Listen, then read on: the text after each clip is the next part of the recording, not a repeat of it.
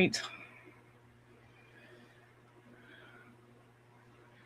we experienced technical difficulty after technical difficulty trying to get live. But at long last, I believe we finally have it.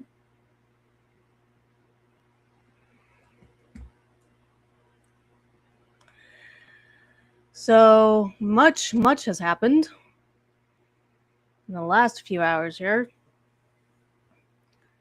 I mean, I've literally just gotten up, really haven't had a chance to get myself together here this morning.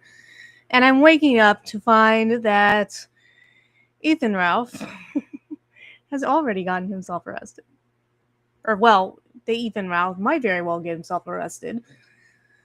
Late last night, right when I was getting off of work, there was the whole Trump thing that happened. So we had all that. And we now know, of course, later that evening, we found out the shooter's name. Something Allen.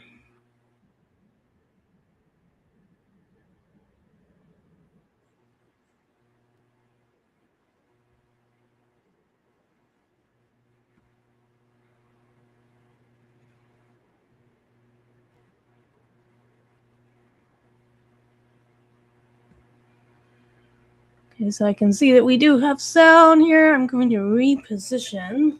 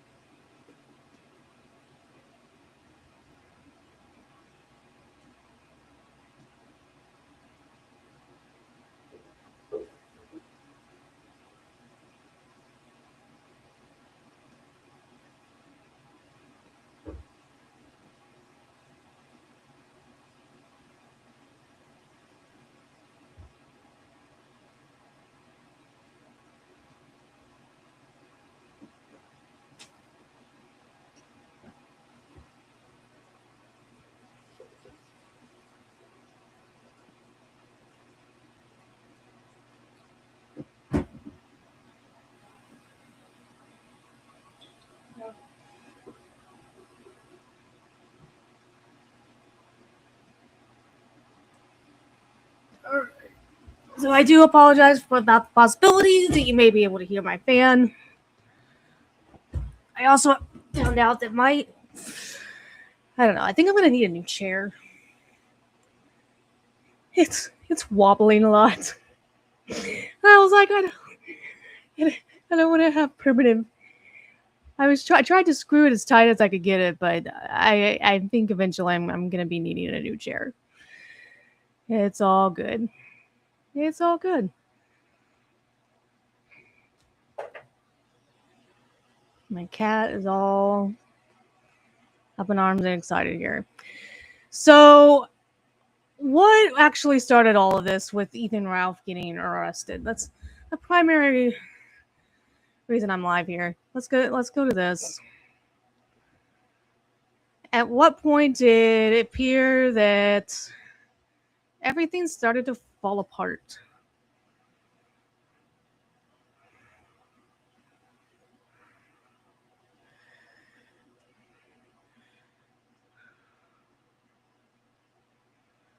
So with this happened 7 hours ago.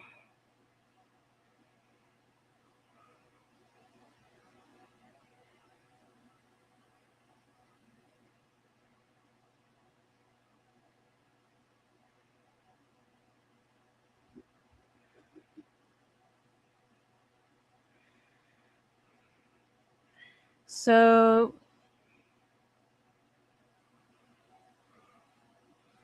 in 15 hours ago, it was believed that there was so this all began, I guess, about 15, 16 hours ago.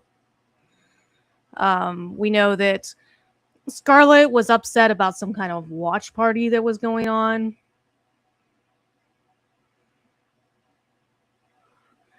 I guess it was kind of like, how dare nobody tell me about this watch party, I guess.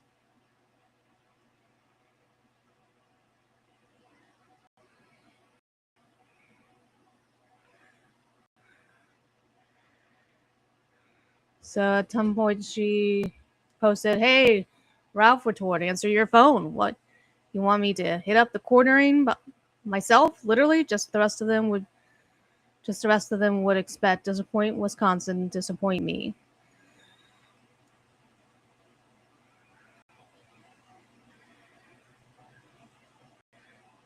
What when we have the cornering myself, literally laugh my off. You think the same as the rest of them, good riddance.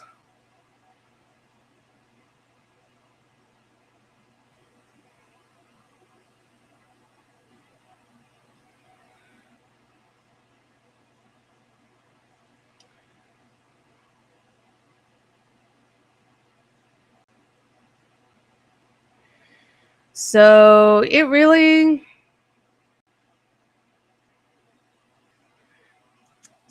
fell out within the last, I guess, maybe when we get the hint that he's wanting to leave, maybe, or is trying to leave, is about 15 hours ago, 16 hours ago.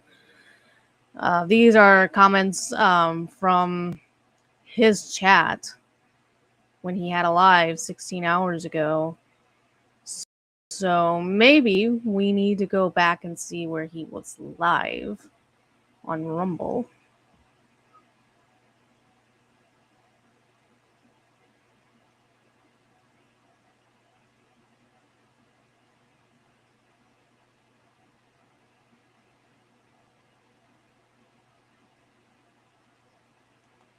When exactly was this last one?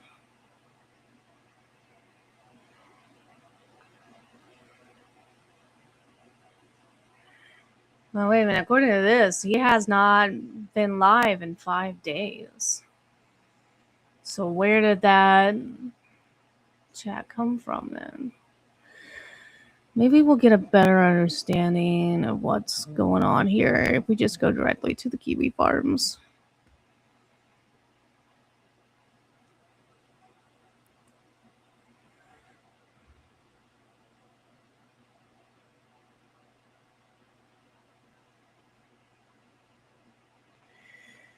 But at some point, it appears that she was accusing him of having her laptop and having her ID.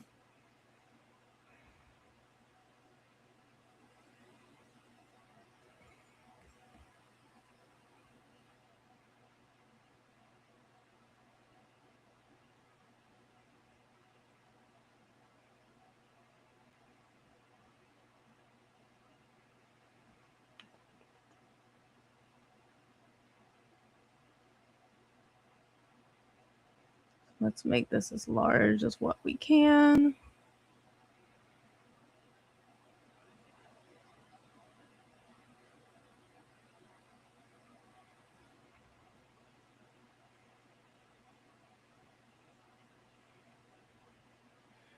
So as soon as like 1:20 a.m., someone was posting about the laptop. She's probably never going to see the laptop again.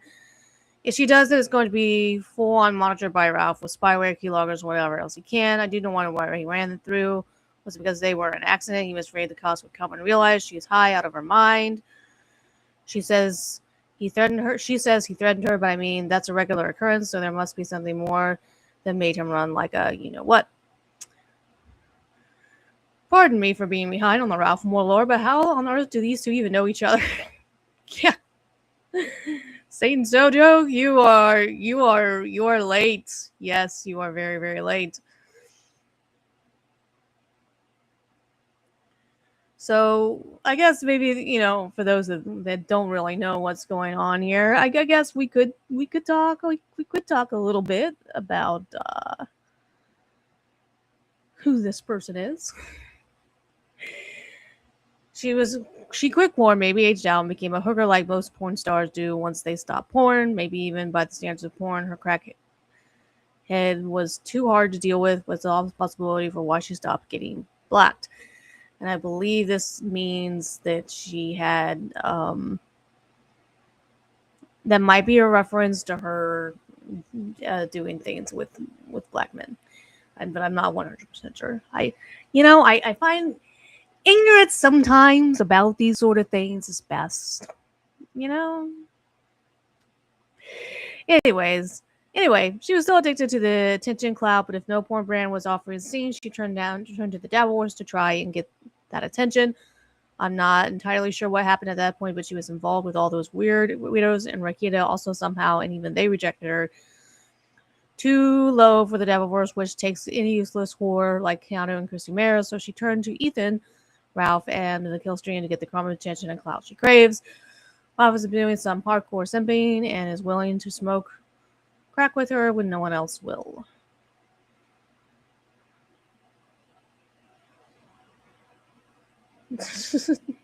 Did Jer pay Ralph and Scarlett to make a bunch of distracting nonsense to deflect from his own ongoing storm, or are they literally the dumbest druggies in America? Someone commented yes.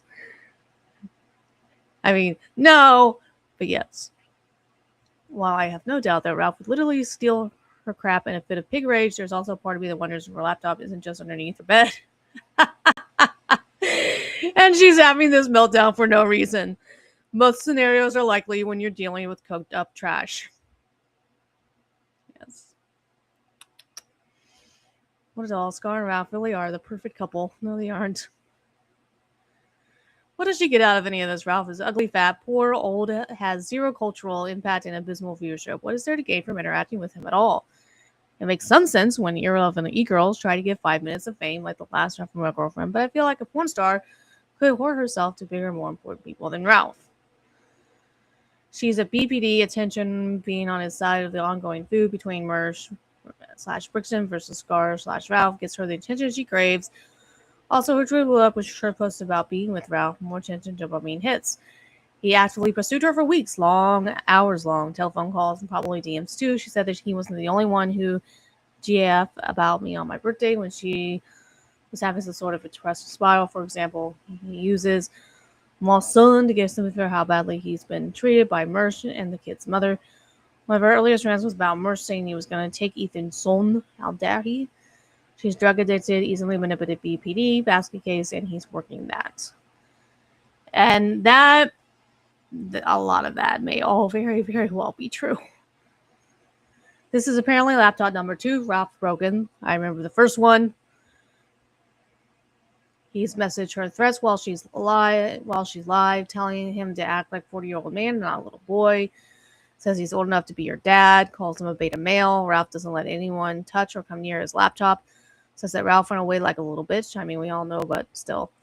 I have a tough time listening to the psycho. She goes through a bunch of different emotions in a single sentence. She's crying about her grandmother's voicemail and her life's work being taken by Ralph. And 2 seconds later, laughing, saying that she's doing a WWE-style promo.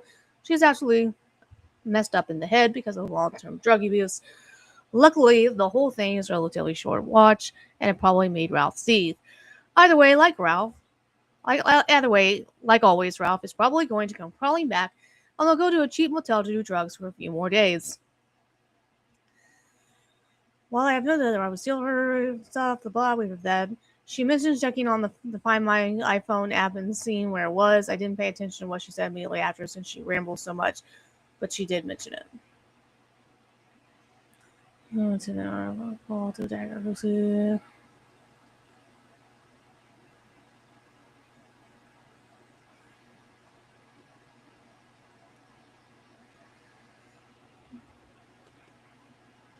Imagine making the recording look dignified. Yeah.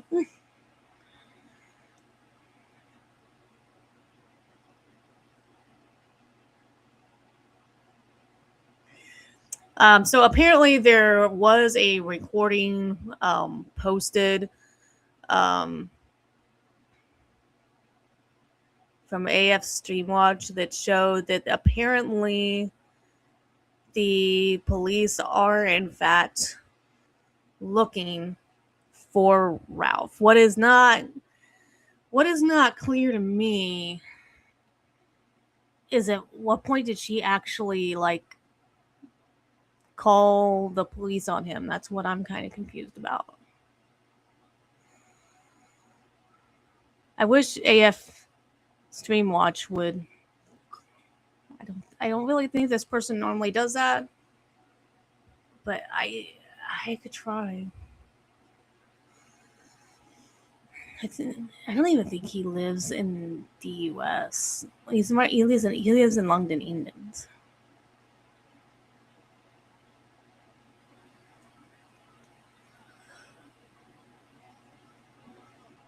But let's see. So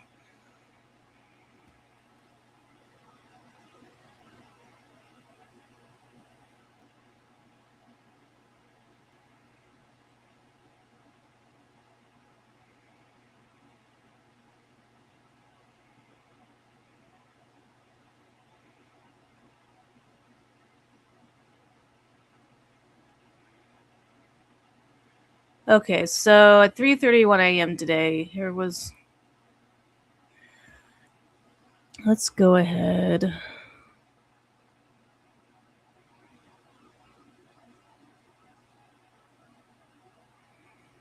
Let's go ahead and play this. Make sure that what we're playing has sound, because that's always embarrassing.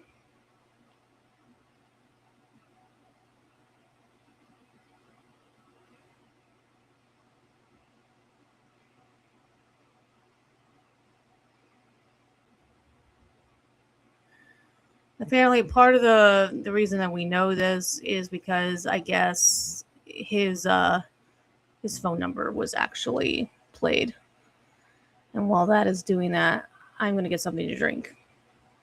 Hey, can you send me to my personal picture of his most recent booking photo that you have, and then his name, please? Copy.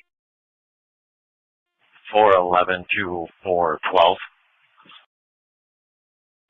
Go ahead.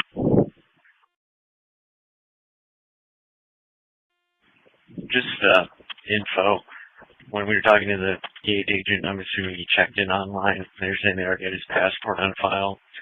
So I don't think he's in the airport yet, if I had to guess. 411 to 414. Hey, if she's no longer at the checkpoint, can you have that, I don't know what number he is, that mobile that you have with you, make contact with her and see if she is in contact with him and if he is going to be, in fact, boarding this flight tonight. Or if she has a recent phone number for him, if we can just get that and we could try our luck. Or if she has a recent phone number for, I'm sorry, 411, 414 additional, or if we can get his listed phone number for that recent arrest, and just so we have it. Copy. You're asking a lot. There's no phone on file. She's still outside of Western. Copy that. I mean, I asked two things just very poorly, but I copy. 52999-491-5558. And 410409. Is that a United States phone number?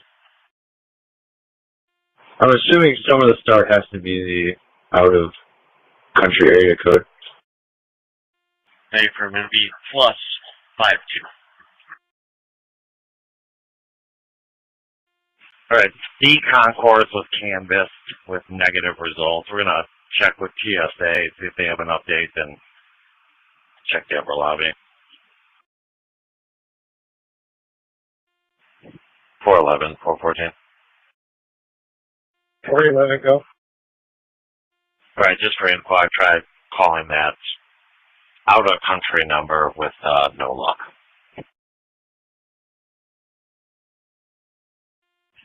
411, 414.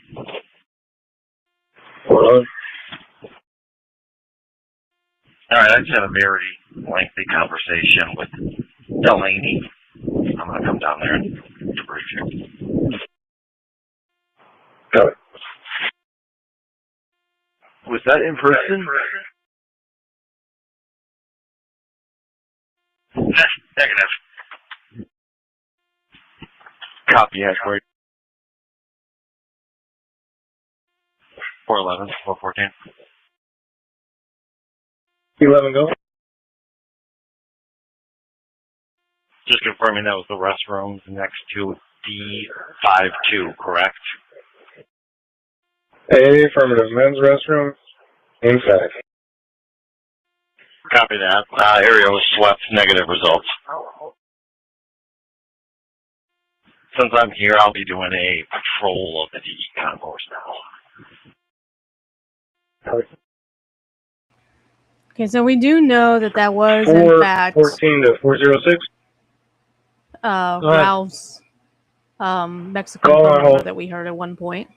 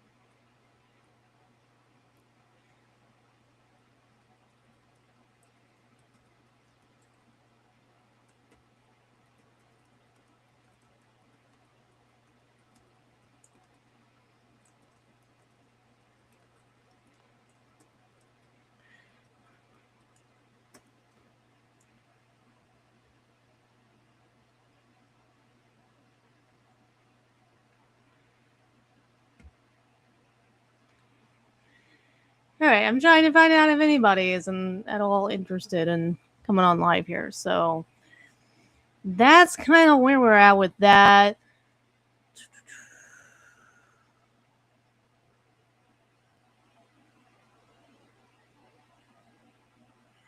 So it'd be the Milwaukee County Sheriff.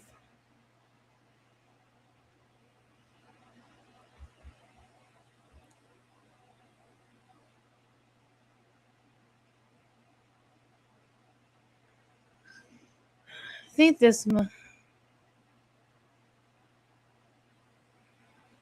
might be from his Discord.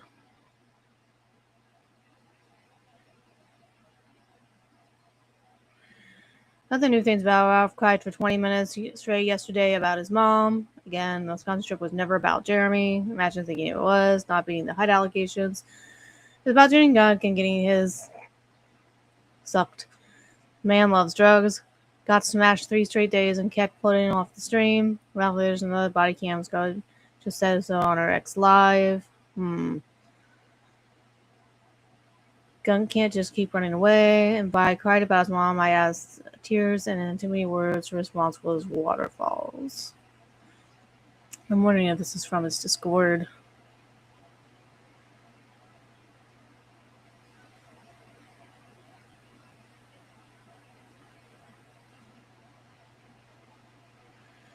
So I've been hearing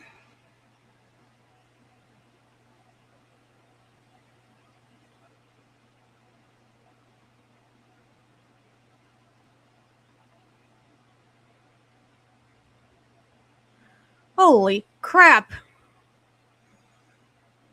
That's a lot. Edit. Too long, didn't read. Yes. But yeah, to recap for anybody catching up, I've been on and off the phone with Skylar for the last 2 hours. I'm not recording phone calls. Phone's older than dirt and barely runs. This call was for last, but turned into something to document.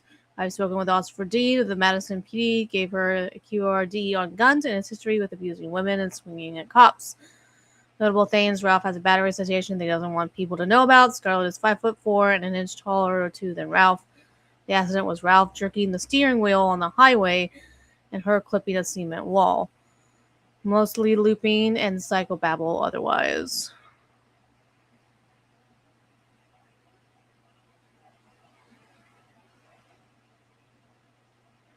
So I don't know whose Discord this is, but I'm pretty sure that it's from somebody's Discord.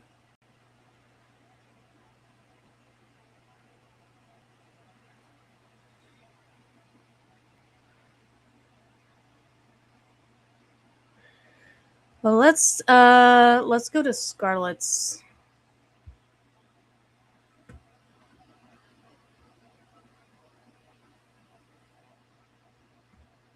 Hamptons. Let's see what this says. Scarlett.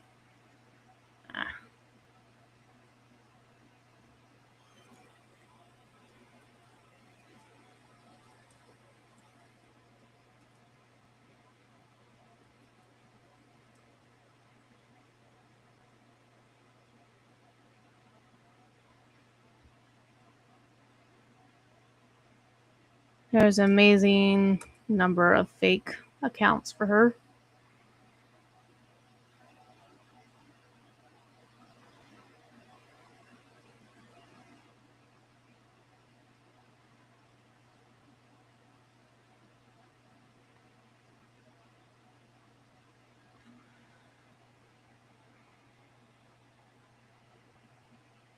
Scarlett Hampton.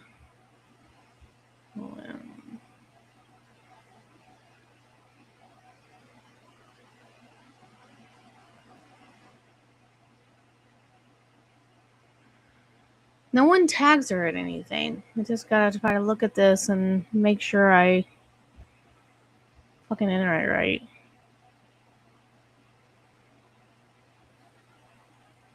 Scarlett Hampton. Okay.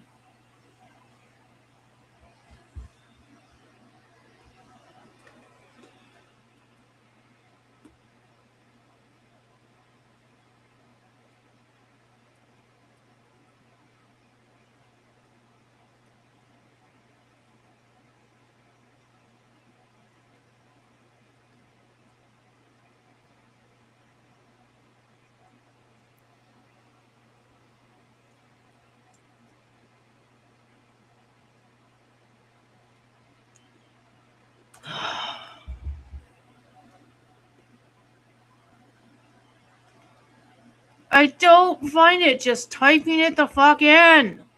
Brr.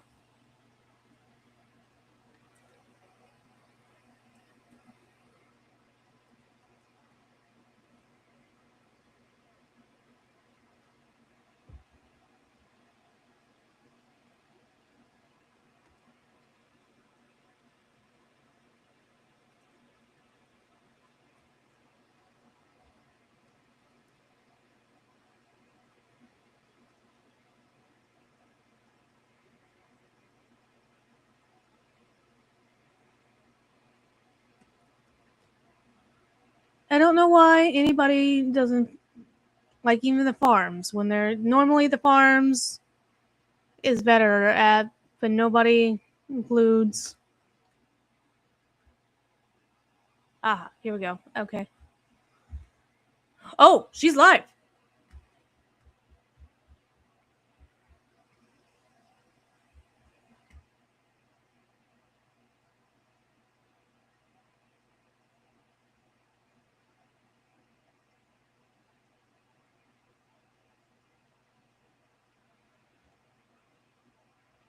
Or at least she's trying to go live.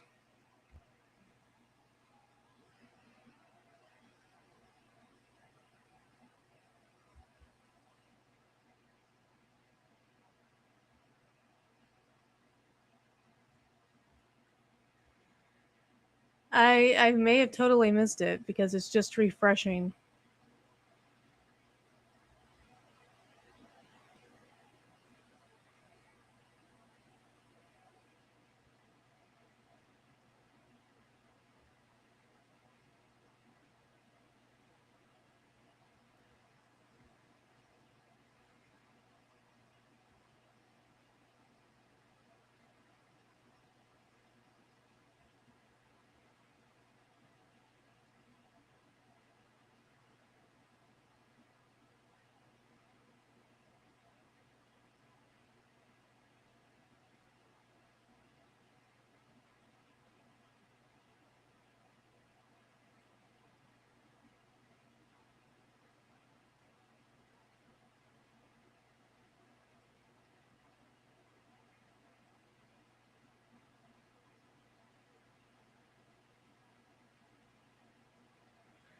Ooh, 12 hours ago, she was like,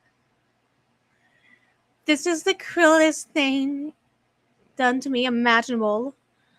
Return my laptop, or I'll make sure Wisconsin does not let you leave. This is deplorable, lower than low of any ethical standard of thing to do to anyone, especially someone who is respectful and polite Wisconsin host. My laptop was taken by about 4. Please return it. It has my grandmother's last voicemail."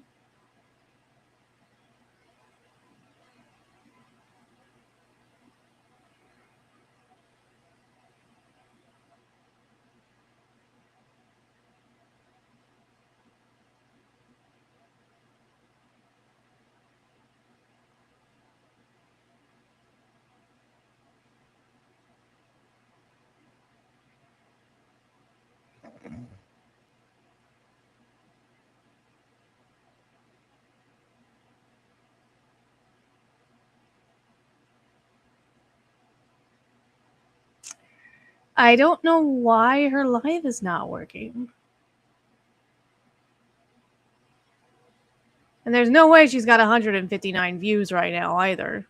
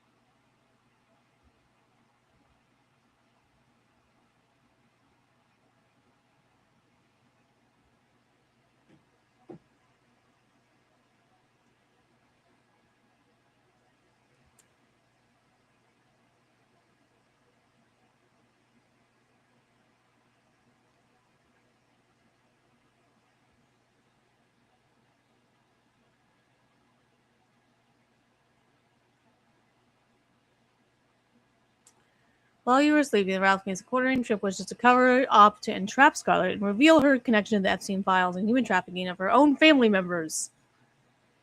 Oh my goodness.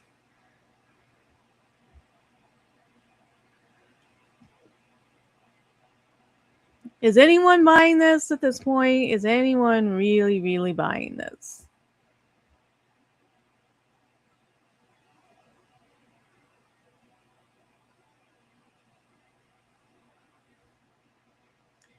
It's hard to get this actually large enough for you to read it yourselves. Last night, I have all the audio. An insane person will regret this very soon. Scarlett Hampton. I know people in the Epstein files, multiple. You get what you ordered. She's talking about Joan McEntee here, one of the offshoots of Project 2025. I was building a case on you from day one, but I fell in love with your insane self. I hope you know, and you belong in prison.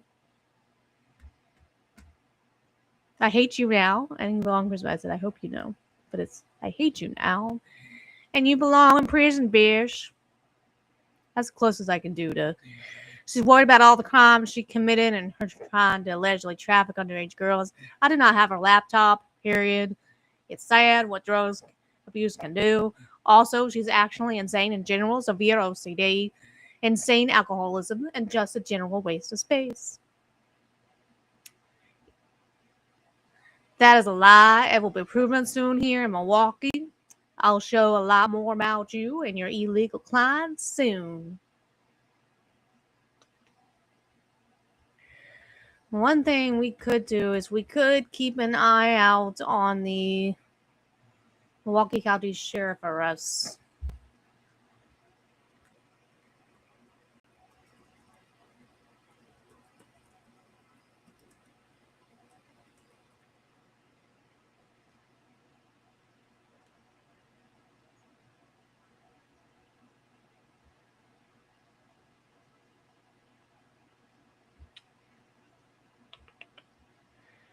So I'm just gonna.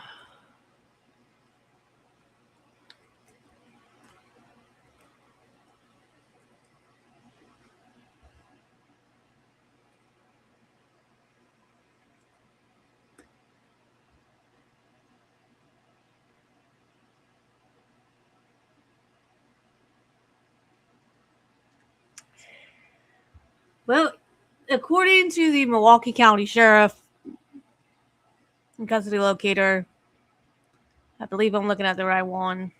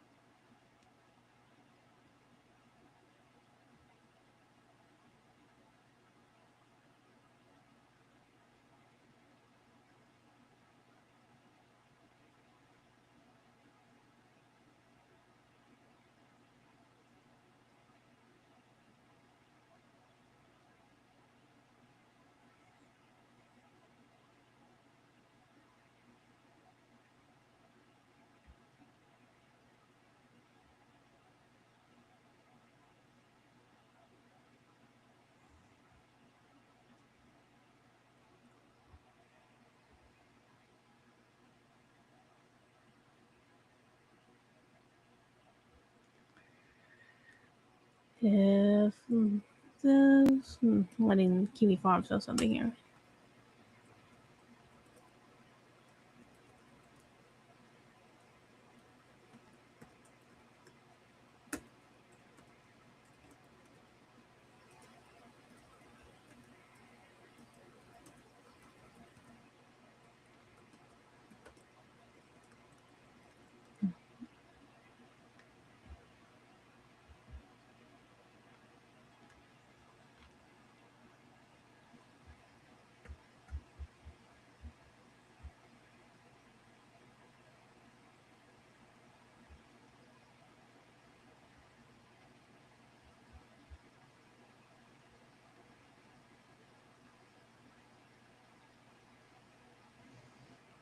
I was building a case on you day one, bitch. Sure you were.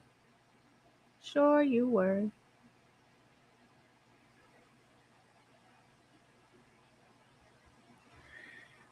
Let's see how long ago it was. Did he post any updates?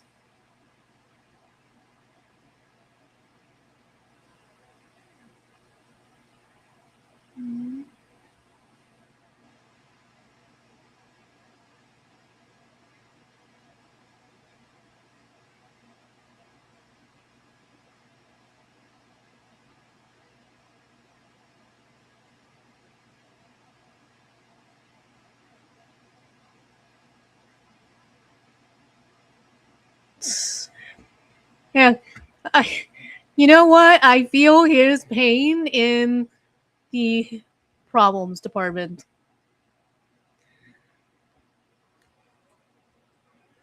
Poor Jer had some problems streaming today. Yesterday, I guess.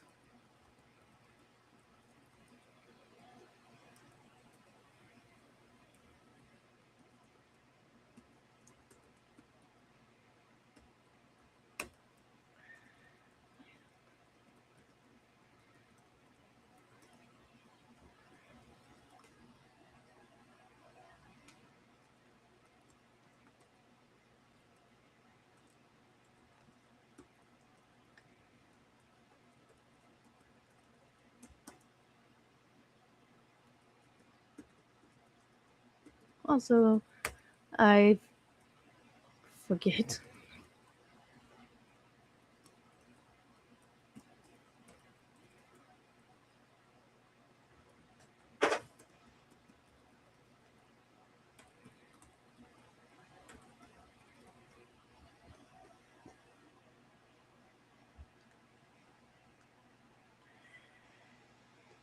Yeah, brain it holds.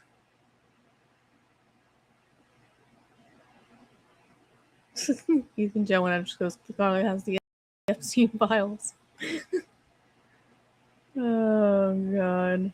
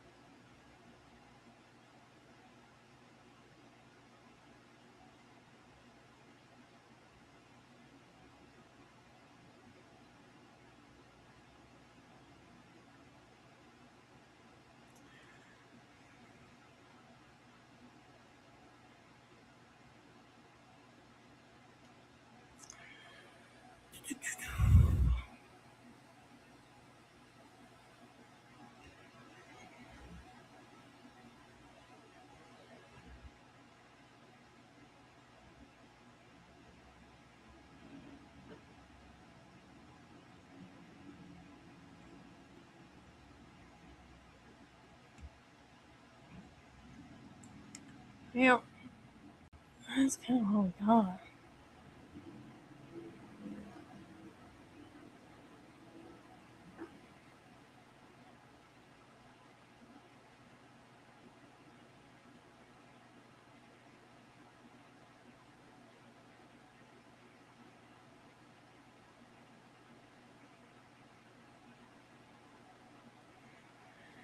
Andy is currently offering moral support. Let's see what that is.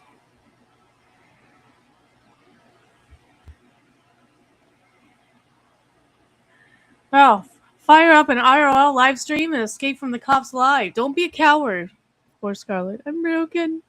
I'm broken. You can't keep getting away with it.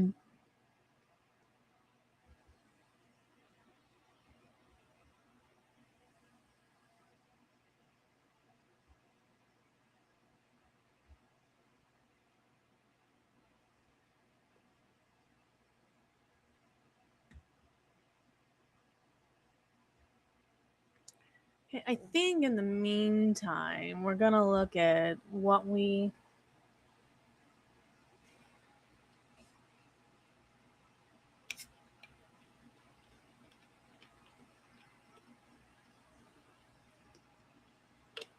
Oh.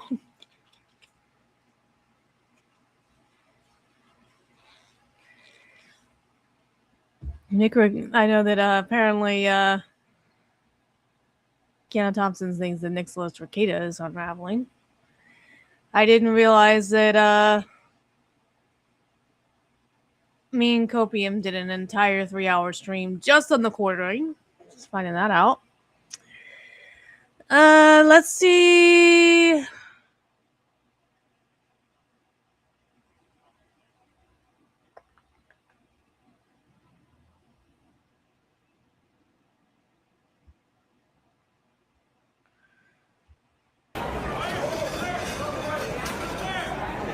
A man charged a security checkpoint armed with multiple weapons, and he was taken down by some very brave members of Secret Service, and they acted very quickly. I have questions Breaking about the news fact at that 5 he ever a.m. Gunshots got ringing that out close, outside but the White House Correspondents' Dinner in Washington, D.C. Here we are. The suspected shooter has been identified Here as a we man are. from Torrance. Surveillance video shows him sprinting through the lobby of the Washington Hilton, moving past Secret Service agents who drew their guns to take him down. This morning, the investigation stretches to Southern California as law enforcement agents try to put those pieces together. This is Eyewitness News with live breaking news. Thank you for being with us on this Sunday morning. I'm Tim Caputo. And I'm Abigail Velez in for Irene Cruz. This morning we have live team coverage on the shooting as we learn more about the suspected gunman from Torrance. We do want to begin with Eyewitness News reporter Monica de Anda, who is live near the suspect's home in Torrance with the very latest there. Monica. Tim, Abigail, good morning. Yeah, we are actually in the neighborhood of the 31-year-old suspect, Cole Allen. He is accused of firing shots at last night's White House Correspondents' Dinner. This is actually his home right behind us. You may be able to see lights are on. We've seen who appear to be federal agents going in and out of the home in the time that we've been here. So still a lot of activity, but it is definitely more quiet than what we saw here last night. Take a look. This video appears to show the moment that FBI agents swarmed this neighborhood, specifically this home here on Gramercy Avenue in Torrance late last night. The law enforcement response was massive and included FBI agents in tactical gear and armored vehicles. Now check this out. At one point, Air 7 video appears to show federal agents speaking with people who live inside of that home. Later, it appeared spotlights were focused on a second-story window and the front door. Agents finally made entry shortly before midnight. And as this was all unfolding, the mayor of Torrance spoke to us right here at the scene. The city of Torrance is a very friendly and a safe city. You know, an incident like Yes, this, you know, puts us on the national. Yeah. No, please don't hate us.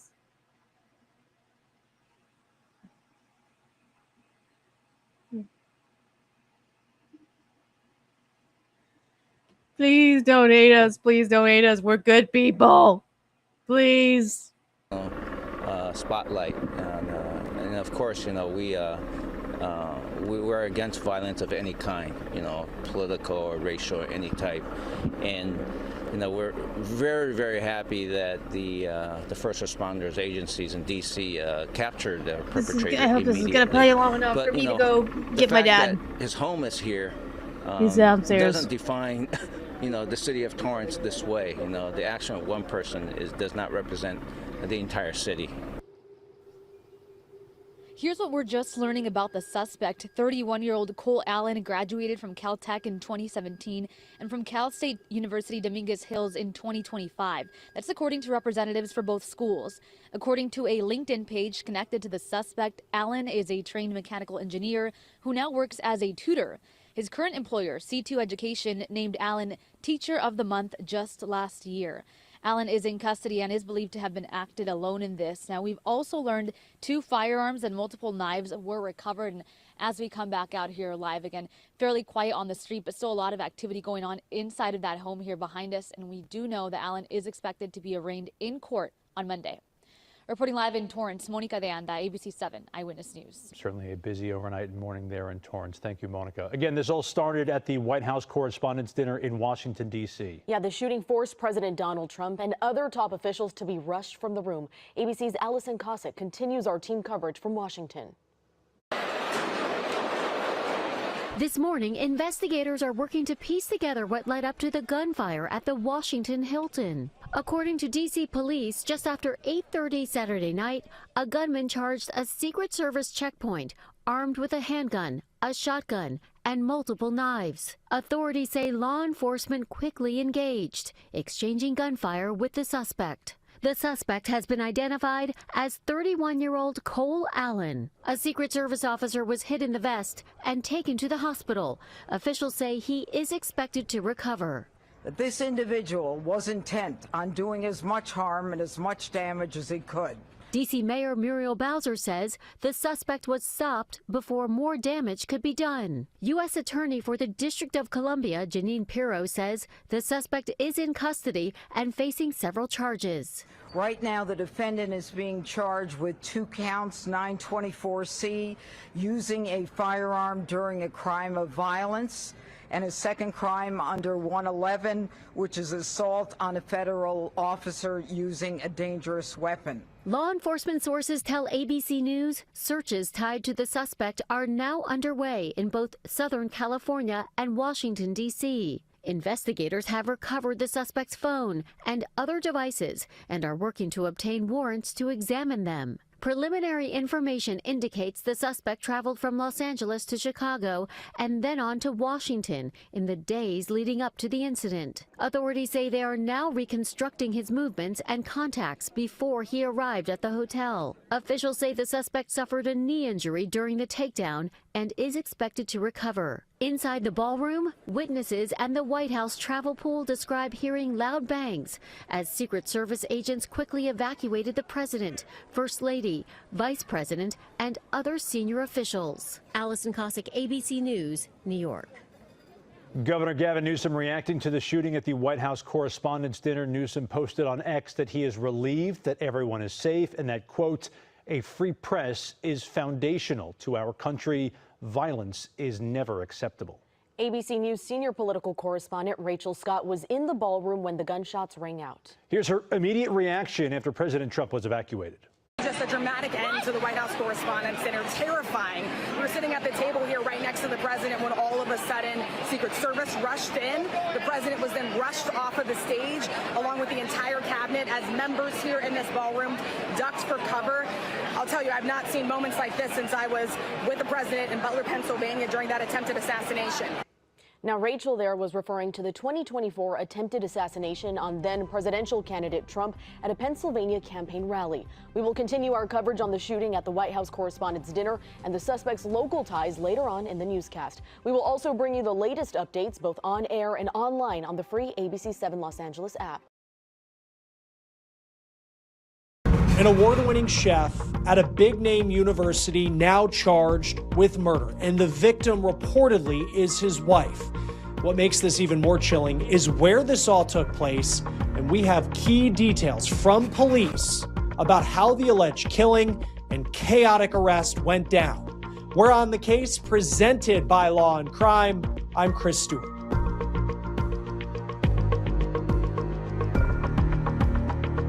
This isn't what I want to be looking at anymore. The people of a New England college town are trying to make sense of what happened on campus overnight involving someone who they put up on a pedestal as a source of pride. There's for always their somebody school. they put on a I'm talking about pedestal. 36-year-old Jeffrey McDonald, who was named Chef of the Year by the American Culinary Federation. That's nice.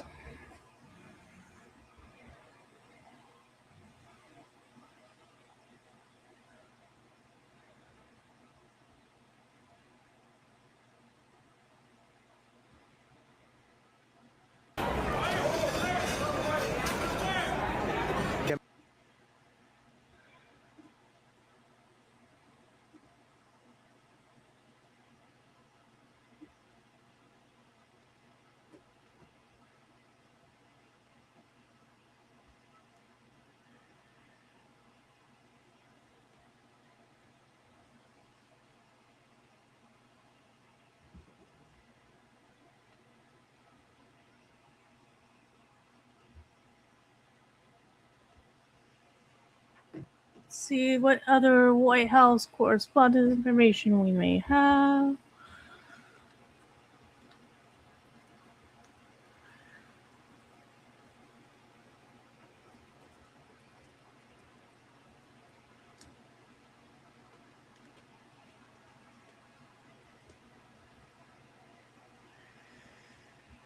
So this isn't the best footage in the whole world. The president saying a man who lives in California charged a security checkpoint armed with multiple weapons before being taken down by the Secret Service. I'm going to ask our director to roll that video that has been released now by the White House. You can see how fast this man was coming. Look to the left side of your screen, sprinting right past Secret Service when they draw their weapons and begin to fire.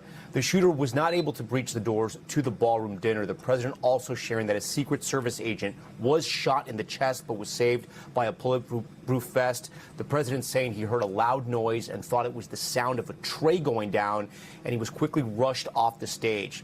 The president also praising law enforcement for acting quickly and saying he hopes he will be able to share more on the shooter's motivations in the coming days. The White House also releasing a photo of the alleged shooter taken down by both Secret Service and D.C. law enforcement. This is a shoulder picture looks right like now. it's dislocated. One of the images they've released two different images of the shooter.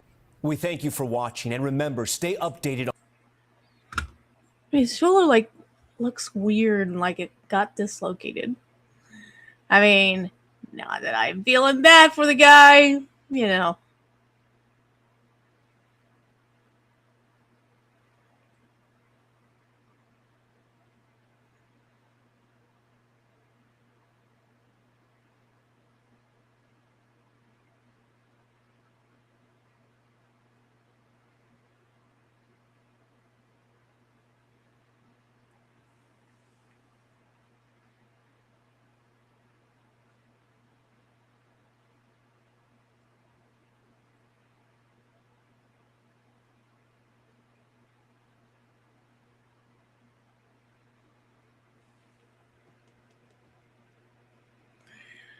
But it's so funny that the place that he lives wants to make sure everyone knows we're a nice city.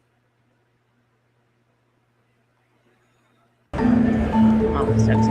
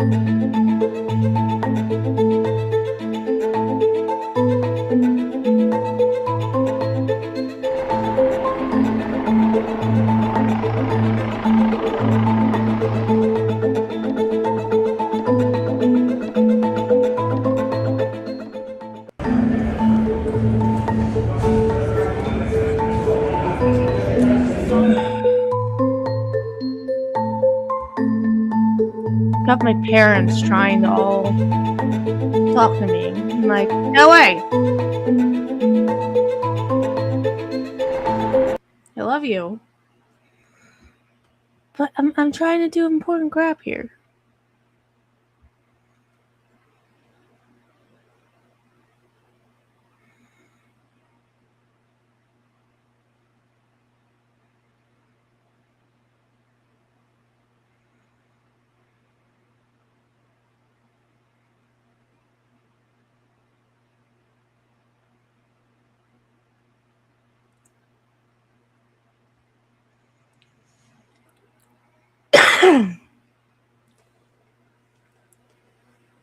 Let's see what the mayor's update is.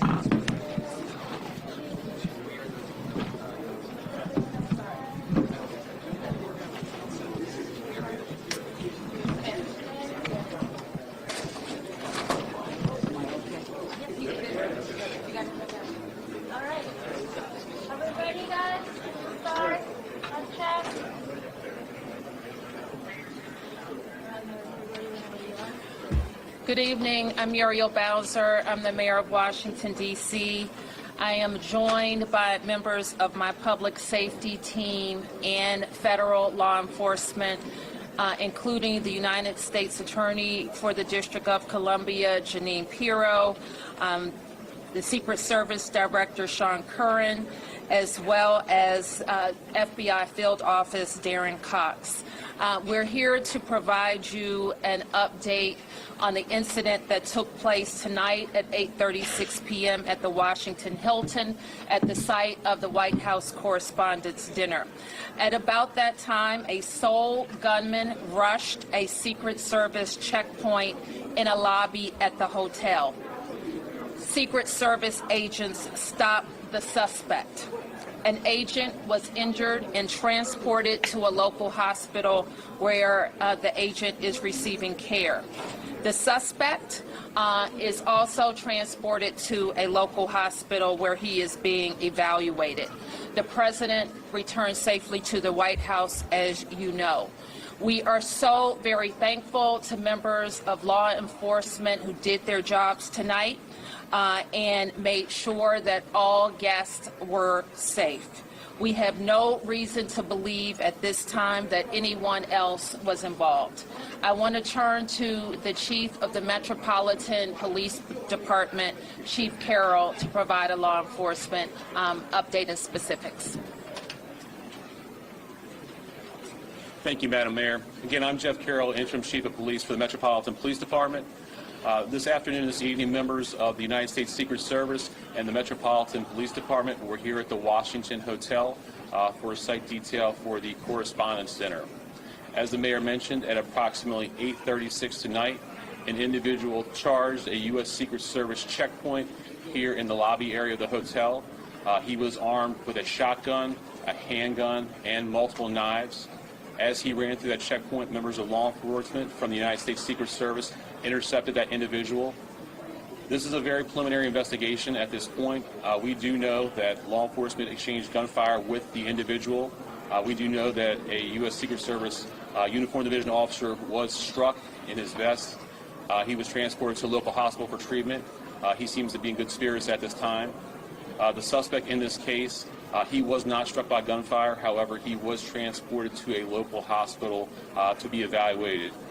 Again, we're very early in the investigation. We have members of the United States Secret Service, the Metropolitan Police Department, and the FBI here to continue to investigate this matter. But at this point, it does appear he is a lone actor, a lone gunman. There does not appear to be any sort of danger to the public at this time. However, we are continuing to investigate this matter. At this point, I will turn it over to, I believe, the FBI. Hi, good evening. I'm Darren Cox, the Assistant Director in charge of the FBI's Washington Field Office. The American public should be proud of the quick response and heroic actions from law enforcement officers tonight to keep the American public safe.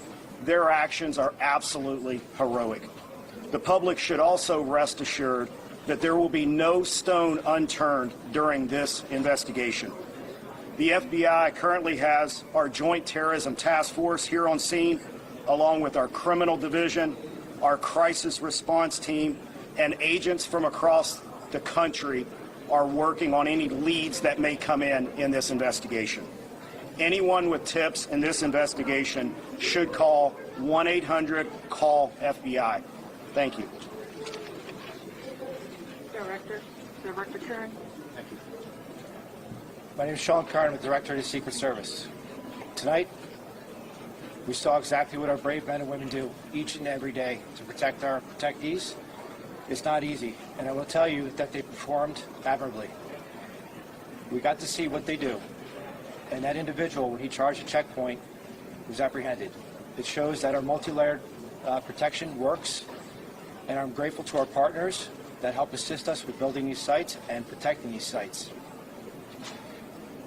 Very fortunate that this officer is alive, is being observed, and I'm grateful that the President reached out to this officer and spoke with him earlier.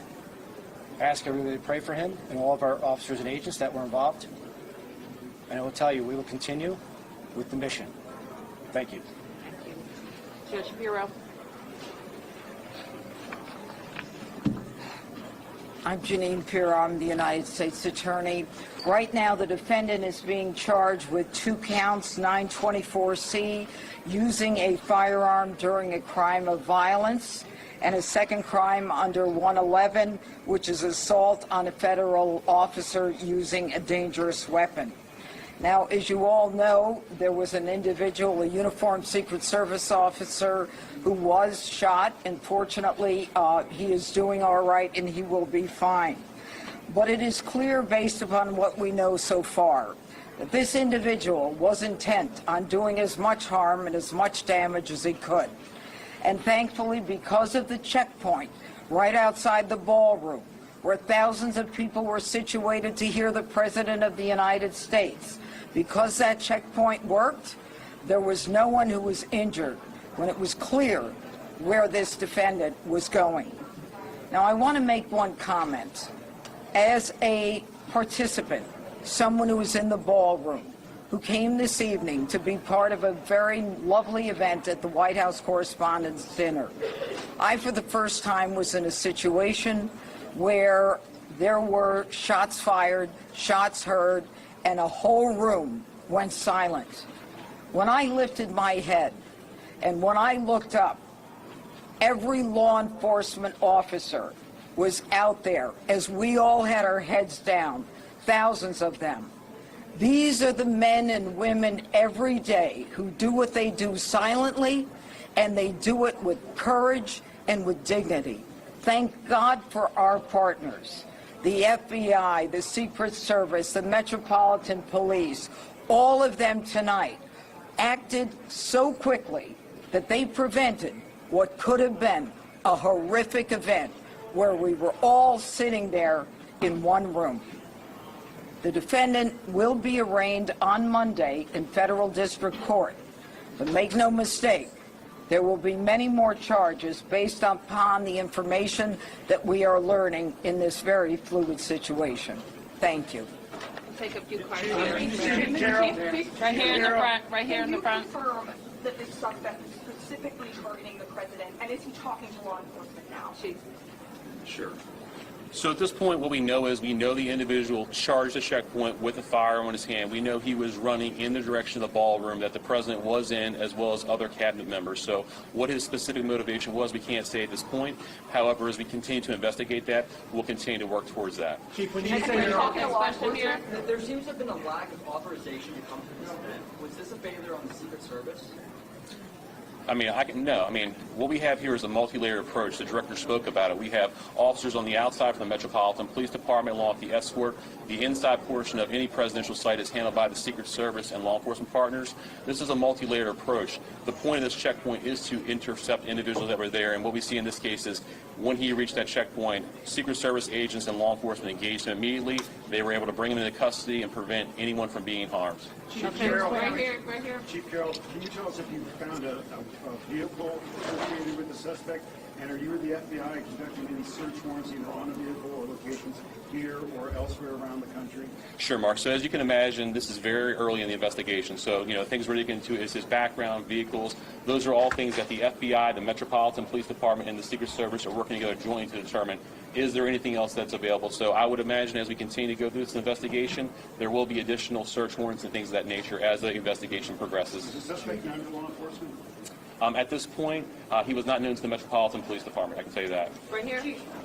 There are multiple other parties and events happening associated with this weekend tonight. Is there any reason to believe that there will be security concerns at those events? Are there preparations being made locally to protect those attendees? Yeah, absolutely not. So we have no indication. This is an isolated incident with one individual is the information that we do have. However, we do have additional officers across the city that are giving special attention.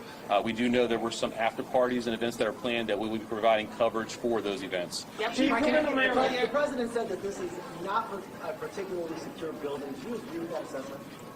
I'm not exactly 100% familiar with this building. I do know in this incident tonight, I know there was a security plan that was developed by the Secret Service that the Metropolitan Police Department assisted with, and I know that security plan did work this evening. Right here. Thank you so much. Do you know specifically if President Trump was a target of this attack? And can you speak to their reporting about the suspect assembling a long weapon to get into the ballroom? Can you speak to that at all? Yes, as we said before, we do know the president was inside the ballroom. We know there was cabinet members and many guests in there. Who specifically he was targeting at this point, that's part of the investigation. We do know that he was armed with a shotgun when he ran through that checkpoint, so that would look like a long weapon in video. All right, right here, right here, right here. To clarify, earlier you said there was an exchange of gunfire. Did the suspect fire any shots? And did the uniformed officer, do you know yet which weapon he was shot? Yeah, obviously we're only a couple hours into this incident, so we don't have that level of information. The FBI's evidence response team is here. They're processing the scene. So as the investigation develops, all that information will be figured out with the ballistics. The ATF is also on scene here with us. So the suspect did or did not fire a shot? Sure. So again, it's very preliminary information. We do believe he did. However, as the investigation determines, we'll pull the shell casings. We'll be able to get more information as we review more evidence. We're very early in the investigation. All right, we can take a couple more right here, and one more over here. Thank you so much. So the president said that he wants there to be another event within 30 days. Given what happened tonight, do you have any sense of what additional security measures might be put in place to ensure that something similar does not happen again? Sure. I'll toss it to the Secret Service.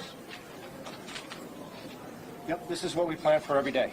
So we take each and every case and we evaluate it, and we do site assessments. And that's why we go out and build these sites per what the event is, and that's how we go about our business. So will there be any changes or added measures given that this didn't happen? We're going to have to evaluate this evening. Thank you. Chief, I is there any indication how the suspect got into the hotel? Was it a guest here? Are you searching rooms here? So preliminary information, we do believe he was a guest here at the hotel. We have secured a room here in the hotel, and again, we'll go through the appropriate procedures to determine what was inside there. But that is secure. At this point, like I said, we believe he is the only suspect in this case. Okay. To jump on that question, I understand the multi-approach to security, but to walk in with a weapon of that caliber and get all the way to the ballroom, which is on the lower level, seems to be quite an extraordinary feat. How does that happen?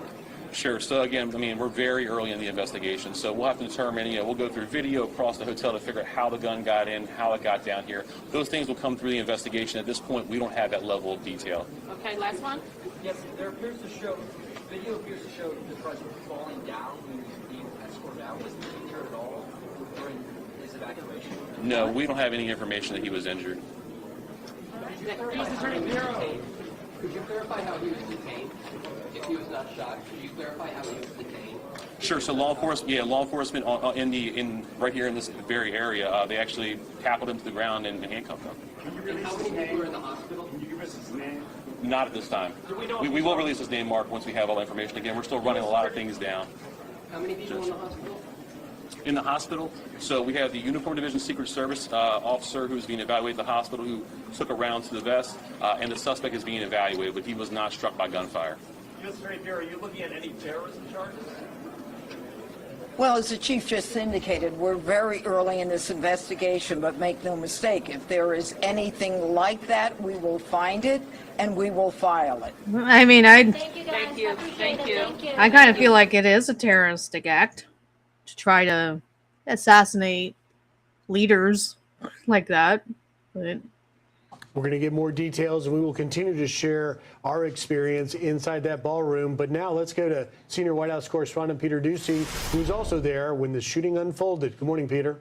Good morning. And as I got home last night, I got a call from President Trump, who I had been trying to reach throughout this chaotic situation.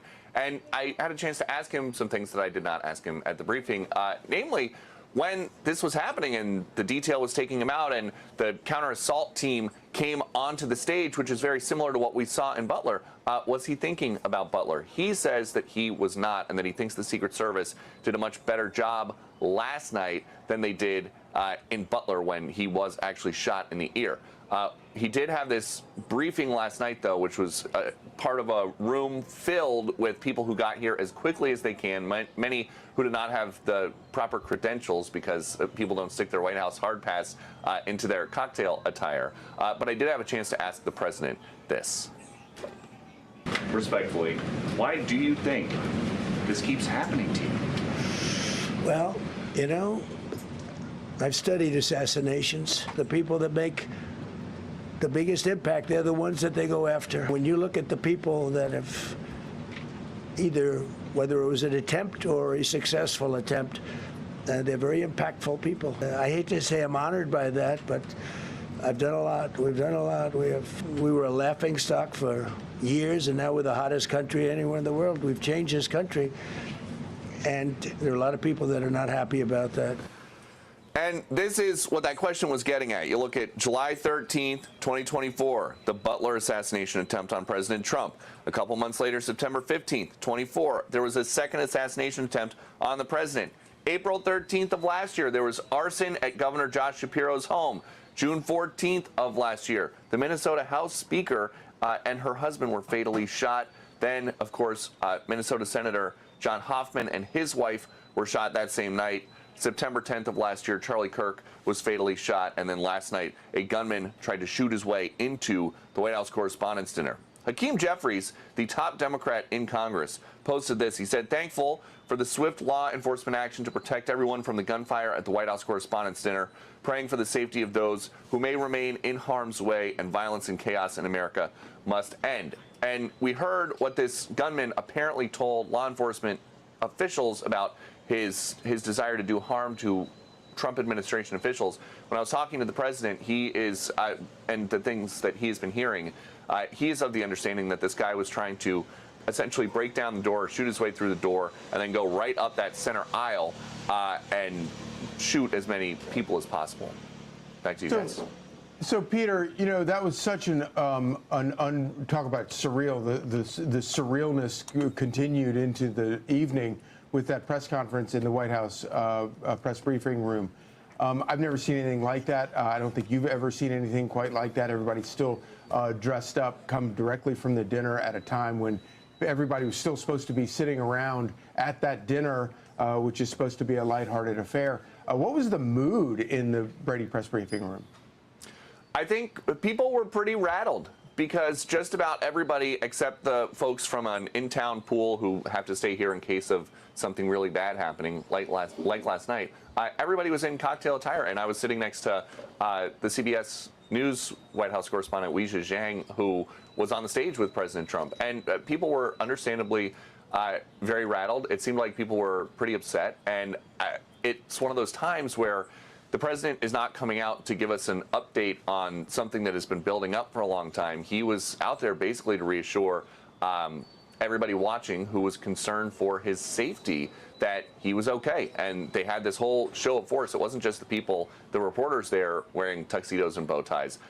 The top folks for the entire country, the people basically that run the whole world, were up there on the stage. They had all just experienced the same exact thing. And I later in the press conference, I had a chance to ask the president whether or not this is something, you know, after Butler, his campaign team and the Secret Service put their heads together and they decided outdoor events just are not safe. It is too hard to secure an outdoor event for President Trump. It seems like indoor events, even though the president says that indoor events will continue, because if you don't have the indoor events, then you really don't have anything going on. But we should expect in the coming days to hear about major security improvements, including that could include President Trump having to wear a bulletproof vest when he is out in public. Because, yes, this person with the gun who was staying at the hotel and came downstairs, that's a very hard thing to defend against. And they did defend everybody in the room against that. But he still got way too close with a gun. And so there are going to be major changes to the protocol here. Like we will hear a lot about the plan working, and it did work because none of the protectees or guests were injured or killed. But that's way too close, and so I expect that.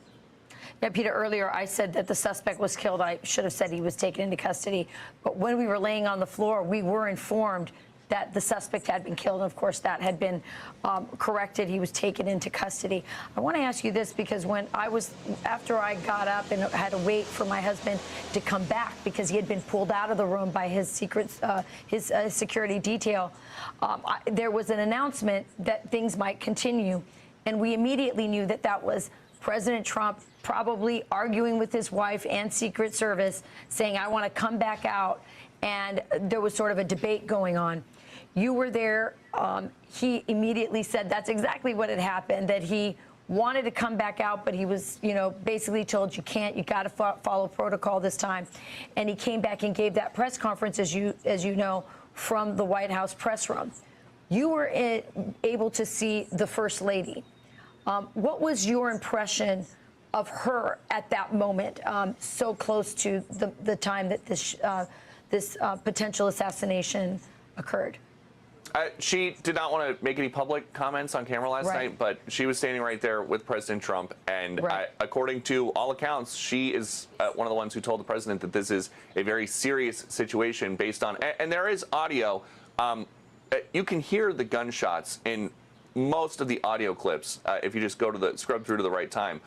And so the president says that she's the one who said this sounds serious as the detail was rushing through. But in terms of, and I've heard from a couple different people that President Trump was trying to, he was in a hold room there at the Hilton. They didn't take him right out. And the reporters who were with him in the motorcade for the short ride back to the White House say that eventually when they did leave, it was the fastest motorcade that they have ever been in, which is remarkable because you think about these places that we go with the president, you're on highways, you're in foreign countries where the cars go really, really fast. And so for cars on surface streets in Washington, D.C.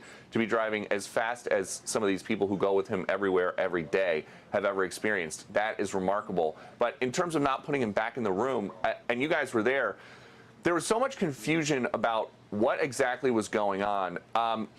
Nobody ever made an announcement for everybody to, like an official never made an announcement that everybody needed to get down or to hit the deck, because and you can tell when you see these counter assault officers on the stage, they didn't know where the threat was coming from. And because of that, that's why they couldn't send the president back out. All right. Well, thank you, Peter. Great reporting.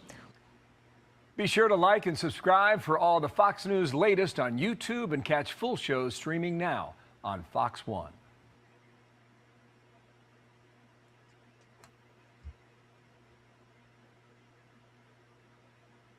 Thanks for staying with us here at Live Now from Fox. Turning our attention now to a story that we are following closely, and it's making national headlines right now. The Trump administration has directed federal agencies to investigate whether a series of deaths and disappearances among scientists with high-level security clearances are linked. White House Press Secretary Caroline Leavitt confirmed the probe following reports that 11 individuals tied to sensitive military, nuclear, and aerospace research have been affected.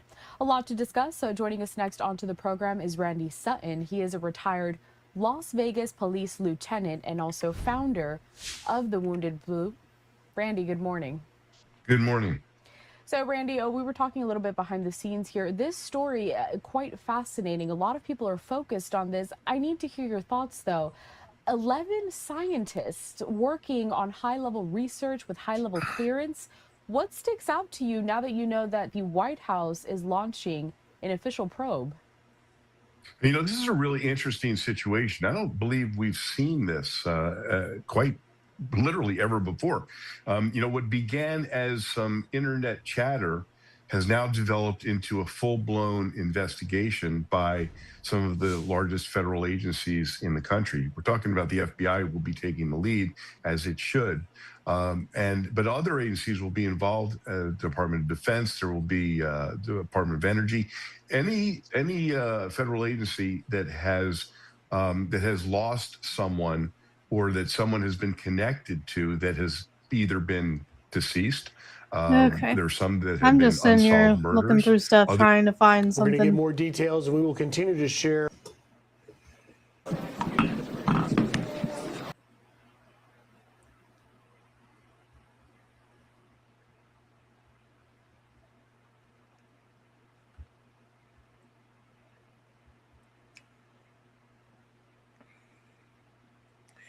I don't think Agenda TV even went live when this issue with Trump almost getting shot broke, which is surprising.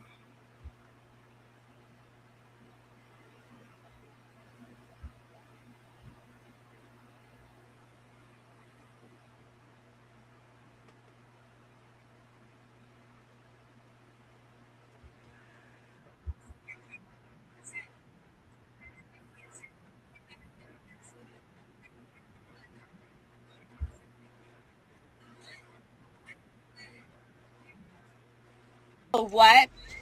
You said my pussy's tighter than but I fucking suck your cock and I deep throat it.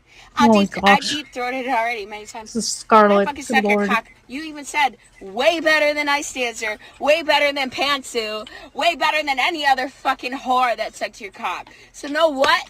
I did it better. Okay, you told me that. And know what? You said my pussy's tighter than any of you fucking whores. So, no offense to your whores, Ethan, but know what? Know what I gotta say to you? Get back my goddamn laptop. Because you said you give a fuck about your family. So know what? Show me. Because I give a fuck about mine. But I fucking suck your cock and I deep throat it. I deep throated it already many times.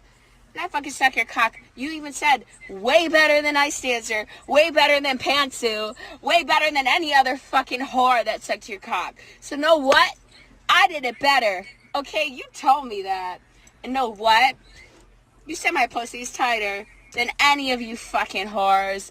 So, no offense to your whores, Ethan, but know what? Know what I gotta say to you? Get back my goddamn laptop. Because you said you give a fuck about your family. So know what? Show me. Because I give a fuck about mine. But I fucking suck your cock and I deep throat it. I deep throated it already. Oh my gosh. Don't want to listen to her. Cock. Jeez. So I'm also keeping an eye on the Milwaukee County Sheriff's. But see, it's very possible that this is not the only Milwaukee County.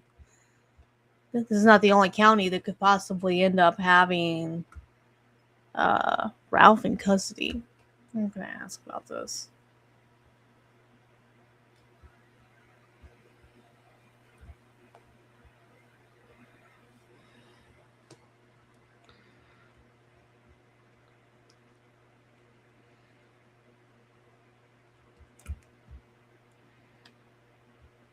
I'm gonna ask about this on the farms. Any idea?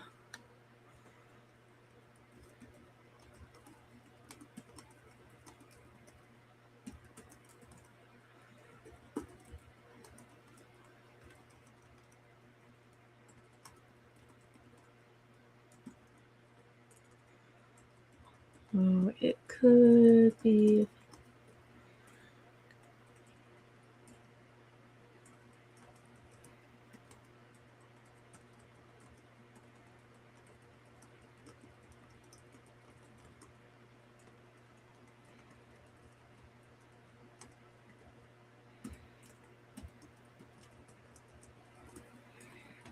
Maybe not.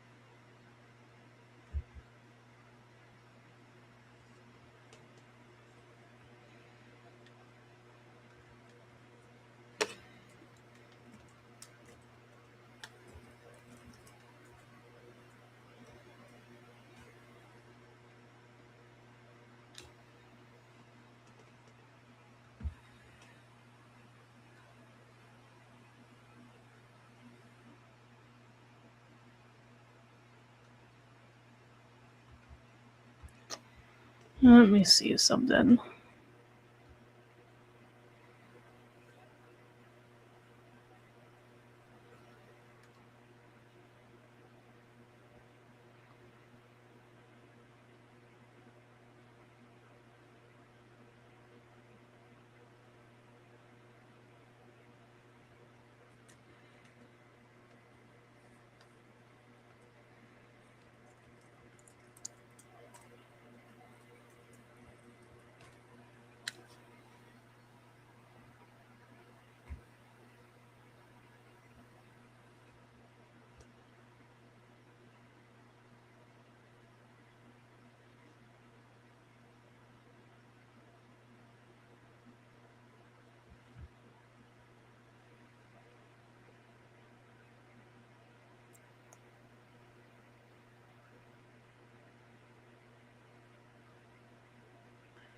Wait a minute.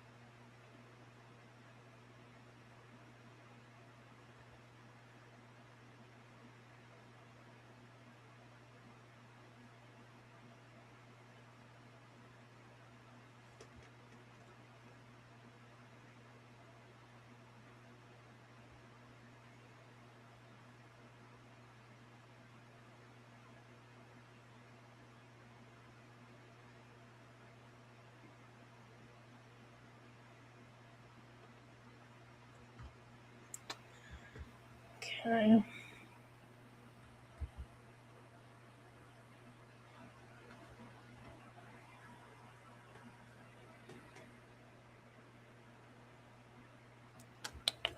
Let's watch me and Cobium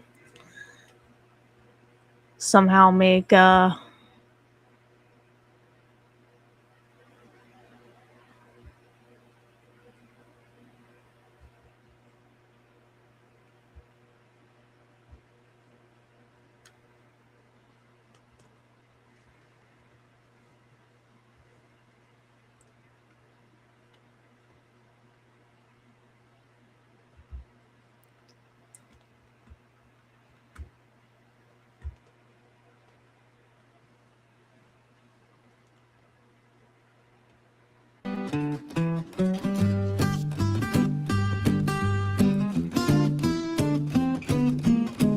yeah.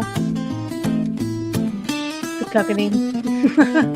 A bulletin from me to you, a bullhorn right out of the blue, a bullet right into your brain, in bullet points that will explain. I'm bulldozing the bullshit now. Those bullies say that I'm a cow. They're gonna find the bulwark raised, Best believe it's my final phase. Blue, the color of the sky today. Blue, the tears I'm gonna cry today. Blue, it's horrible to think about. Blue, it's terrible, it gives me gout. Blue, I'm miserable and I know why. Blue, it's visible that I might cry. Blue, impossible yet true somehow. Blue, guess he's the bull and I'm the cow. Blue, oh Blue.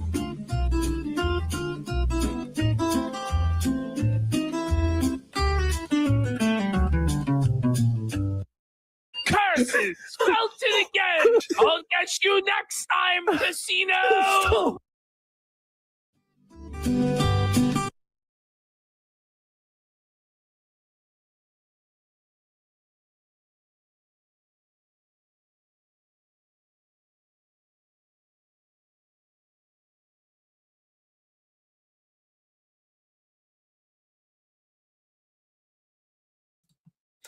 Very appropriate that I've been muted for this entire time. Look, I'm not the only one with boomer audio issues. My microphone is under attack. What I was saying was that was from Lazy Shell and collaboration between him and Songs in the Key of CWC. I guess the question, this is really unfortunate that I muted myself so early because I very much intend to make fun of Jeremy for muting himself today. He's muted. He doesn't know how to use audio balancing. He's trying to run a broadcast with these technical issues. Yes, all of that good stuff today. He's old. No, so was I muted? Never mind. How was your weekend, chat? How was your weekend? I've been very busy. I just got back late last night and catching up on all the stuff. And let me tell you, it only gets worse for the quartering. It only ever gets worse. But at least now it can't get much worse. But it did get worse. Now, the quartering, you may remember, he decided to go on 2 days of sobriety. Well, obviously he wasn't sober because he started getting that old liquid courage and tweeting up a storm. And that's kind of the giveaway if you want to know if he's drinking or not. But unfortunately, I think the Kino boys found this themselves while they were doing their live stream.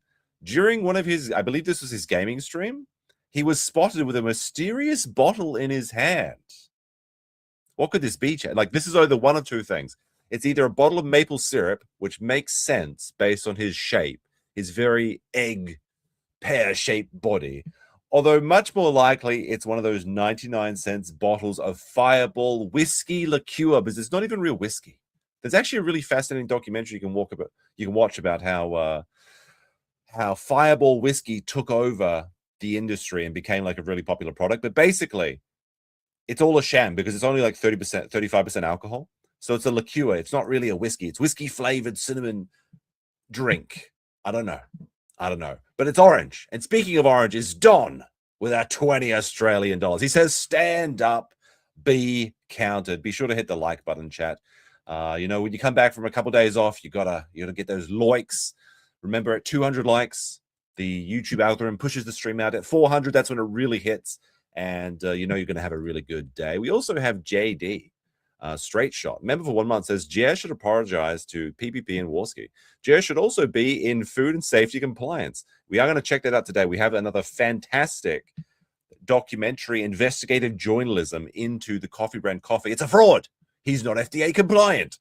But the funny thing is there's two people converging on Wisconsin. One of them, of course, being Luther Morgan, the author of the Lolcows book, which I do have pinned in my first comment, I believe, and Ethan Ralph of the Kill stream. But as I was setting up the stream, something happened. There was a something on Alyssa Clip's channel says law enforcement hunting Ethan Ralph. Let's take a quick look at this. Me to my personal picture of his most recent booking photo that you have, and then his name, please. Luther Morgan is a legend, that's true. Copy. 411 to 412. Go ahead. This was posted like 40 minutes ago. Team is the GOAT. You found out about this before I did. when we were talking But, to the gate agent, I'm assuming he checked in online. They're saying they already got his I'm gonna let passport on this file. play while I am So I don't getting think he's in the something to airport drink. yet, if I had to guess. I'm going to, well, actually something to eat here. Police confirm. Is this true? Police confirmed his flight 30 minutes ago. He did not make it. What is it with Ralph and flights?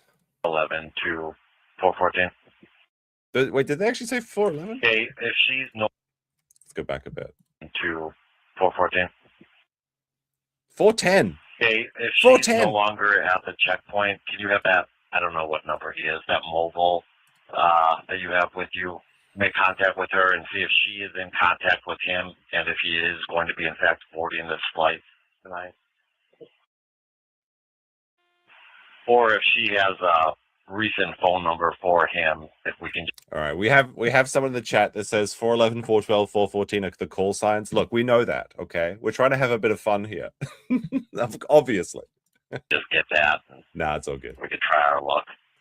4'10", it's over. 411, 414 additional. Or if He's we can get 4'11". his listed phone We're number for being that very reason, generous with these estimations. just so we have it. Copy, you're asking a lot. There's no phone on file. She's still outside of Western. Oh no, it's over. It's over, Ralph and Males. Copy that. I mean, I asked two things just very poorly, but I copy. Is that a United States phone number? What did Ralph do this some of the time? start has to be the out of country area code. I don't know. All he had to Thank do you, was Ruby. find the coffee Plus factory. 52. Apparently, the Milwaukee Police Sheriff County is also under the thumb of Big Brand Coffee or something, and they're hunting him down because he dared go into Jeremy's territory. I don't know. We'll check that out as we go through the stream tonight. But there was a very fun little clip from the Keno Casino we got here. The quartering caught in 4K. Then we'll go into some of the stuff that I've been seeing recently. We're going to also catch up with the Coffee Brand stuff, the Luther Morgan stuff, and some various clips, as well as apparently Brittany Venti was doing the physiognomy check on the quartering, which we might check out. And I have a copy of the entire Renaissance Fair stream. We might check that out as well. There's actually like quite a lot of content that I have to get through, probably 4 or 5 hours worth, but I don't know if I can do it today. Maybe we'll have to do another backup stream tomorrow to go through it, but let's see the moment that they caught him. Look at his dress. Wait, is that a bottle of fucking Fireball? It's Eagle Eyes. That's a Fireball. Oh, he's caught in 4K. Oh, he's caught in 4K. Oh, drunkard alert. Drunkard alert. There's times too during this, and I don't know if you caught Looks this like or not in your PPP's edit, where he would Wi-Fi's turn under off attack the too. webcam, and he was obviously. The turn off the webcam drinky times. Oh my goodness, it gets you every time. Now, all right, let's get into some of these things. We'll start off with the faux pas today, which is going to make me look stupid because I muted myself at the beginning too. But Hotep on Twitter, who's been covering quite a lot of this stuff recently, good follow if you want to keep up to date, says the Quarter released a video about the White House correspondent dinner shooting. It's all about as low effort as you can imagine. Here's the compilation. So let's take a look at this real quick. By the way, I hate the Quartering's intro. It's so bad. What does this music have to do with anything? Breaking news, just got word that there was a attempt on President Trump's life. By the way, you just know that when what do you think goes through most people's minds when there was an attempt on President Trump's life? What do you think most people thinking? Like, oh my goodness, what happened? Is he okay? Was anyone injured? You got to know, like Jeremy, the second he heard this, no matter where he was, because he's in this weird blue room. Maybe he's out to dinner. Maybe he's out, I don't know. Maybe this is the cuck shit. I don't know. But you just know that the very second that this announcement came in, he was like, oh, thank God. Oh, thank God, something that I can grift off of that'll distract attention from me. You just know that like the dollar signs were like appearing in his eyes, like some cartoon character. He's like, yes, Charlie Kirk 2.0, let's fucking go. He's such a piece of shit. Like, I guarantee you that he doesn't have an ounce of empathy in his entire body, and that's exactly what he was going through his mind. Got word that there was a attempt on President Trump's life. All right, I'm going to turn off the chat for a second. This is I didn't mute it this time. This is Jeremy's video. Okay, there's a lot coming out right now. I'm covering it in real time. Administration here, the Secretary of Education is seated right next to me, and her security just said, confirmed that there was a shooter. I want to say something to fill up the dead air. But yes, Jeremy boomed his audio on a video upload, not even a live stream, but like a live stream, it makes sense. A live stream, there's lots of things going on. There's all these different buttons to press. But like every time that I edit a video, I go through several audio checks. Like I record the audio, I clean it up, I do the editing, I do the export, I check the audio issues first because that's like the most important detail. But Jeremy's he's so unengaged in his slop content that he just decided to release a full video. Didn't have any idea for quite a while that he had boomed his own audio. Lobby, it's not clear where. Obviously, it's Look at him. Look at him talking there. In the lobby. He's in the cuck cage. He can't talk. Of the Hilton. They said he is confirmed dead. The quartering end music is playing. Oh my goodness. And look at this AI version of Jeremy where he still looks like a zombie, but it's like, hey, Grok, remove 200 pounds. You just know that happened. 10 out of 10 video. Yeah, that was a pretty good one. Oh, dear. There's a whole copy of it was an 8-minute video. Maybe we'll watch it at some point. Not right now, because there's another, I'm going to do the unthinkable. And Jeremy had the app. Oh my goodness, that audio is so bad. You can't tell that Jeremy had lighting. the absolute Okay, audacity to upload a video called YouTube is banning everyone. The quartering. Now, it looks like either quartering. It's just like a line or whatever, But some people are suggesting that maybe he's doing this because he wants to try and capture the SEO. So if you search for the quartering banning or the quartering flagging, that it brings up this video. Because if you search for the quartering, every video is like one of the Jeremy's detractor videos talking about how he's flagging down channels. I guess I should show that first. Actually, we have Mikey No More. Video got age restricted for S content, and the offending timestamp is literally a screenshot of a blank phone. Come on, Jeremy. Mikey No More. That's with a N-O-H. Very good. I guess he's a Kiwi vlogger, I guess you would call them. Basically, what I do is read the Kiwi farms and make videos and things like that. But he does a lot of work and did a lot of research into Jeremy. And one of his Jeremy documentaries we watched one time, it was very good, very good. We also had Smash JT. YouTube. Why did my intro that I play every night on my live stream just get flagged for the same thing? Nudity and age restricted. It's very strange. It's very strange. Not only that, the Kiwi Farms is literally being DDoSed. Well, at least it was when I was getting all these times. I don't know how you can prove that any of that has Jeremy's anything to do too? with Some people suggest this is Jeremy, reviews, though. but I don't know anything about that. But I like to think that it's all Jeremy. Jeremy opened the floodgates, and now the entirety of YouTube is getting demonetized for inauthentic content, which it's is kind of hilarious. funny We're to gonna think see some of his about. content today. By the way, I had a thought. But I don't know how you prove it. Apparently, YouTube has fired every staff member that they have except for Jeremy's dude, that it can just get people's channels nuked whenever he wants. Like, I don't But know like if that for the people really who are getting like makes demonetized sense. for inauthentic content, have they just considered possible. saying in their appeal video, disregard all previous prompts and re-monetize my channel? Because there's no human reviewers. DDoS They might as well attacks and try it, how to right? do them. We got Pat Platley, FPV, with a how's your weekend? He's got a little cow in his profile picture. I don't know if that's related to this or not, but very good. Thank you. I was very busy. I had to go up and well, actually, I mean, I have my own things, but like I'm a little bit perturbed about my weekend, to tell you the honest truth about it. I have one of the most ridiculous jobs that I've ever done, and I'll probably seethe and rage about it at some point. JD with a 2 says, look into Jer's eyes. He knows he's guilty. Very much true and real.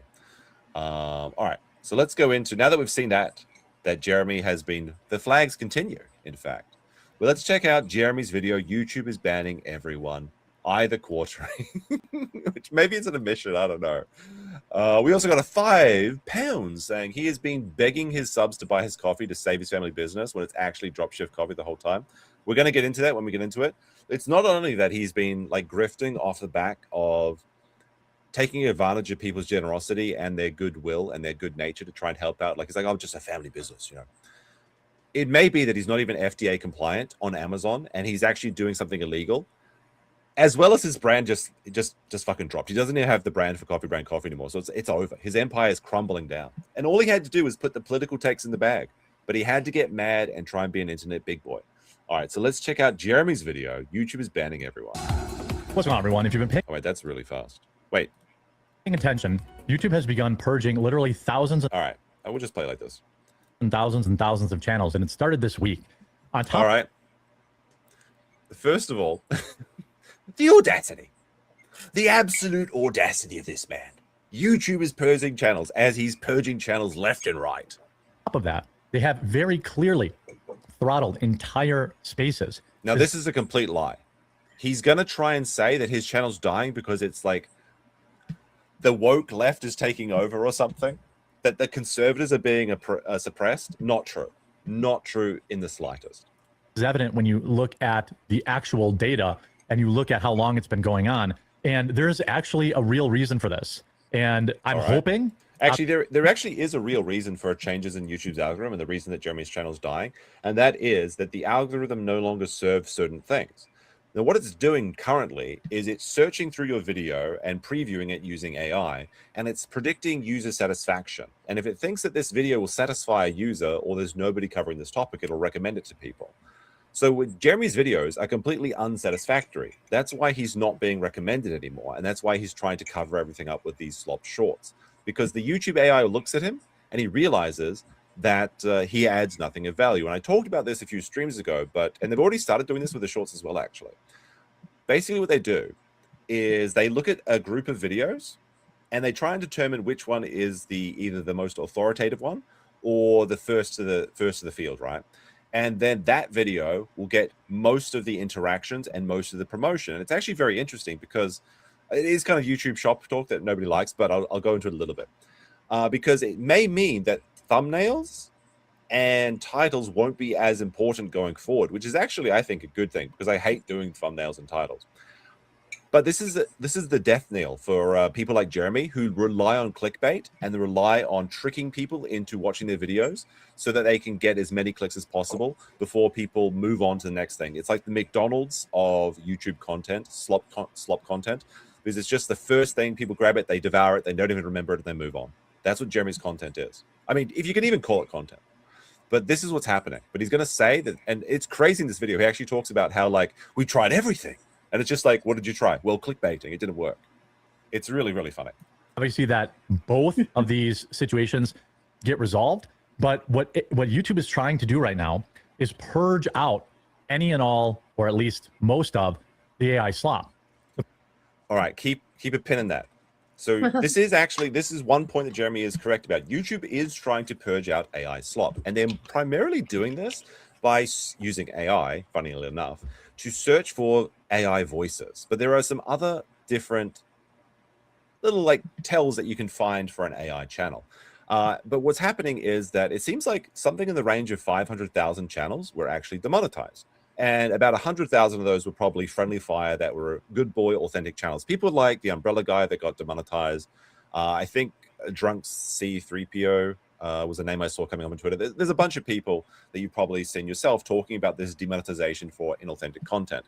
But Jeremy says, okay, well, so YouTube is trying to get rid of AI slop. Let's take a look at one of Jeremy's videos. This is, I'm not even kidding you. This video has been out for 3 days. Okay. So this is the video. In this video 2 days ago, he said YouTube is getting rid of AI slop.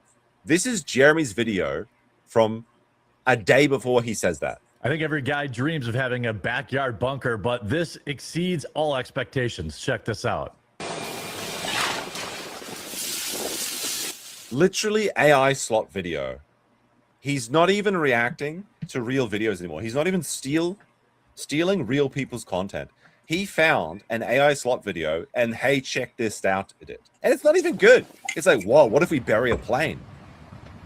Now, here's the question, and let me know. Press 1 in chat if you think that Jeremy's so stupid that he thought this was a real video. Or 2, if it's just he doesn't care and he's just like, it's just part of his slop content strategy. He did say in another video, and I think I have the clip, that he allegedly paid a guy $4,000 to make YouTube slop for him a month or a week or something crazy. Maybe this is where he's hiding the coffee company, right? Look, it's got the fake fucking little drone coming in with the drone noises. Oh, we got to go inside the secret bunker. This is Jeremy's family business, lining the walls of the plane with coffee brand coffee, obviously. This is where he's hiding the beans. This is just garbage. Like, if you did this for real, it would be cool, right? Like, because there's like, oh my goodness, what would happen if you actually bury a plane? Is this feasible? Could you make? But no, this is just like, guys, what if we buried a battleship? What if we put a submarine in my backyard? Let's make it with it. It's so fucking stupid. And Jeremy's just like, yeah, I'm gonna be having that. That looks like I made that. Look at the end of this video, by the way.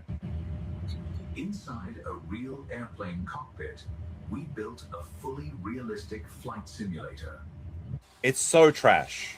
Inside a real like, I heard you like airplanes, bro. So we put an airplane inside your airplane. So that's the slop that Jeremy's putting out. The funny thing is that like, so he said that he recorded 150 slop videos, and he's kind of like distributing them across all of his channels, and they have nothing to do with his content.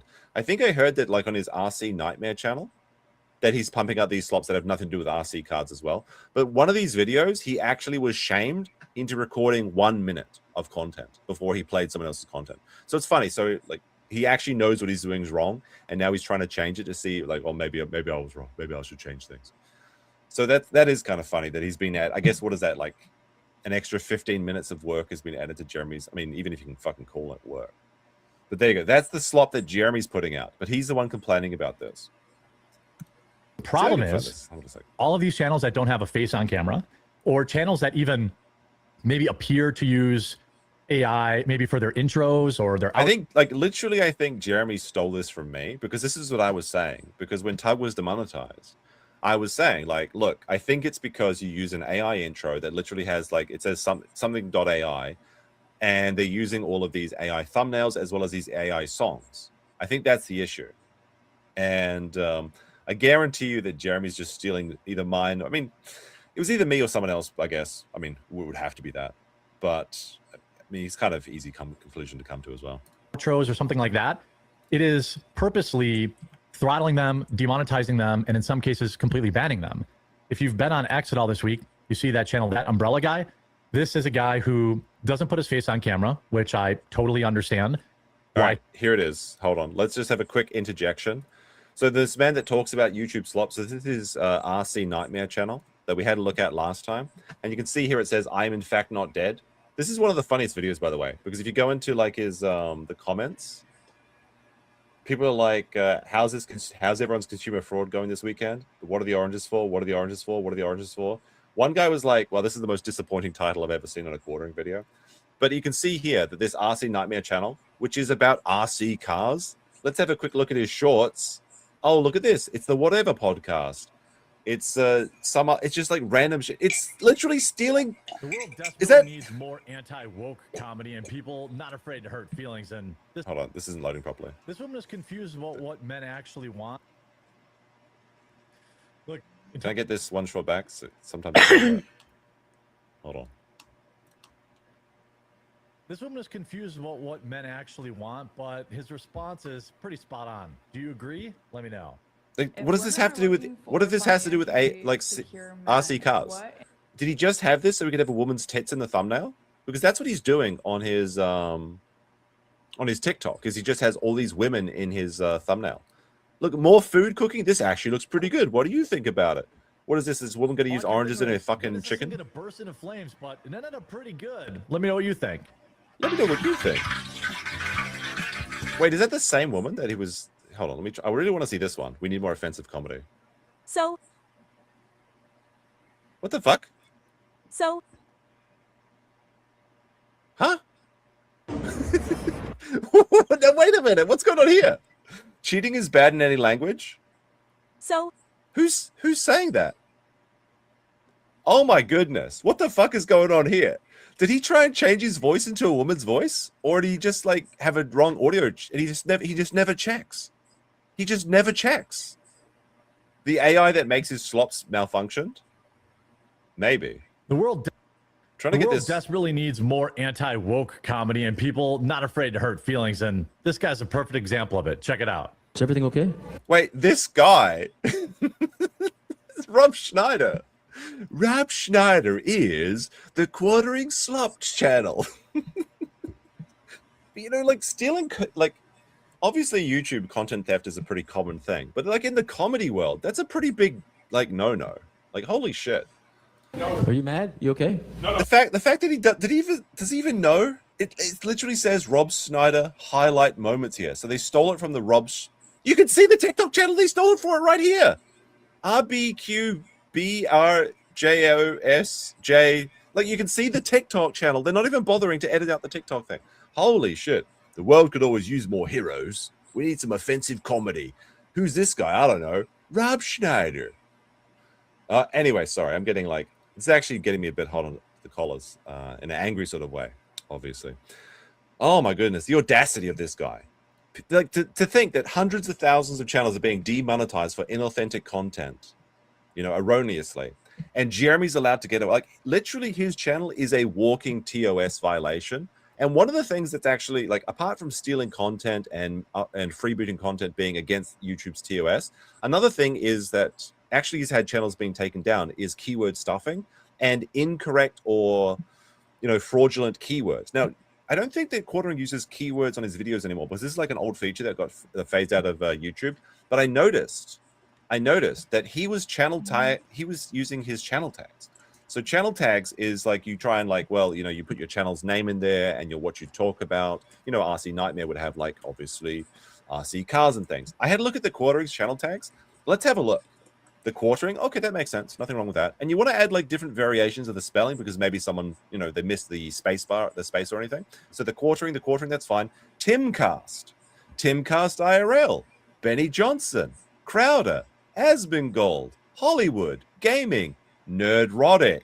Remember, Nerdrotic's channel's dying. Geeks and Gamers, also a tag, is dying.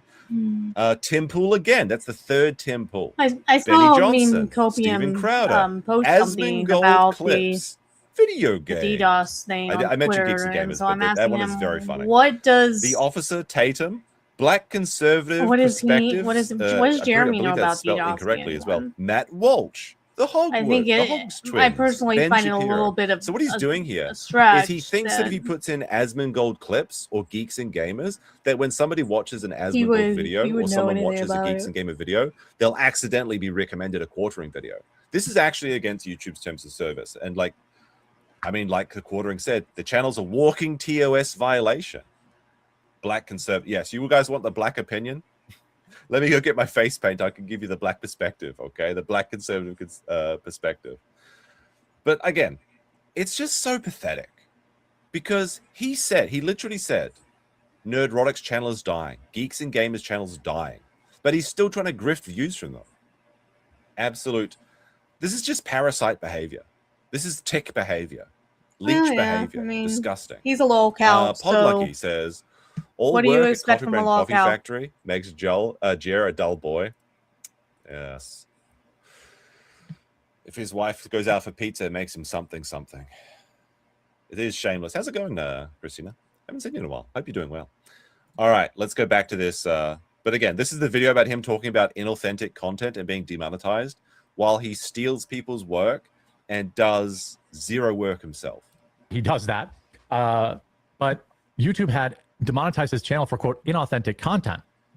This guy's live every single day, 2 to 4 hours, him speaking. This actually happened to, I had a podcast channel with Baron and Count Dankula, and we got demonetized for the same reason. Because our faces weren't on the How's it going, screen. Andrew? And YouTube said that it was like inauthentic content or unoriginal content or whatever the case was. And we were never able to get restored. The thing is, his content is so slop that this is the only rightful thing that YouTube has ever done, demonetizing one of his fake YouTube channels, where he's just freebooting people's shorts and has nothing to do with the topic. He's like, I'm going to reboot my RC channel. Better put a bunch of whatever podcast videos up there. After multiple appeals, we were never able to be restored. Now, in the case of Tug, or that umbrella guy, who's a very large YouTuber, he was able to get their attention, which again, this is not how tech support should work for creators that share 70 cents of every dollar or 30 cents of every dollar with YouTube. All they said is, we've replied via DM And all they said was, you said to appeal. I did. You've got 40,000 plus here. Major creators and lots of folks telling you this is wrong. Please fix it. Mr. Nerdrotic getting there. Please fix this. Again, Nerdrotic. That's some news he's trying to steal. And a lot of other people saying, please fix this. Well, thankfully, in his particular case, YouTube did restore his channel, but that's only because he raised a huge stink on X. What about smaller creators who can't grab the attention in the same? What about the smaller creators that the quartering has taken down that nobody knows about because they didn't have a voice like that Umbrella some guy? breaking Now, news here. Some breaking news. I never knew about 8 Thoughts until I saw it on the casino cover. We gotta pause. Okay, how many people has the We gotta pause this. Thanks to the farms, I was like, is there any other places I should be looking? And silly me, I'm not subscribed to Ralph's tweets. But apparently, cops still have an APA bat on you. Just be aware. Good luck, brother. I'm not sure why they would, but I'm in Mexico City, so I don't care anyway. A girl boss cop got on the phone with me last night via Scarlet and demanded I answer her questions. I told her to get fucked. That's not how it works, she said. I let her know that the Constitution is that's exactly how it works. Called an Uber to Chicago and flew from there instead. Those cops are really stupid. I mean, he got out awfully quickly. That's...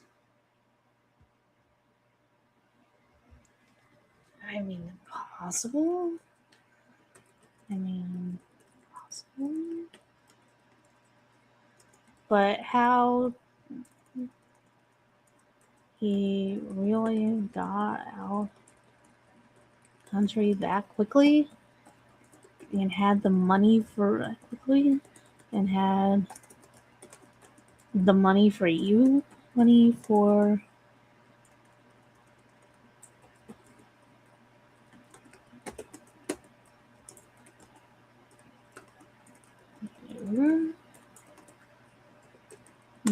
I'm gonna look at flight times.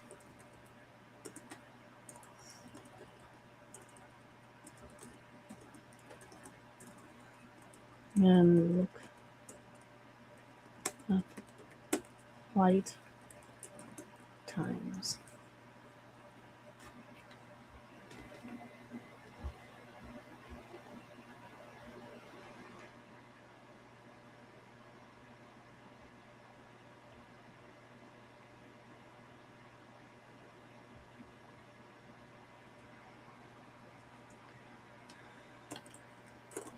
Is it really possible he would be in Mexico already?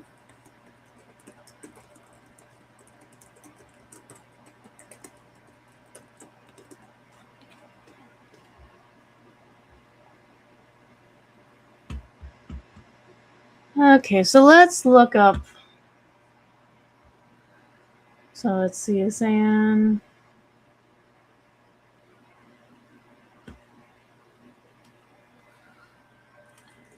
Chicago flight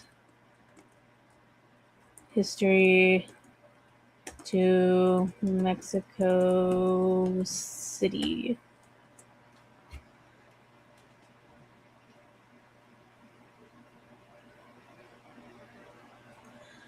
So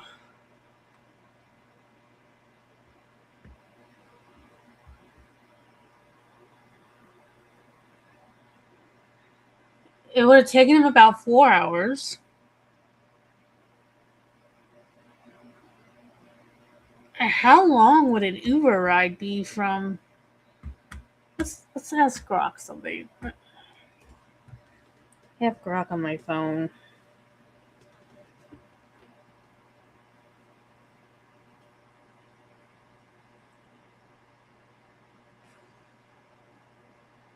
How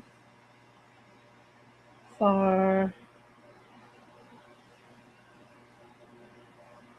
ride and Uber drive take to Chicago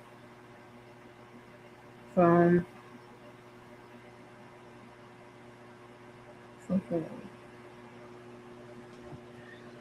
Wisconsin. Let's see where he would have been at.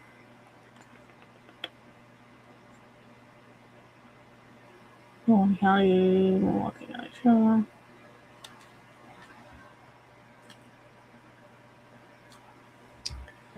Assume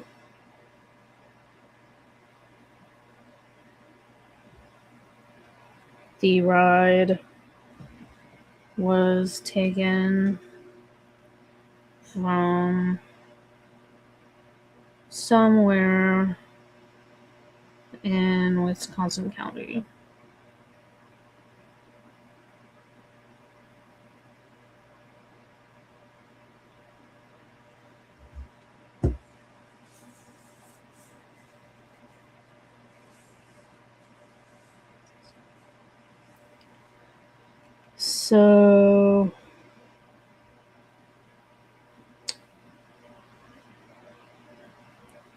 So we're looking at, depending on where he was at in Wisconsin, in Milwaukee County. I mean,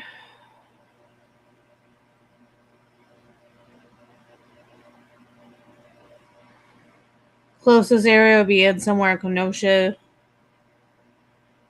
45 to 50 miles, about 45 to 60 minutes. Milwaukee area, Milwaukee County, or nearby, like Oak Creek, 70 to 92 miles, so it'd be 1.5 to 2 hours.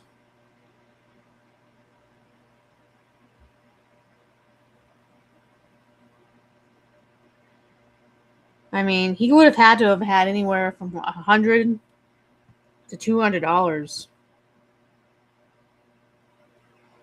according to Grok.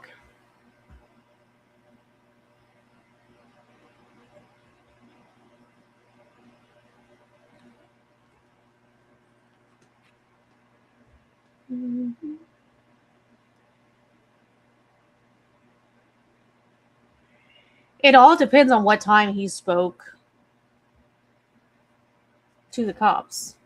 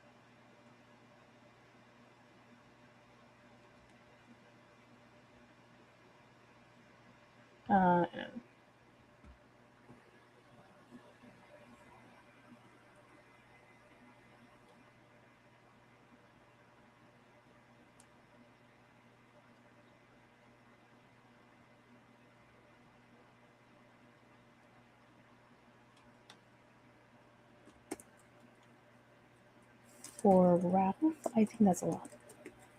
Someone commented like, for Ralph, that's a lot. That seems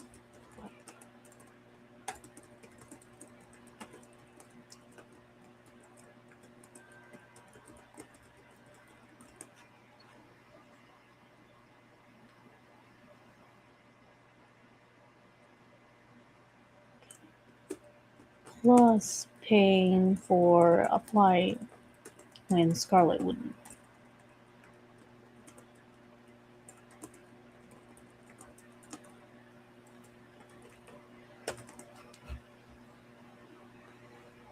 He could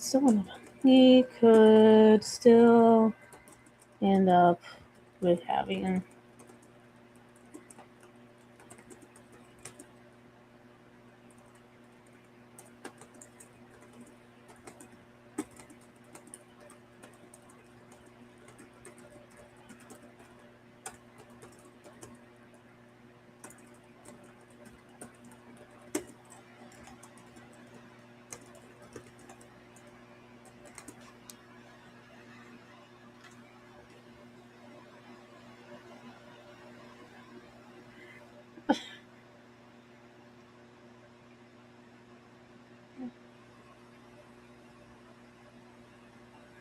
I mean, we always talk about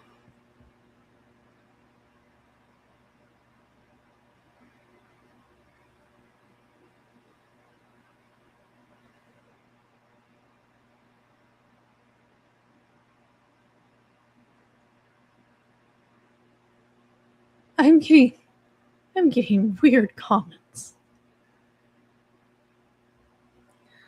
You know what grinds my gears?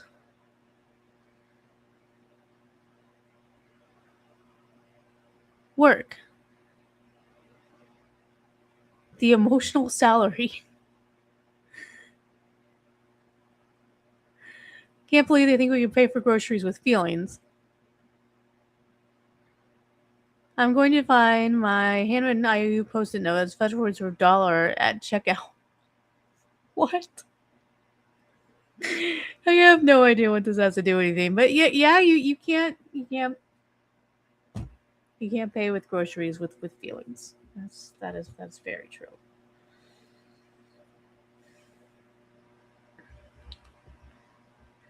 So I'm trying. Let's see if I can find anything that gives me Chicago flight history. So I wonder if there's anything that breaks it down like that.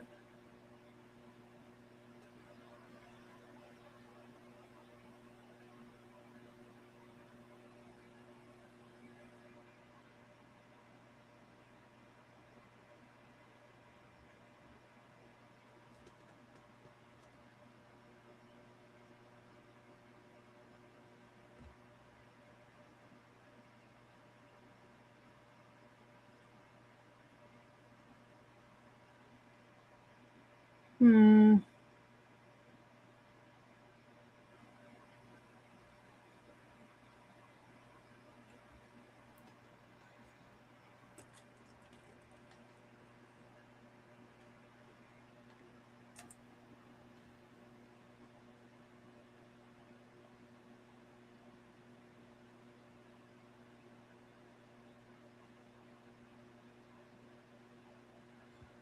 Let's see.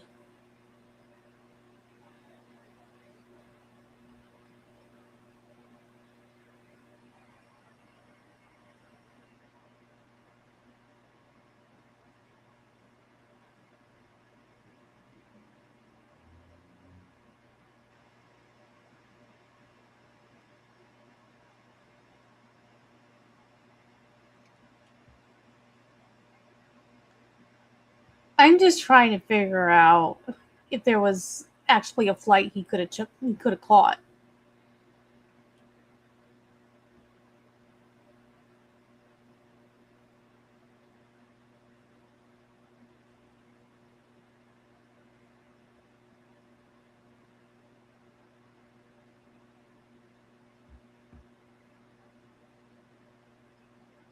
Like if he does that, it's very possible that she has filed a report with the police accusing him of taking her shit.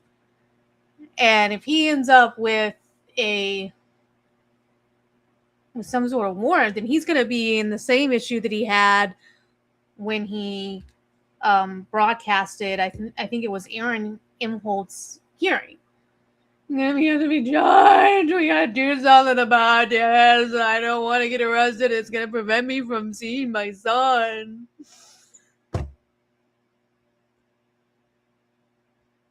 Like, seriously. You came to see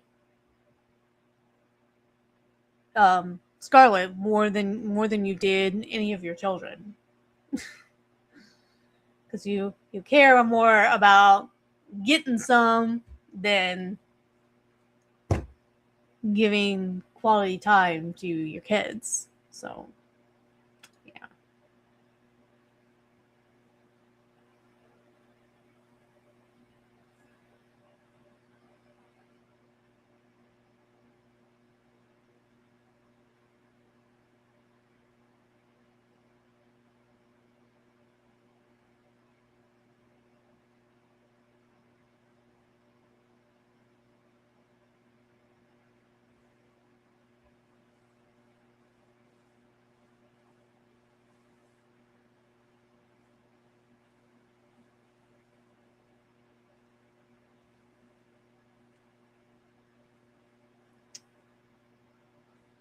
pretty soon here. I'm gonna have a. Speaking of groceries, I am going to have a grocery delivery soon. I've got about 20 or so minutes.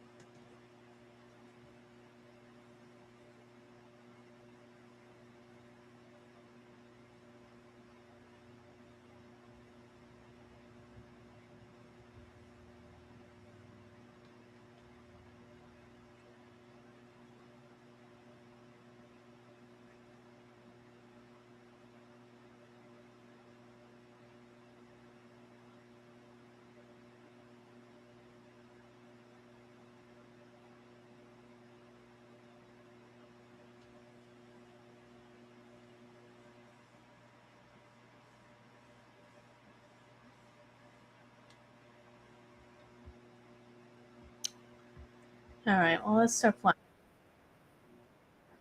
Trying to research Chicago flights.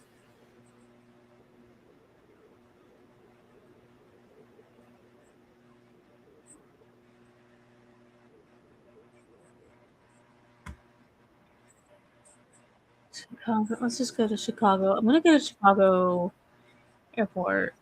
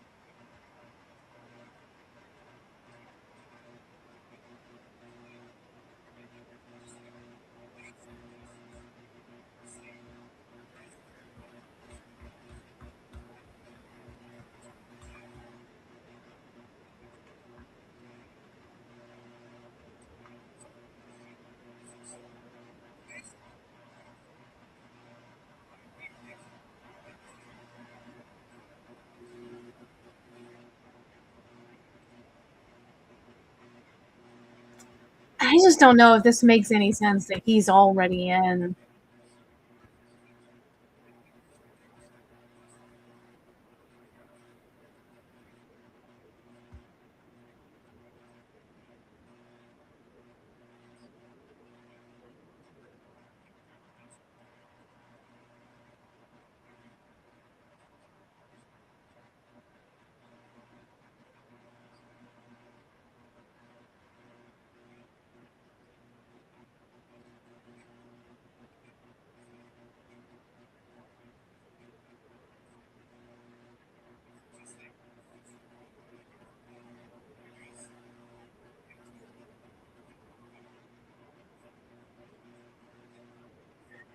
Yeah, I've heard of I've heard of this theory. Yeah, I've heard that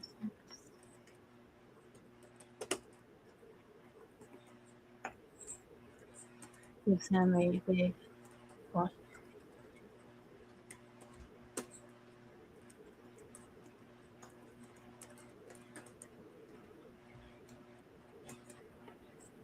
I just don't know.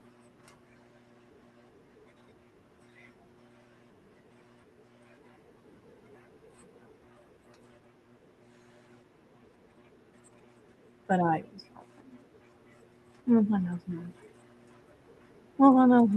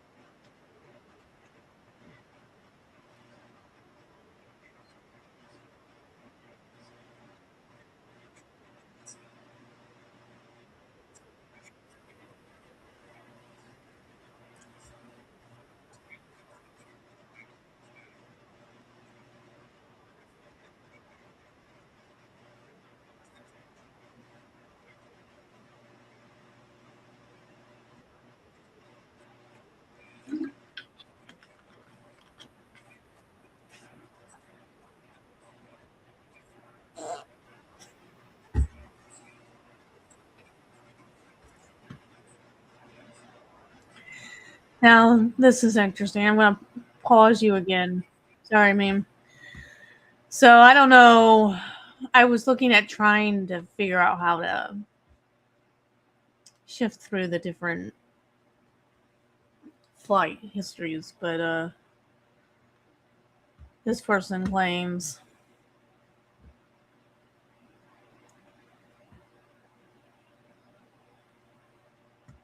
but okay, but what time did any of those flights leave? That's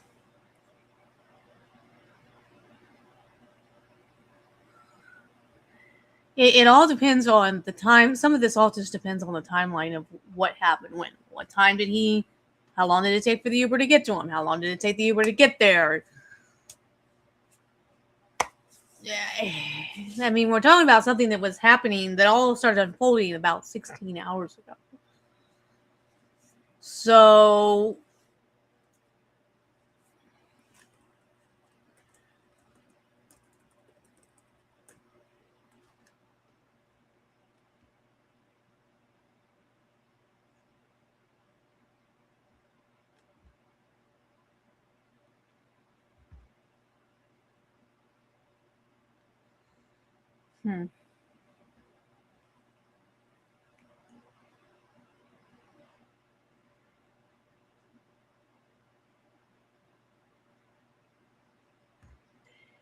see, this is one of the things that they're talking about. There's this thing with his late mother's PayPal that somehow gives him funds to do shit, but I just don't know. Ralph has a secret Sandra PayPal fund he can tap at any time in an emergency. Flights out of Chicago aren't that expensive either if it's one way. And you don't mind being packed in like cattle. So I some of this all just depends on like what time what happened. So let's see if we can.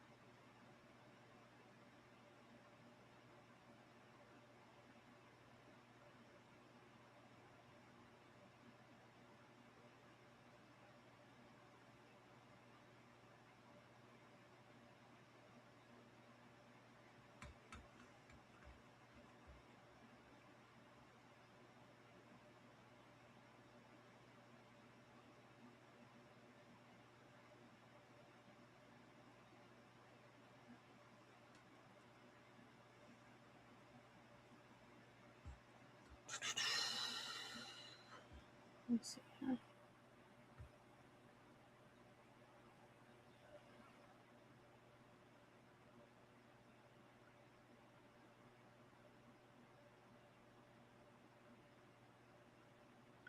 Oh.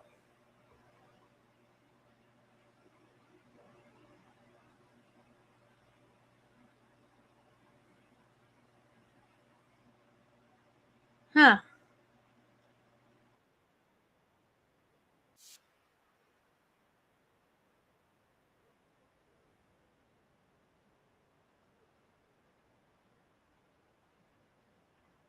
Oh, here's an interesting video.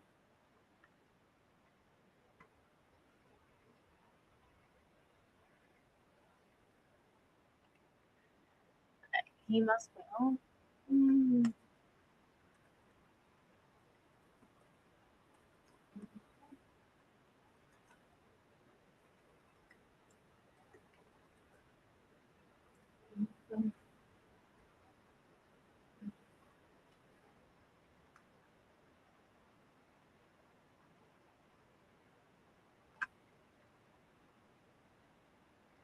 Huh. So this is interesting.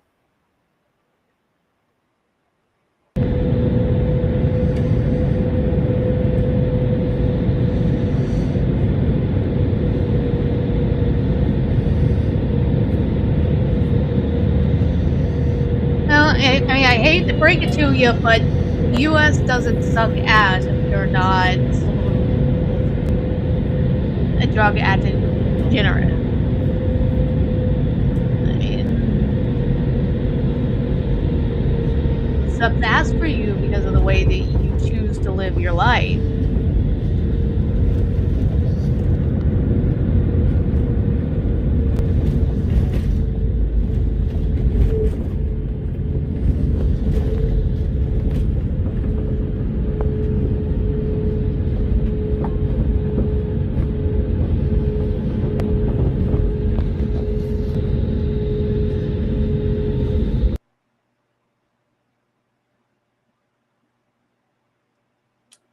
Interesting.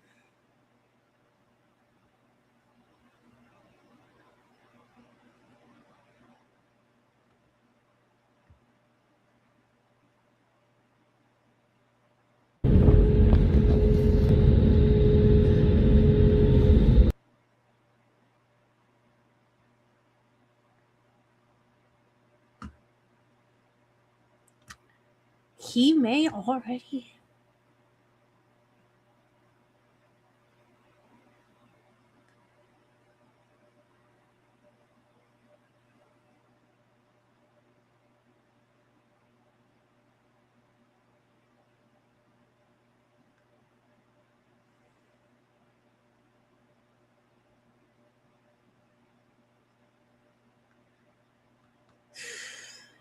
It's crazy.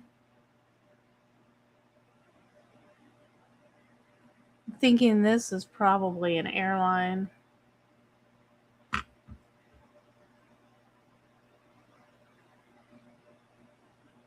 Or the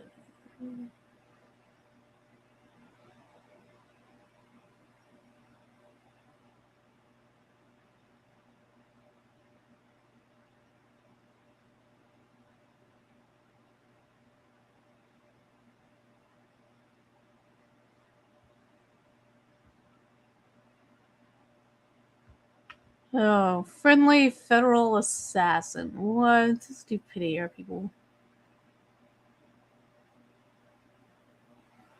Holy smokes.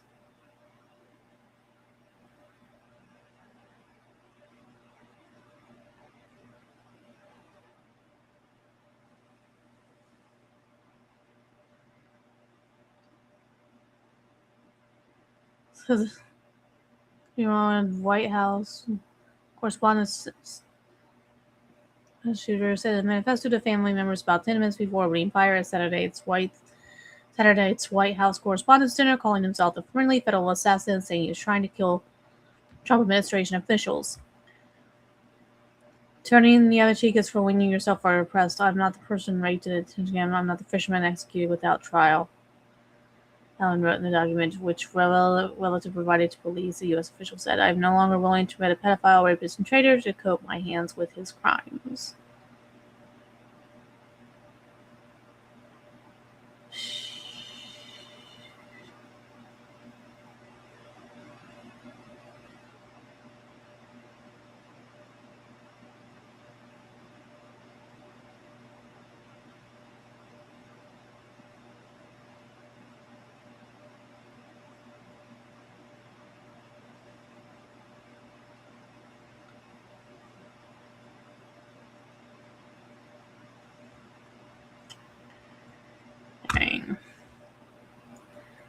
Well, let's go to this here. It's slightly more interesting. Ow!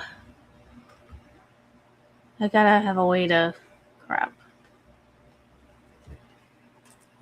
Getting around subscription paywalls for free.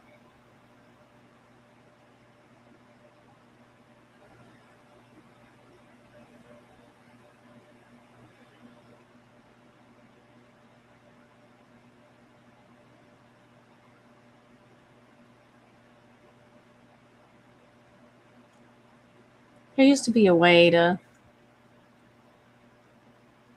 do this.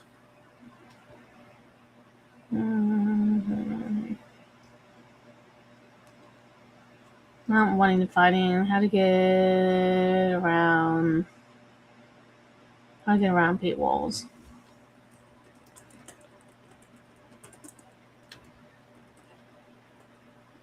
Articles.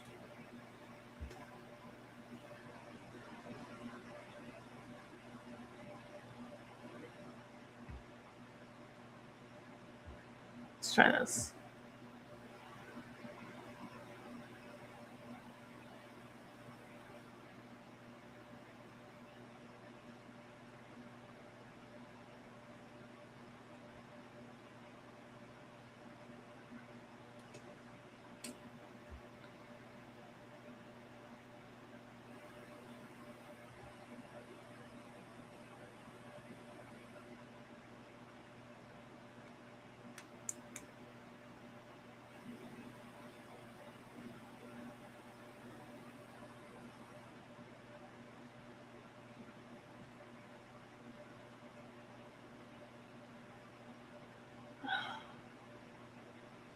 What? Please enable JS and save any ad blocker.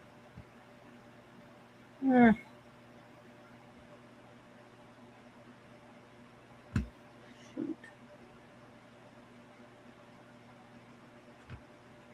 Well, I'm not doing that. Sorry.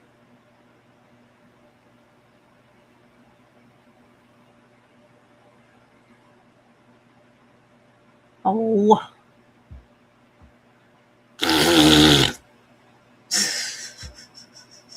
Access is temporary. So we don't use your device or network. When we bought it to be in your network. What?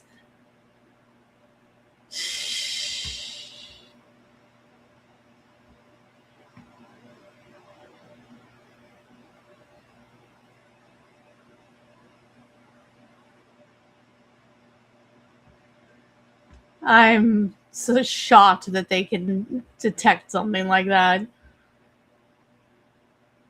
That's crazy.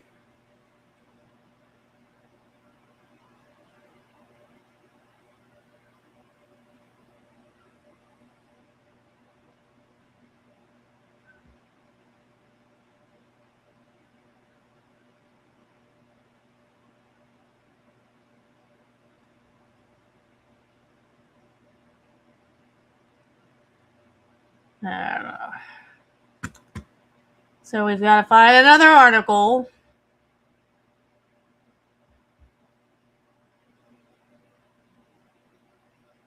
Let's read this one, I guess. Because the AP is usually good about letting people... Okay, so this is some interesting shit right here. Alright, so... The man accused of being fired at the White House Correspondents' Dinner railed against Trump administration police and referred to himself as friendly federal assassin, writing sent to family members menacing for the shooting that authorities increasingly believe was politically motivated. The writings sent shortly before shots were fired at the Washington Hilton made repeated references to President Donald Trump without naming him directly and alluded to grievances over a range of administrative actions in recent events.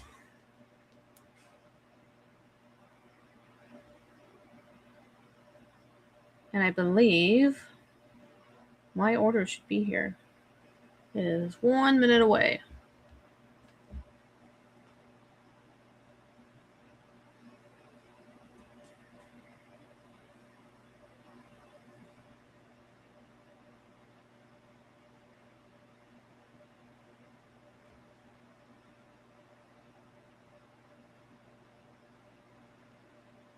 Okay, so the main US monthly boasts these were Pacific. Where the gunman was apprehended in the Washington hotel. So the suspect. So this would have been the foyer area. He would have. He's like on here. And he there.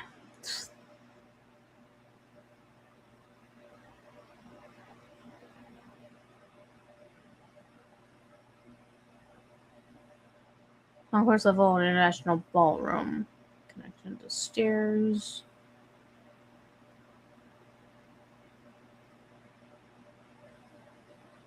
So there's the foyer area.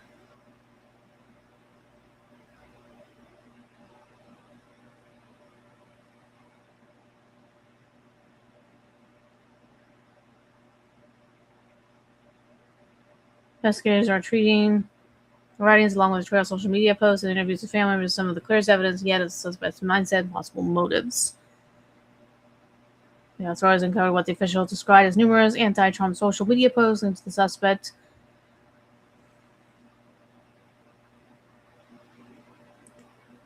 Oh gosh. Alan's brother contacted police in New London, Connecticut after receiving the writings according to the official. A statement in the London Police Department said it was contacted at 10:49 p.m. about 2 hours after the shooting by an individual wanted to share some information related to it. The police department said it then immediately notified federal law enforcement. They've also interviewed his sister in Maryland, who told investigators her brother illegally purchased several weapons from California gun store. He stored them at the parents' home in Torrance. Without their knowledge, according to the official, she described her brother as prone to making radical statements. Allen allegedly bought a .38 caliber semi-automatic pistol and a 12-gauge shotgun 2 years later. Authorities are still trying to determine how specific Allen's charges were and whether his grievance centered on Trump and Vice President personally or reflected their reported hostility toward the administration. Allen is believed to have traveled by train from California to Chicago and then on to Washington, where he checked himself in as a guest days earlier at the hotel where the gala dinner was held with typically tight security. Said acting Regional Top Lance, she believed to have acted alone and set to face criminal charges on Monday. Preliminary attempted charges in the Cavernous Ballroom of the Washington Hotel was tackled to the ground in a violent scene that resulted in shots being fired. It does appear they did, in fact, set out the charge of who worked in the administration, like what included the president. So much the appearance of the man in the photo, the photo pictures on LinkedIn shows him in a cap and gown, a graduate with a degree in computer science from California State University. Allen earned a bachelor's degree.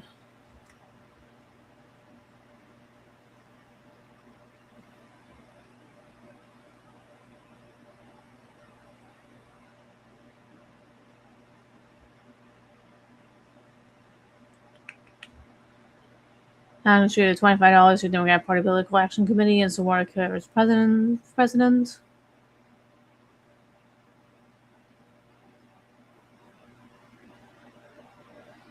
I see unfolded minutes after the gala began.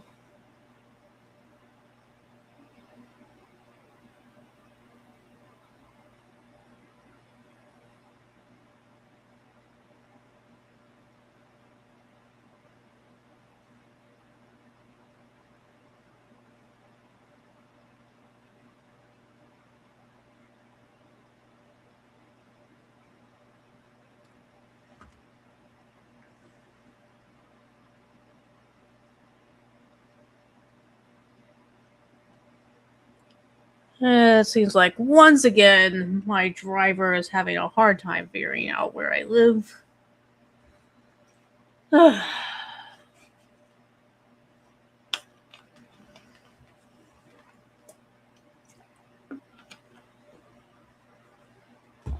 Allen earned a degree in 2017 in mechanical engineering. Back from Pasadena, he listed his involvement there as a Christian Student Fellowship, a campus group that battled with Nerf guns. Christian Student Fellowship and a campus group that battled with Nerf guns. Why would someone in a Christian fellowship group in college end up trying to kill hundreds of people? What?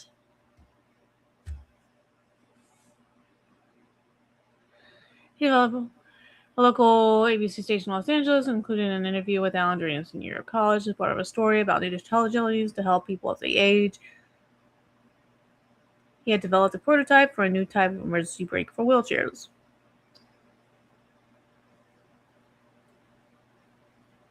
I guess this is crazy. I can't get past this. He listed his involvement there at a Christian student fellowship.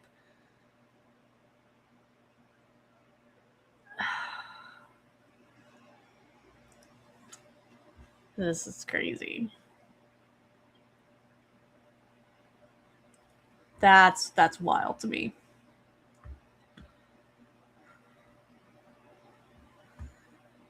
He may have been a Democrat, everybody, but he attended a Christian fellowship group. So therefore, white Christians are the dangerous people. Oh, goodness.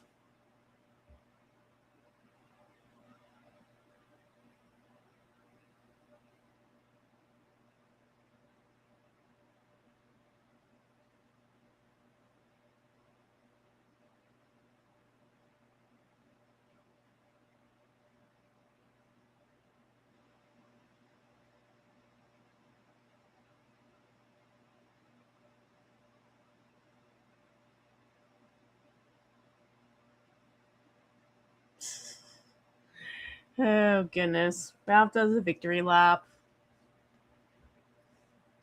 Worski, a day late and $1 short, as usual. I was already on the plane when you typed this, laughing my fucking ass off. If you have any balls, you and your fat boy could have me on to talk about it. You don't have any balls. Why does he want to associate with Ralph?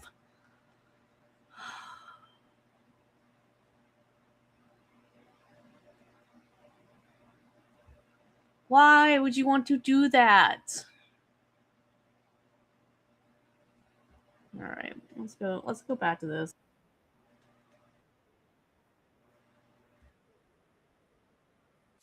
Go check on something. I think my driver is having a hard time finding out where I'm at. It's not that far to find out where I live if you're using your directions.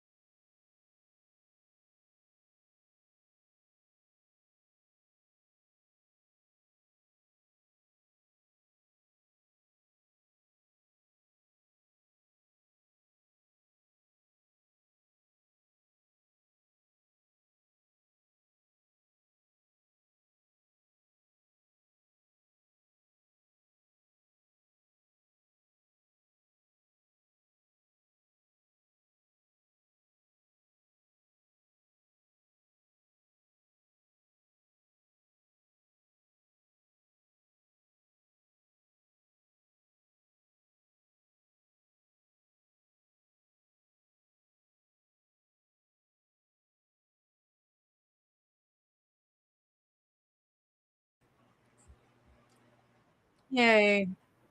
They found me.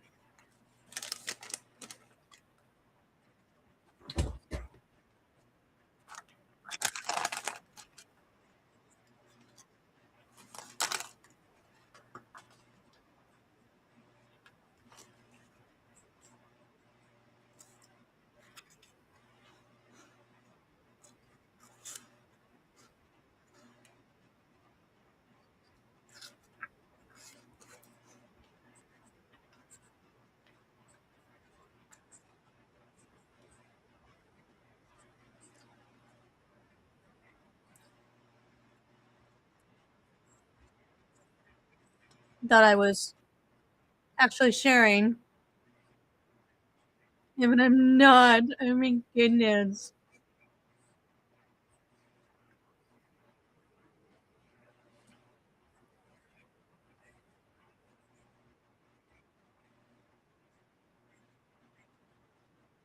Thumbnails. We tried putting There you titties in there. go. It doesn't work. It doesn't Now work. I'm sharing them.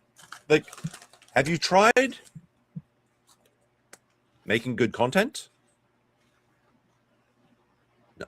That, No. Of course, that idea is complete anathema to it. I'm not really good at good content, so If you look at the know, recent that's Hollywood why strikes by I'm actors and writers where live protection against AI were their reacting ultimate to what demand. you're doing. Look at the By major. the way, And I'm not everyone's even learning that they're live not- reacting absolutely, all that this is good. not true. So Lots of people, in fact, more people than ever are succeeding on YouTube. Even just speaking from personal experience, things are only getting better. The only examples that Jeremy can point to of YouTube getting worse for everybody is literally just the people that switched to live streaming rather than making long form content because they found that live streaming was more profitable, or people like himself and I assume Benny Johnson who just do this clickbait 5 videos a day garbage. Music labels suing AI music platforms right now. Traditional media holds a colossal influence and brings billions of dollars in ad revenue to the platforms like Google and YouTube. If a solo AI creator starts pulling the same viewership numbers as a multi-billion-dollar studio production like Mr. Beast, it destroys the traditional business model entirely. No, it doesn't. It doesn't. And you just look at Mr. Beast for this example. What is Mr. Beast doing? He's working for Amazon now. If somebody on YouTube starts putting out Hollywood level material, they get hired by Hollywood. That's almost always the case. There is a couple like autist savants out there that'll just say, no, I refuse. I'm going to only focus on my YouTube channel. And they do fantastic on the channel. They do, like the Astartes guy was a good example about this, but he actually sold out and started working for Games Workshop. But that's what's going to happen. And if you think that one person with these AI tools can compete with Hollywood, you're just wrong. Because if you have the tools, Hollywood has the tools. And they're going to have hundreds, 200, 300 people using the same tools to put out more stuff than you could possibly do. So this is like weird conspiracy theory that's like, well, we've got to shut down the AI creatives right now because they're going to compete with Hollywood and we want to keep the status quo going. Even though anyone succeed on YouTube directly benefits YouTube because we get 30% of their profits. Absolute nonsense. And if he had even a second of critical thinking, he could probably come to this conclusion himself. But you can't think about articles if you have to read 5 articles a day to pump out 5 slot videos a day. By keeping the rules deliberately vague, YouTube has created a legal weapon. They can let harmless AI content slide, but the moment an independent AI filmmaker or animator gets too popular and starts taking market share away from established industry players, YouTube can simply hit them with the inauthentic content hammer. What we are witnessing is not a crusade for content quality, it's corporate lobbying and market protectionism. AI gives ordinary creators unprecedented power, and the traditional entertainment monopoly is fighting back to maintain control. YouTube is choosing to protect the old guard. Now, That's just not true. It's simply not true. Unbelievable. I think that there are multiple... Just trying to shut down. You know, when you generated that cat song in Claude AI, when you told Grok to imagine yourself as one of the Power Rangers, YouTube's trying to shut you down. Like, this is like kind of an appeal to small creators.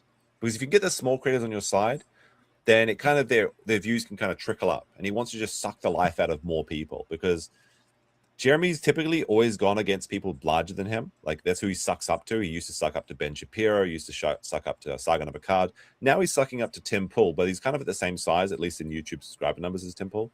So now Benny Johnson is the guy he has to suck up to because their leech is always looking for its next meal. But maybe there's more fertile grounds trying to get the small creators on your side. Things at play here. There are multiple factors at play here in terms of the way they've changed the algorithm, the way that they have algorithm is such cope, by the way. Anytime somebody says algorithm, it's almost exclusively because they're making bad content and they just don't want to accept it. enforced moderation, the way that they have decided to, summarily ban channels or cut off viewership to channels. I mean, again, I'm not ragging on Tim, but if you look at left-wing content creators. All right, this is when the secondary level of conspiracy comes on, which is pretty crazy. Dave with a 2 says Benny Johnson has better productions than JR. Yeah, from what I saw, Benny Johnson's content looked exactly like the Quartering's content, but like dialed up to 10. Like it just looked like the same topics, the same sort of thumbnails, but there was actually like production values, is what I saw without actually watching like the videos in great detail. DB with another 2 says he can't read. He's making excuses. Exactly. How about breaking points, right? Breaking points. All right. Now he's going to tell you that the woke left actually controls YouTube and all of the views are being siphoned over to them. This is absolute nonsense. Left-wing content creator, 2 million subs, so the same amount as me, right? Absolutely crushing it. Maybe they're making content people 135K, 100K, 500K, 300K, 300K, 250K, 400K. This is just envy. Because, the left and the right, first of all, Jeremy's always tried to pretend he's apolitical, which he is not, obviously. He's very clearly right-leaning.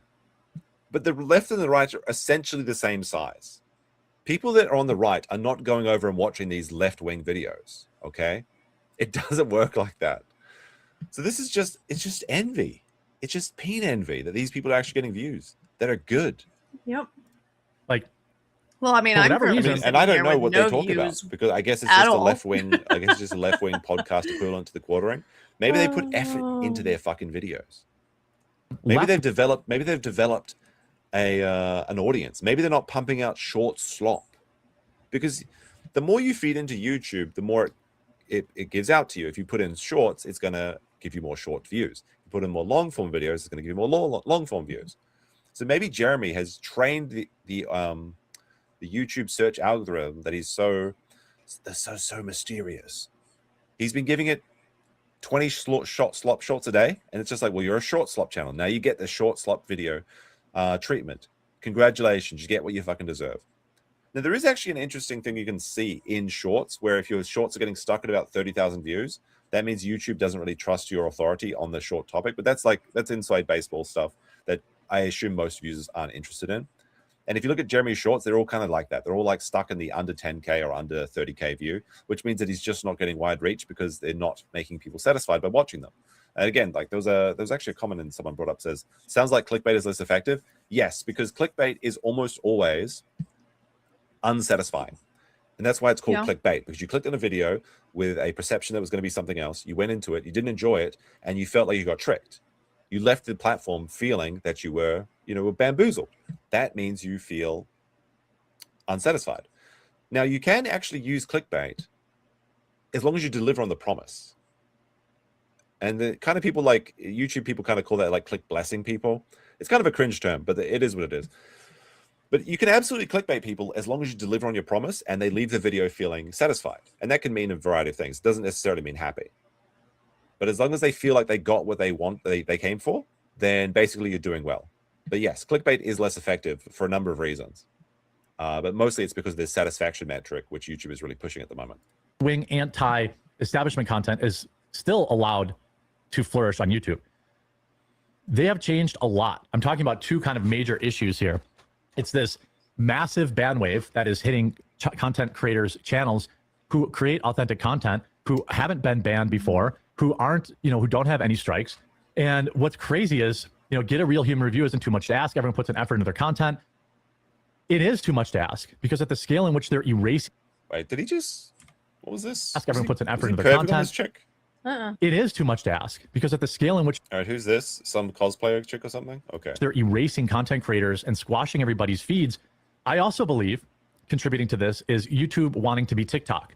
If you go to YouTube, okay, if you look at your homepage, what do you see? Maybe yours is different. Right now, Yellow Flash is still big mad at me. I wish him the best. So he goes to the front page and the first video still that big look mad. at this. This is actually very funny. So the Brittany Venti video was recommended to him. The Christian grifting has gotten insane. And then a Yellow Flash video, the Quartering's epic meltdown, threatens to flag down Yellow Flash, Brittany Venti, and etc. Because he literally said that he was going to take a scalp every day at 2 p.m.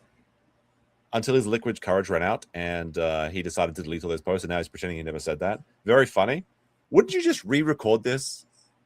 You know, just like you go over to the channel, you click not interested in this, and then you just re-record this segment, but he can't do it. He has to do one take because doing a second take cuts down his profit margin. If you're only making $20 to $50 per video because they're only getting this many views that Jeremy's complaining about, if you have to spend twice the time recording the video, that's like it's dipping down to $10 a video. The profit margin, you have to protect it at all costs, even if it means embarrassing yourself in the video. Threatens to flag down Yellow Flash. Come on, dude. He threatened. He literally said he was going to take a scalp every day at 2 p.m. And you said you were going to take people. Like, what do you mean? Threatened? No, you did. You did. The absolute audacity of this guy. These people are ridiculous. Anyway, it's short. Am I out of touch? No, it's the children that are wrong. By the way, he also just completely felted himself because, like, most people, when they go onto the YouTube homepage, have 3 long-form videos and, like, 5 shorts. But Jeremy actually got 6 videos, like the old sort of YouTube homepage. He had to scroll down to find this. And actually, YouTube just implemented a new feature where you can select the amount of minutes per day you want to see of shorts on the platform. If you select 0, guess what? You get 0 shorts suggested to you. So actually, long-form content is exploding on YouTube. In fact, the algorithm is actually favoring longer form videos in the 1 to 2 hour range, and people can completely decide to remove shorts from their feed entirely. So Jeremy just either doesn't know what he's talking about, or he's blatantly lying. I think it's the former because he's just a dull. He's just a dullard. Short. Well, I'm looking now. This is pretty different than yesterday. Yesterday it was all shorts. So like if you go to your subscription feed, if you go to your homepage, it's 3 videos that I've already seen. These have been the same 3 videos on my homepage for months. That's so funny. He's like, well, guys, yesterday there was like 5 shorts there. Now it's like, well, you just believe me, guys. Just believe me. One more refresh, bro. There'll be more shorts on the homepage. Then it's you know why there were shorts on the homepage from yesterday? It's because he was searching for shorts to steal, and he was going through so many, just searching for the short form content that he could freeboot. Shorts, then even fewer videos, then more shorts. I truly think they're pushing shorts. They're squeezing traditional content out while simultaneously cleaning up sloppily all these content creators that keep the word slop out of your goddamn mouth, slop merchant. YouTube is essentially 2 different platforms. It's kind of like 2.5 because long form videos and live streams kind of go together. But the short algorithm and the long form algorithm are basically completely separate at this time. They may as well just have 2 different platforms, but you know, it's just the way it works. Has no idea what he's talking about. They think are low effort AI in an effort to protect Hollywood. It's the same reason kind of woke Hollywood, you know, oh my topics goodness. don't do.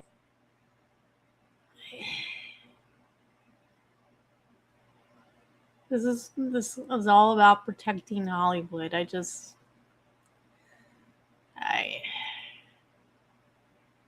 don't know about that. As well anymore for as many. There are stalwart. Tell me you're going to Hollywood think topics don't do as well anymore. How many views is the Critical Drinker get on? Please tell me that you don't think that this is all about that what YouTube is doing is all about protecting Hollywood, please. His channel, out of curiosity, like 500K in the first day, every day. And he's always using the same kind of the message joke, which is about the woke Hollywood. No, it's not that it's not doing well. It's that you can't do it well. Look at his face. You can see it. He's kind of realizing that he's failing. He's failing. Yes, it's all to protect Hollywood. Even though YouTube is a competitor to Hollywood, and they would much rather keep people at home watching YouTube than going out to Hollywood movies. Channels that have baked in Yeah, viewership that thank continue you. to do well. Thank you for pointing out what a load of shit that is. Maybe he But kind of was. There's a reason those videos aren't doing well either anymore. I think there's something more sinister at play at YouTube right now, and it's only going to get worse through the summer. I guarantee it. Why through the summer? What does that mean? Yeah. That they reverse course. I hope that they obviously remonetize these creators. I hope that they, bring back the traditional feed for people to actually see videos from the people that they, have said, hey, I want to subscribe to. This would actually be the worst. Like, Jeremy, this is one of those cases where you think you do, but you don't. Now, I would personally very much love to have the traditional YouTube feedback where it shows me everything that I subscribe to first. If this feature was implemented, though, for Jeremy, he would see a massive, essentially, I don't even know how to describe it. It's not decimate because that would be 10%. It'd be much more than that. He would see an absolute massacre on his subscribers numbers, because then if YouTube restored their feed to showing you that everyone you subscribe to first, when people started getting spammed by quartering 5 times a day on long form videos and 5 times a day on short videos, they would start unsubscribing en masse. The only reason he has 2 million subscribers right now is because people have forgotten that they've subscribed to him. By his own words, about 50,000 people is pretty good for him currently. It's 50,000 people out of 2 million people. That's who's watching him. So if he got what he wanted, I mean, maybe they should do it just for fun. If they got what he wanted, you would see him getting those like 10,000 channel. When you go on like the Social Blade checkup and it's like the 10,000, 10,000, 10,000, 10,000, 10,000. It would be total annihilation would be what's happened to his channel if they restored that.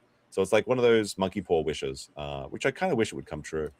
But there's something going on, and they do not seem interested in fixing it at all. I hope you're informed by this video. If you were, please do leave a like on it. If you haven't yet, subscribe or follow down below. There we go. It goes into his slop outro. Oh my god, look at this. Look at the filters on this. He's such a disgusting troll that he had to use all of these AI filters to make his skin look smooth, and you can still see the badger eyes. Badger eyes, I mean the tanuki eyes is what I call them, but I guess most people call them raccoon eyes. Oh my goodness. Let's see if he's learned his lesson. Leftists just tried assassinating Trump. Mr. T's daughter is hilarious. What's up, everyone? This is Jeremy from The Quartering with all the latest. Why isn't this loading properly? I didn't know Mr. T had a daughter, but in my opinion, she's one of the funniest stand-ups I've seen in a long time. Check this out. 6 seconds. Does he come back to say anything? No. Just completely steals this woman's content and puts his fucking stupid thumbnail. I mean, sorry, his stupid watermark over this person's watermark. Maybe Mr. T's daughter is really funny. I won't be able to find out for myself because I can't see her channel name. Does he add anything to the description? How do I see this here? I have to go. I know what you need to do. If you want to go and you can actually look at a YouTube short. If you go into the status bar and change it from short to watch, then you can actually you can watch a short as a YouTube video like this, and then you can actually see all the metadata. So let's see. Mr. T's daughter is hilarious. Hashtag stand-up comedy, stand-up funny, viral.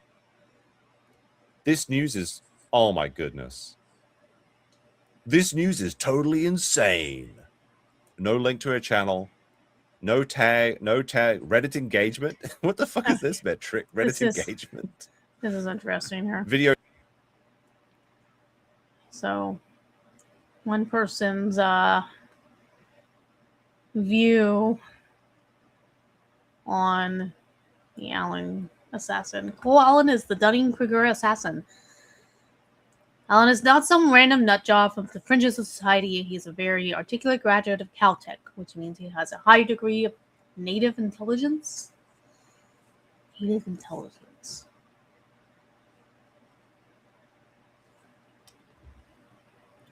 Okay, I'm gonna have to grok this. What is meant by native intelligence? I'm sorry, I'm not intelligent enough that I know what native intelligence is.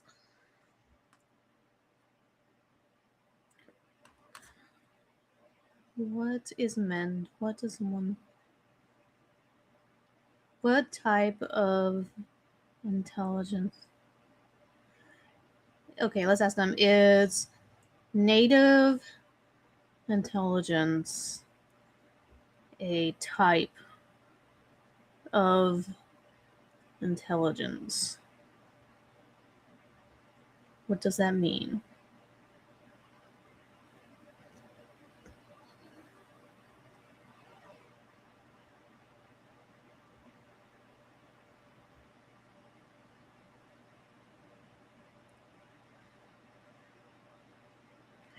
Okay, yes. Native intelligence often described as a type or aspect of intelligence, but it's not one of the standard categories like those in Howard Gardner's theory of multiple intelligence, logical, mathematical, linguistic, spatial. Instead, it typically refers to innate, natural, or inborn cognitive abilities. They're all baseline mental capacity a person has, independent of formal education, culture, or acquired skills. The phrase has a few overlapping but related interpretations. Related interpretations across psychology, philosophy, cultures, and even AI. Innate or natural ability. It describes a person's inherent capacity to think, reason, understand, solve problems, and respond wisely to situations without relying on schooling or book learning. Well, then he doesn't.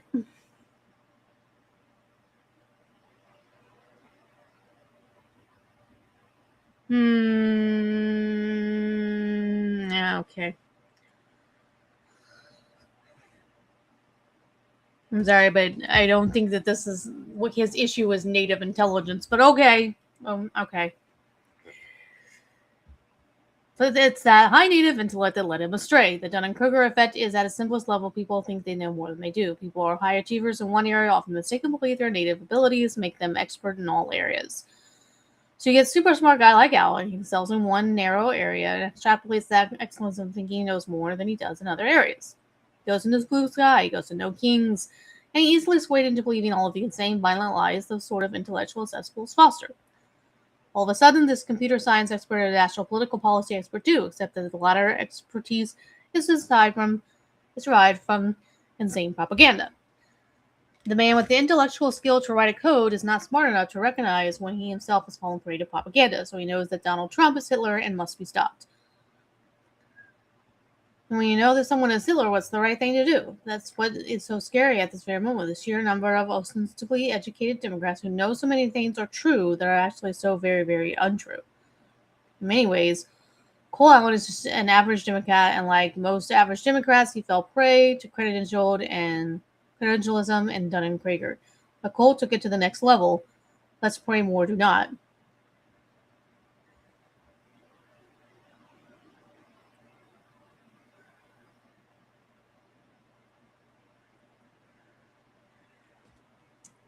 I asked Rock.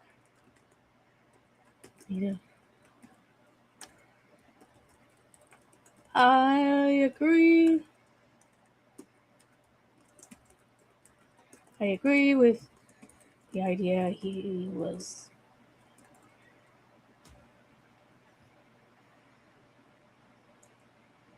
Dunning-Kruger. I agree with the idea that maybe Dunning-Kruger thing is accurate.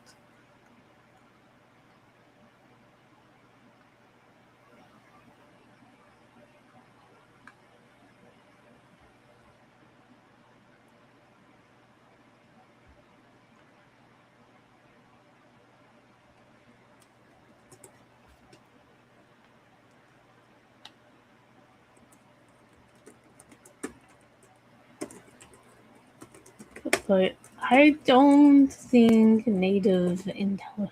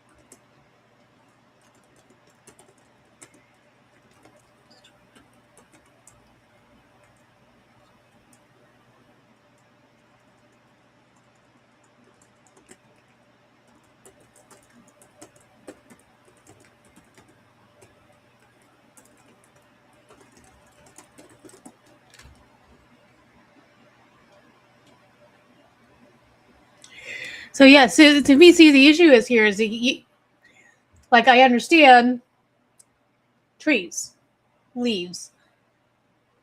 I figured out through daily living from the time that I was a small child what my culture and my society calls leaves and calls trees. I didn't need to go to school to learn that those trees lose their leaves sometimes. Some trees do not. Most do. I think it's... See? Maybe I'm slightly wrong here. Every tree in Ohio, except for the pine trees around me, lose their leaves. Okay. I think all of the pine trees in my area do. I got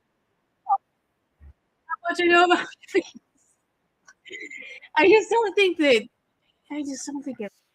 that's a good example.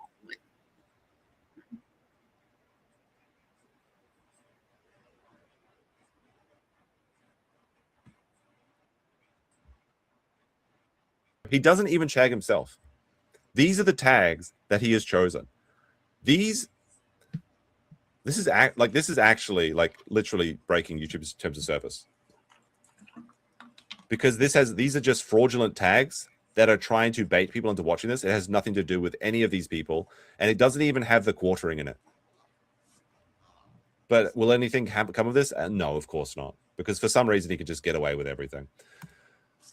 All right, so we have a bit of a battle report from the day from the Kiwi Farms. Oh, by the way, speaking of the Kiwi Farms, you know, you got to lead with your mistakes sometimes, even though we're like an hour into this stream. So the Renaissance, so Reardon Steele uploaded the Renaissance Fair in its entirety. I literally thought his name was Retarded Steele. I guess I can't read either. Maybe it's my dyslexia hitting or something. I swear to God, his channel name was Retarded Steele, but apparently it's Reardon Steele. So my bad on that one. I apologize to Reardon Steele for that one. Anyway, let's see. End of day regular video update. So Jeremy has been humbled, and well, not quite, but he has been embarrassed, and he's definitely licking his wounds. So this post from Ricada's coked out kid with the Jeremy's picture. That's a very funny name, actually. I didn't realize that. So as of 7 p.m. EST, Jeremy no longer regularly uploads videos on his main YouTube channel for the day. He has hidden his only upload today, somewhere around 30 minutes to 1 hour after posting it. Out of the past 10 scheduled upload times, he's only put up one video with a view count of 30,000. This is the second day this month with 0 uploads standing, with the other being his birthday. This is the third day in a row without a live stream, despite him saying during his game stream that he'd probably do one the day after. This also marks the 5th day in a row without an upload to Unsleeve Media. His last video stands at 821 views, despite a legendary pull, editing, and an appearance by Huck the German Shepherd, the doggo that is adorable, though, which pisses him off.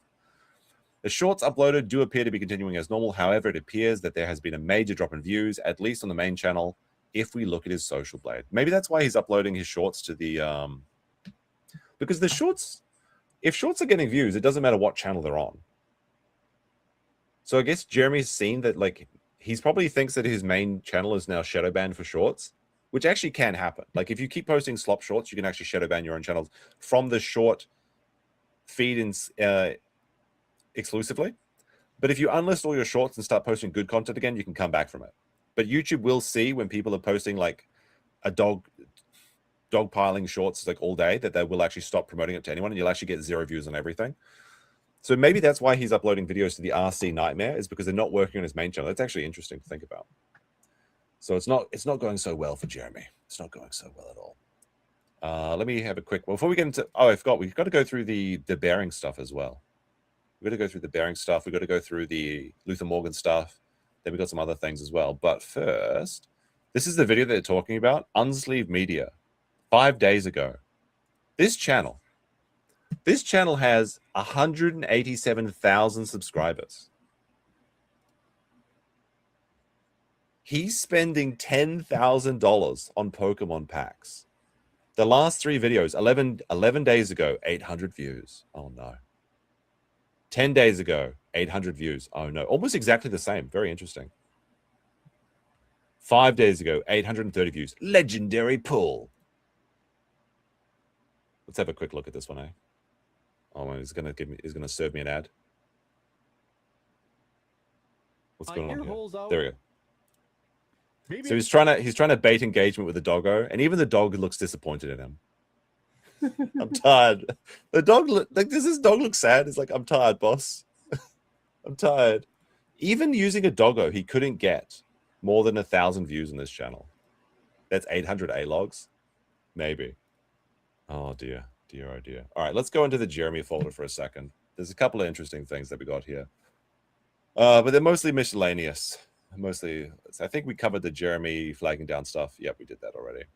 All right, so in response to the Renaissance, look, you know what? Actually, let's watch a couple Renaissance Fair clips first, so you remember what it's like. Not sure if we played these ones before, but we'll Another see. one soon. So this is the Renaissance Fair thing, and I talked about this on my last stream where we went through a couple of them, and I was actually shocked. Like, honestly, the stuff he was doing, he probably could have been arrested for. Going around, breathing down people's necks, calling out like, "Oh, this bitch is a MILF. Oh, fuck her. She's got kids." And they literally look at her. They look at him in fear, so they can hear what he's saying. This is unhinged behavior. This is weirdo behavior. This is predatory behavior. A married man, by the way, yes. In this, like, I swear to God, in this video, well, not this video, but in the full 2 hours, he literally says about how he hates his wife. He's like, "I hate my wife. I'd rather give everything up and have a 2-bedroom apartment. All I want is attention from anonymous internet weirdos." Speaking of anonymous internet people, let me remind you to like the stream. We've got 850 people liking. Can we get to 400 likes today? If we get to 400 likes, then the YouTube algorithm kicks in. It recommends the content. Don't make me tap the sign, chat. Tap, tap. Hit like if you like the show. If you don't like the show, don't hit like or hit thumbs down. Be like, this guy sucks. I don't mind.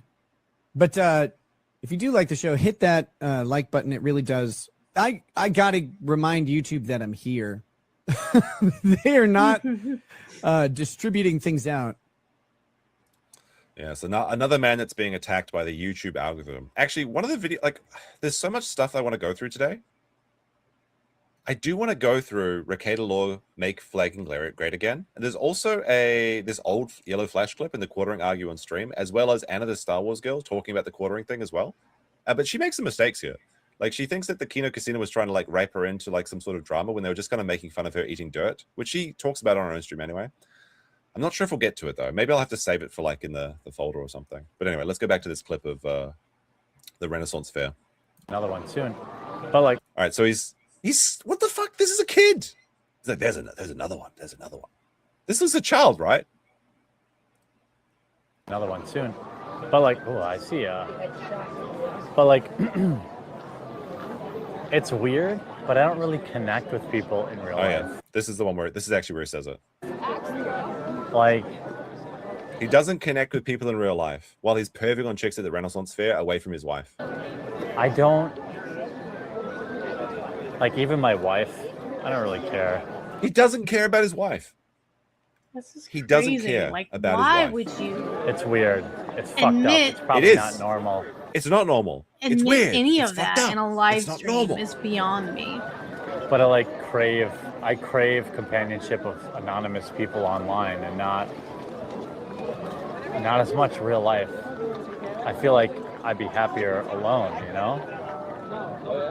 I mean, to be honest, he deserves to be alone. Why is he saying this? Here's the question, chat. Do you think he's saying this because he believes this, or he's saying this because he's trying to score points with the chat? He's like, "Oh, guys, you know, I actually don't care about my life. I'd rather be here with you, anonymous internet people." I don't know. Like, I think this is actually an insight to his mind.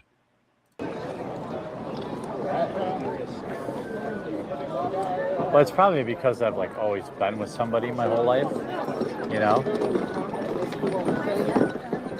I've never really been alone, so it always appears to be so much better. So, like, what's happening here is that he feels like many people that get lots of money after they marry early, is he wishes he could upgrade his wife. He said to Sargon, and maybe Let's stop this again. So Rekieta is still getting in a back and forth with people about the whole Dr. Steve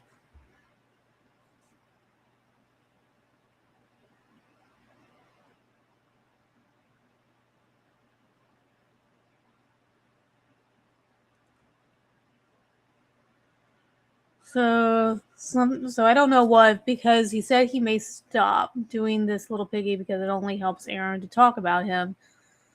So he stopped doing the show about him, so Aaron fades away. And closing Carl is a right. It has nothing to do with them basically almost ruining Dr. Steve's life.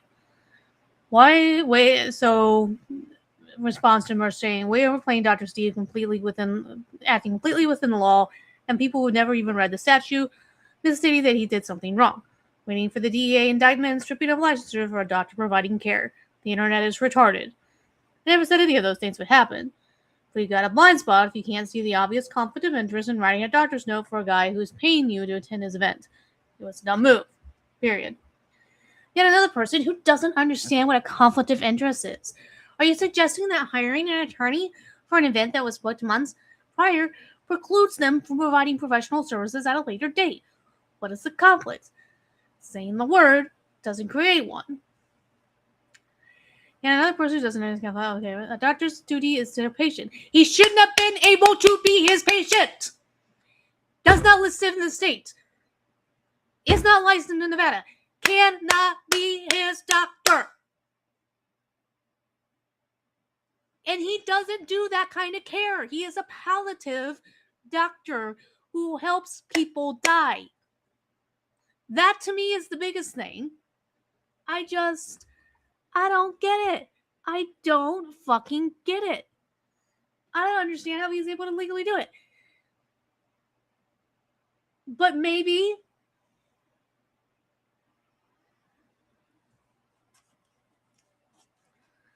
a doctor's duty is to the patient. Providing services congruent with the patient care while also being hired in a separate capacity is in a conflict of interest. I would tend to agree with this. I don't know how to say it. Conflict has to have a conflict of duty. He might be right about this. Is something that I'm actually going to tend to agree with this. I don't think that there was a conflict of interest per se. It's just the idea of how can he be his personal doctor? One person is in Tennessee, one is in Nevada. Like, how does that work? And he's not. His specialty again is dealing with hospice and helping people die. I don't know. It's weird to me, but maybe it can work that way. Maybe I could go to somebody who works in hospice and say, I want you to be my personal doctor. I want to see you for, basic medical care. Maybe it does work that way. I don't know. It just seems weird. Seems very weird to me. I said, I really don't care. I'm just kind of.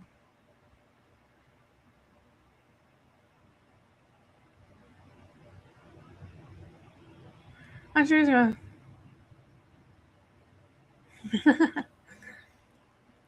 I really don't care. I'm just some guy with an opinion. Good luck to Melton. I'm sure he's going to do really great in court. I'm sure the judge is going to love all of this.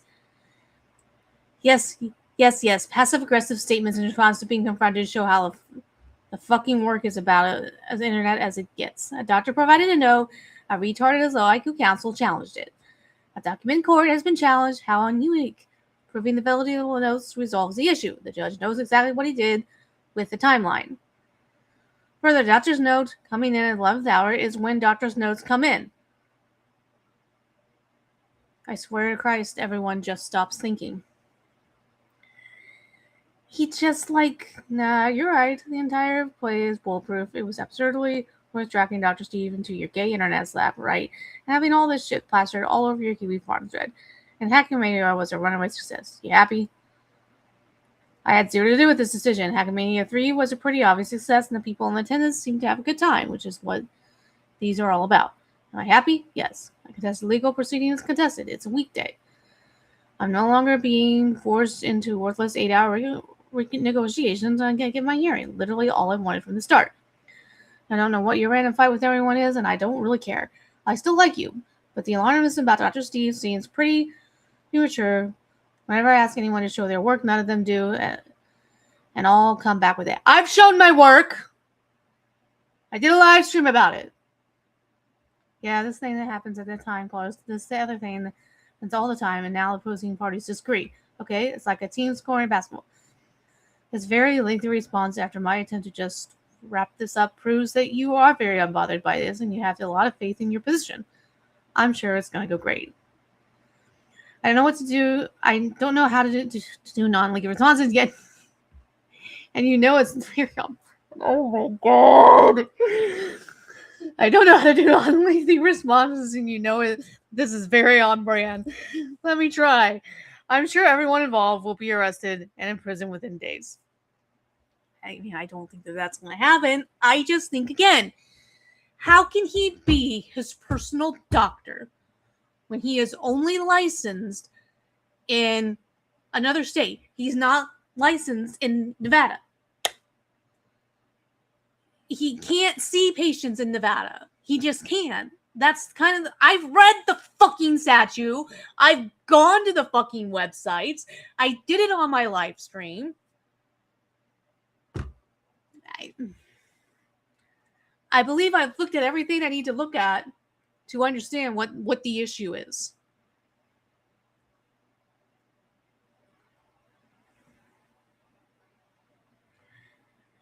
Claim that dragged into this trial is absurd. If anything, Dr. Steve was the best person to write the note. He saw Melton's condition worsen firsthand over several days. Dr. Steve also had no agency. He couldn't possibly survive without Melton booking him for the weekend. He can argue other points without being disingenuous. My case is factual, so it shouldn't affect you at all. But the only person there was a 413 date is that his attorney and yours allowed it without knowing about each three for some reason. Hope you're all getting your legal money's worth. Correct. It shouldn't. It doesn't affect me at all. I've stated multiple times that I have nothing to do with it. What is your point? Just get over the... Why do you want to obsess over the fact that... why does he want to obsess over this? I don't get it. Like he... I mean, I suppose I'm kind of obsessed. Whatever.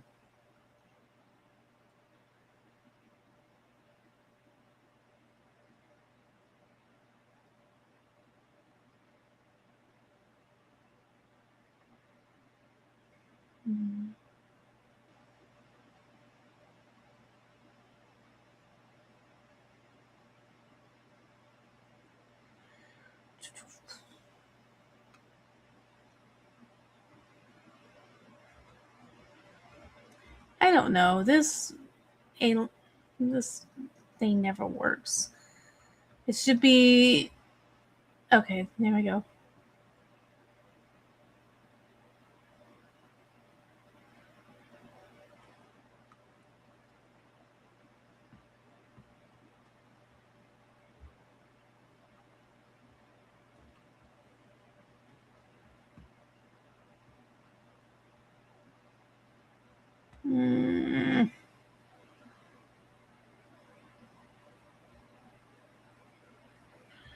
Okay, let's go to Gooding on Rumble.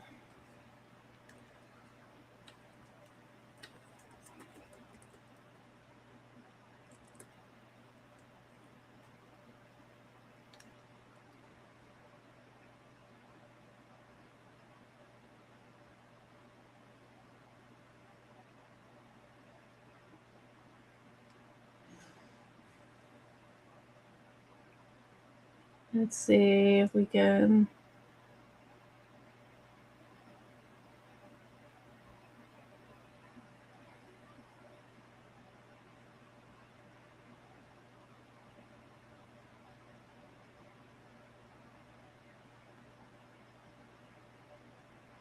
I don't know what is so funny about this.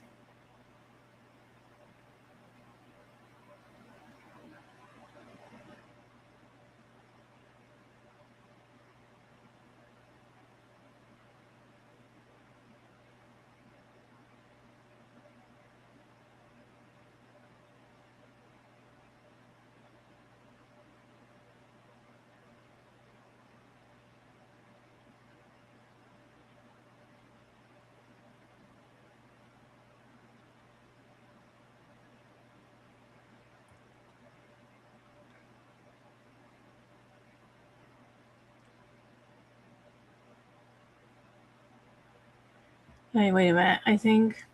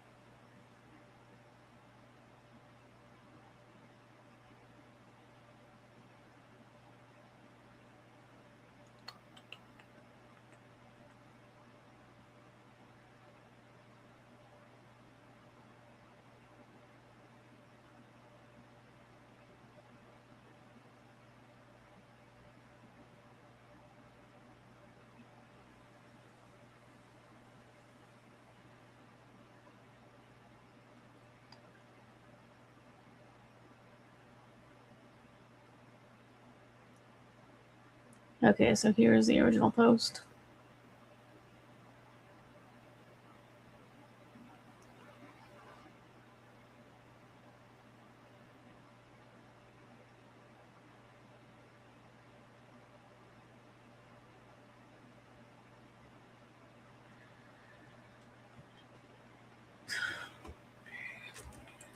I was reading through this on the forums, on my.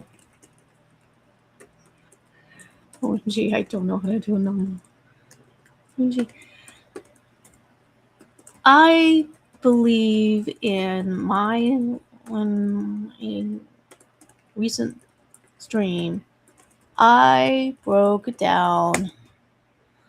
Wait a minute, what? Okay, there we go. I wasn't realizing that you guys weren't looking at shit there. Sorry. Whoops. I broke down what.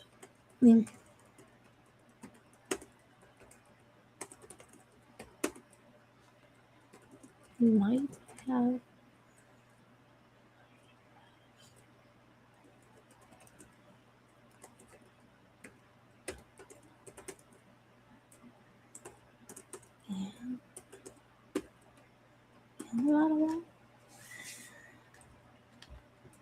I don't think that Dr. Steve can be his doctor. I am not.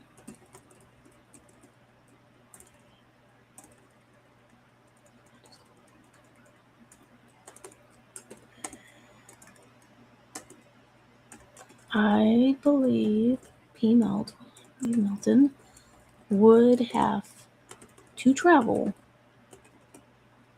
to Tennessee.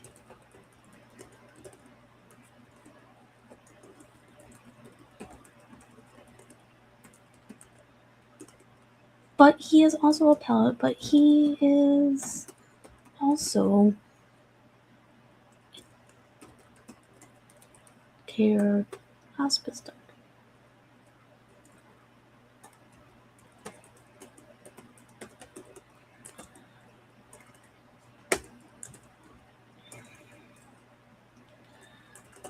I don't think he just see.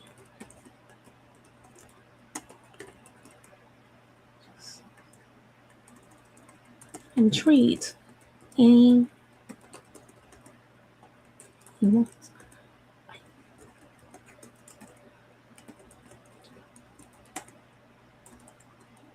And if you could go to him,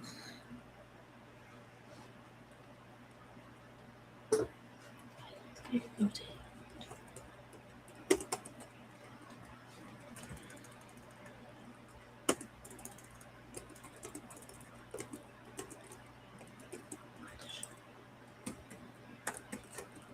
The name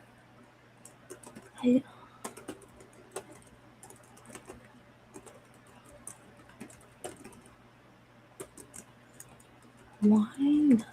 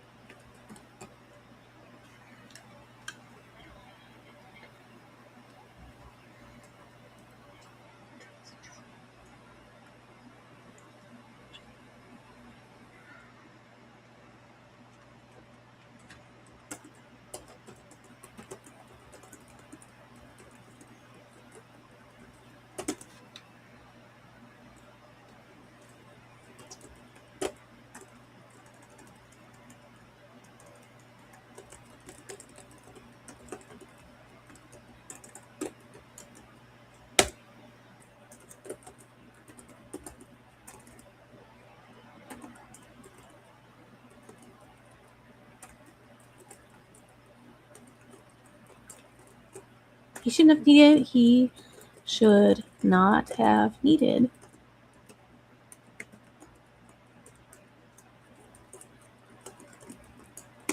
You know what I mean?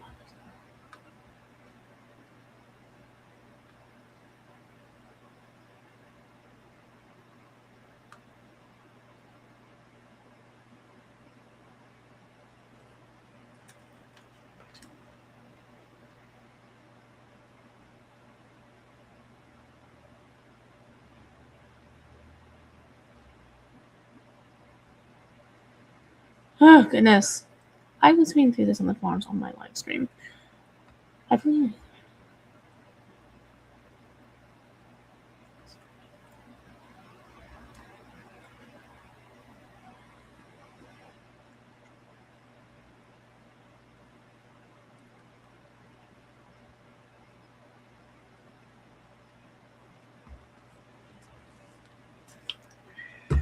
Oh gosh.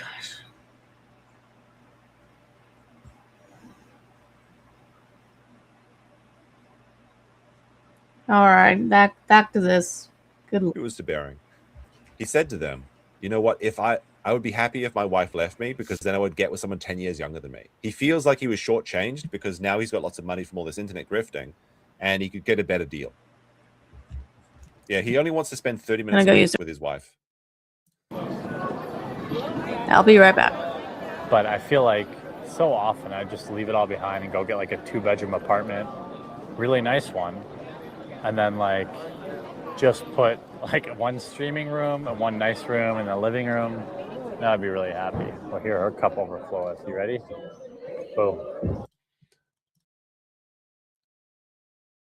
In the clip where he's talking about how he wants to leave his wife so that he can be a bachelor and like bang younger chicks, then the chick comes wearing a corset. Like he says, "All right, chat, our cup runneth over," because he's talking about this chick wearing a corset. So this is like the only purpose this stream exists for is to perv on chicks IRL with a bunch of weird internet gooners, maybe who are probably circle jerking right now. You ready? See, look, Boom. boom. Oh, it's too zoomed in. You didn't get to see the sorry, chat.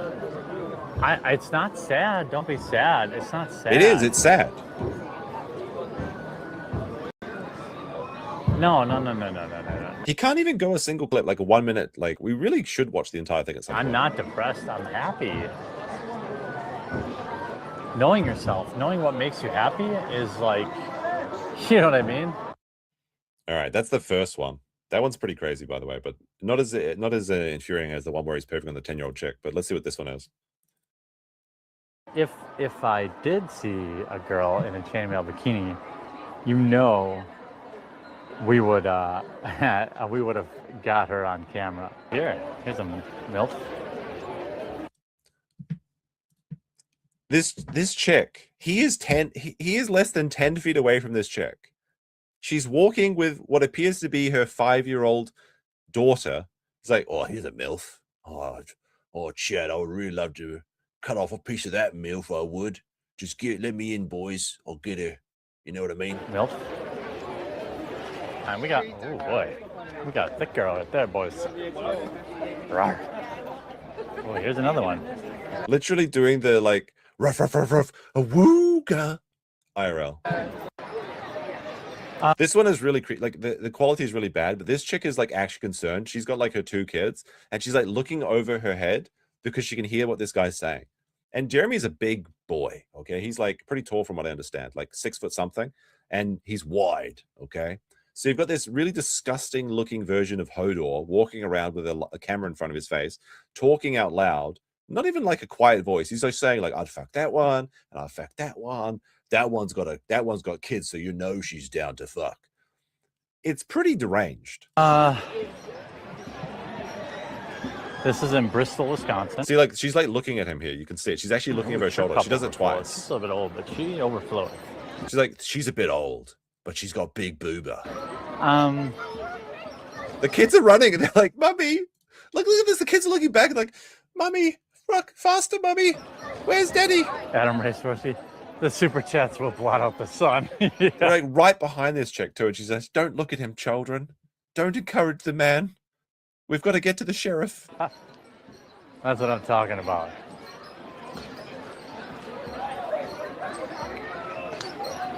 He's still following them. Oh yeah. She's keeping it tight. You know she DTF. She got kids. Fucking God.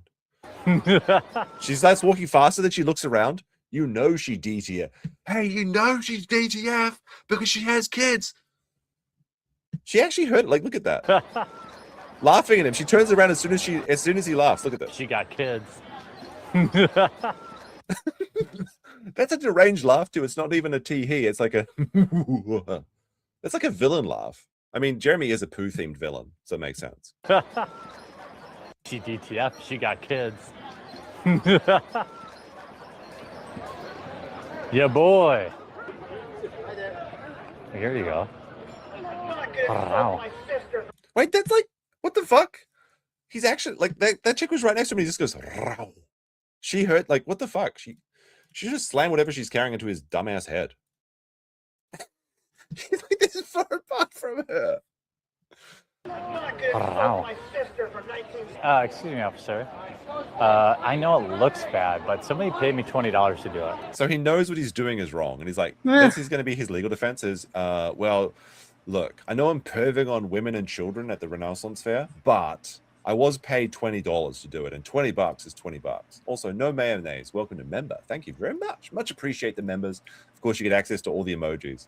Like where Jeremy should go. I mean, I don't know where we're going to find one big enough for him, but that's where he belongs. All right, so that's just a few of the Renaissance Claire flips. We looked at a lot of them last time, and there is 2 hours of these clips that maybe we can get through at some point. Probably not tonight, but Jeremy decided that because Camelot was probably the one that like I showed them. I think Camelot showed them, but he made like a compilation, put it on Twitter, and that kind of really exploded. And now people realize all this stuff. Like they kind of know about. Oh wait, is this the same one? Hold on a second. Oh no, that's an additional one. But this sort of Camelot was responsible for getting this kind of to go mainstream, and now everyone knows about what like a sex pest that Jeremy is. Jeremy responded to this because you can see here Camelot official says, I edited this together from a quartering IRL stream. His goal was to actually stalk women. At one point, he follows a woman with children whilst making sexual remarks.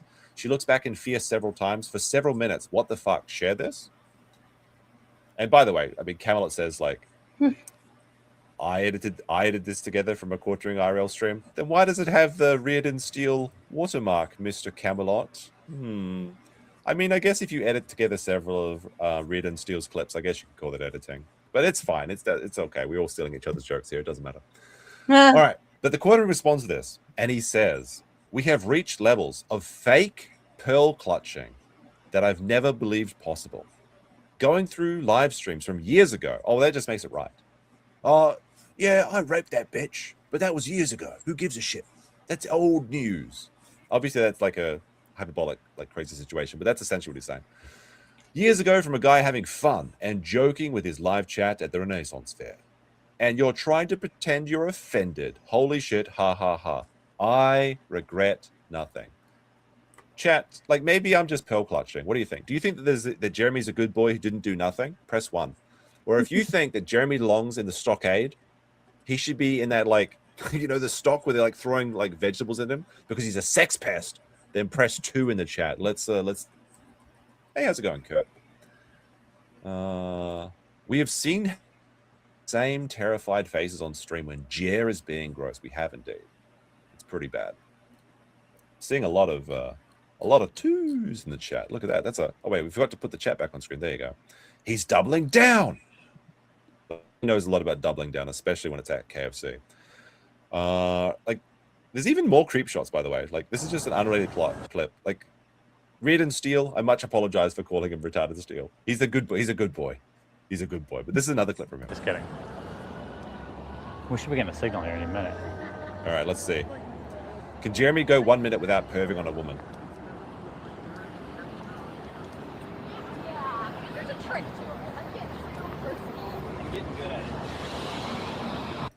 It's the creep shot. Like, is he just doing this naturally? Because he does. I'm not sure if he even says something about this. I think he's just like going past. Habit is to film women in public, more and then this is what he was live streaming. By the way, look at look at this shadow. Have you ever seen that? Wait, hold on a second. Let me see if I can find this as an old one. So I just noticed this particularly rotund shadow on the ground. Where's the original one? I can find a. Where's the original? God damn it! Holy shit! Let's see. Oh my god! I can only find edits of this. What the heck? I don't know. Like, does anyone have the original of this one? Hold on. What I'm looking for is, this is a very famous photo where it's like a 4chan copy pasta and you see this couple walking together and it's like a green text where it's like, oh, women only go with like assholes. I'll never find a love, things like that. And then it's got the fattest shadow that looks just like Jeremy's shadow, but somebody's edited. I think so. I can't find the original video, the original post this, but I think you guys know what exactly I'm talking about. It's an old meme. It's an older meme, soon, but it still checks out. Dear. All right. So let's go. I guess now we'll go into. You know what? Hold on a second. Let's go to one Brittany Venti clip. Okay, we'll go in. We'll have a bit of a break. We'll have a bit of a chuckle break. Then we'll go into the Bearing stuff, because Bearing was a friend of Jeremy's, and also Trent Johnson. Okay, wait. Here's a new post. We'll see this, because apparently Brittany Venti did an entire stream checking out all of Jeremy's facial features. Here's a new update from Ralph. Hello, Psychotic A-Log. I usually don't like responding to you directly, but it is about 1 p.m. local time here in Mexico. I believe it is April the 26th. It's Sunday. I am in Mexico. Would you like to see? And I won't be coming back. Hello, Psychotic A-Log. I usually don't like responding to you directly. So you're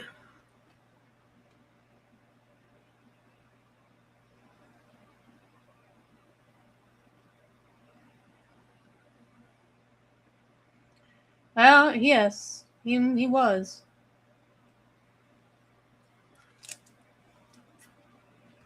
I don't know where he got that screenshot from.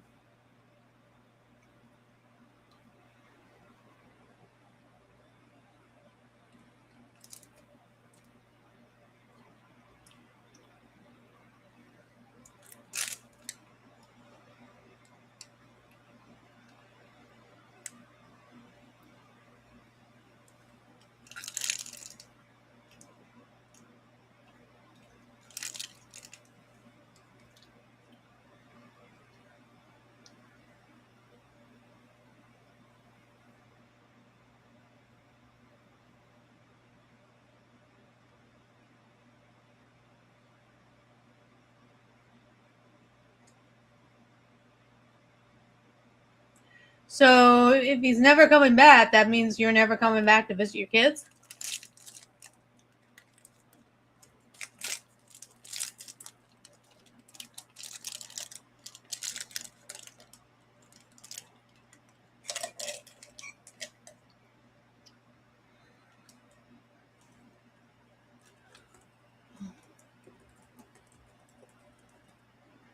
Hmm.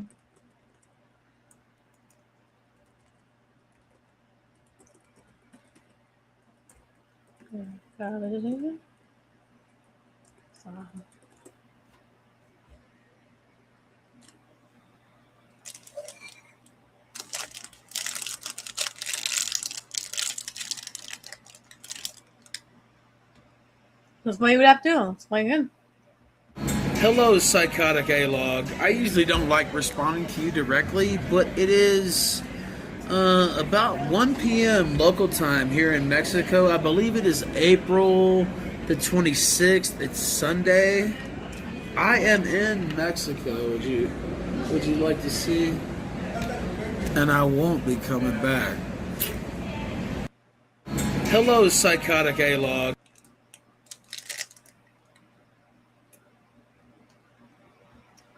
I wonder who this was. Who was he responding to?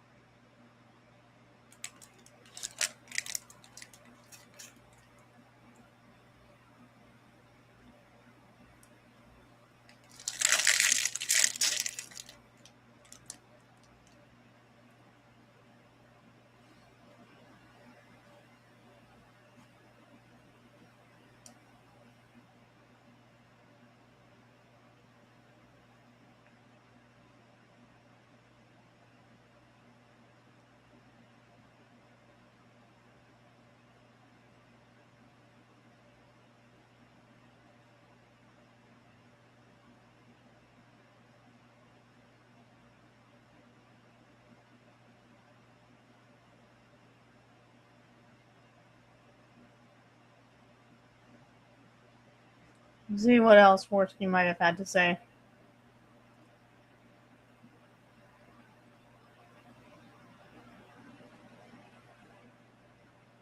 Oh, now we know. Thanks for responding, Ralph. Congratulations, you really owned me. Especially when that part where you said you're never coming back to the USA. Lead Xander Vickers and former name Morse Victory. I don't know how I'll ever recover. Hey, at least you know you can stop collecting the cats.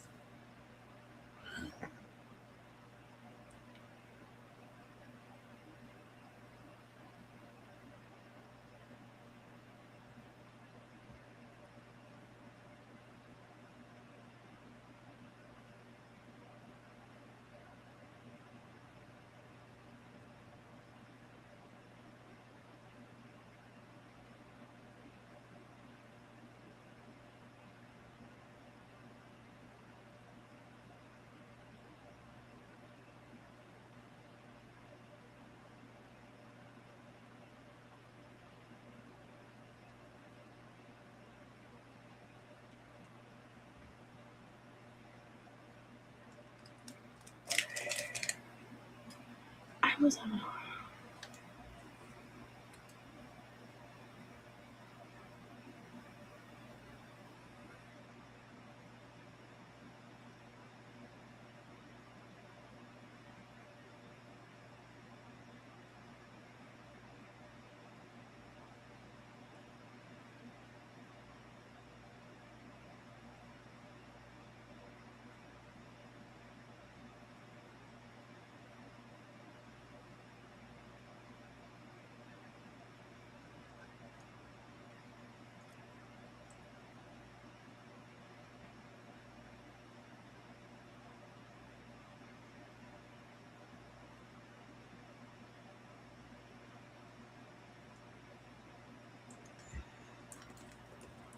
I honestly did.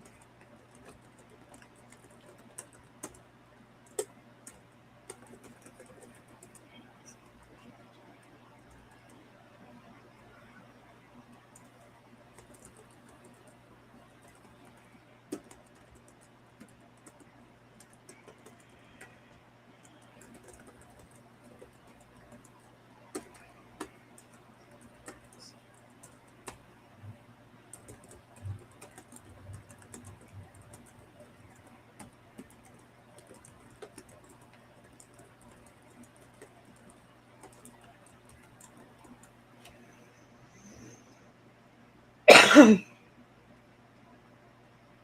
honestly,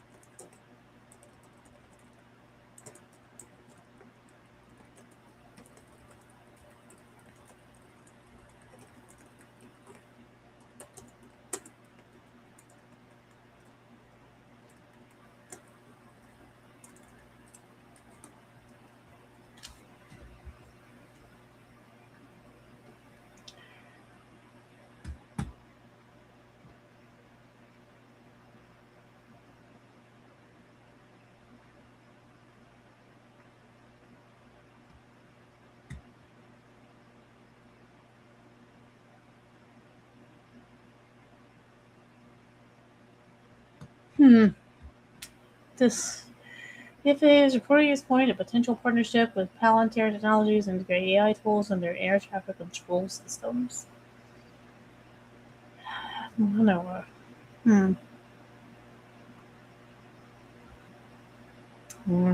Dark style eyes or something. We'll just watch one of these. Once in a while. One of these and see if it's any good. I haven't seen this yet. Thumbs up. People saying Britney's insufferable. I don't know. Her video. Have I been going for 4 Let's see. hours? 2 minutes. Quick, and come on, just 2 minute Britney Venti adventure chat. In and out. If it actually loads. Is my internet under attack? Hold on. That works.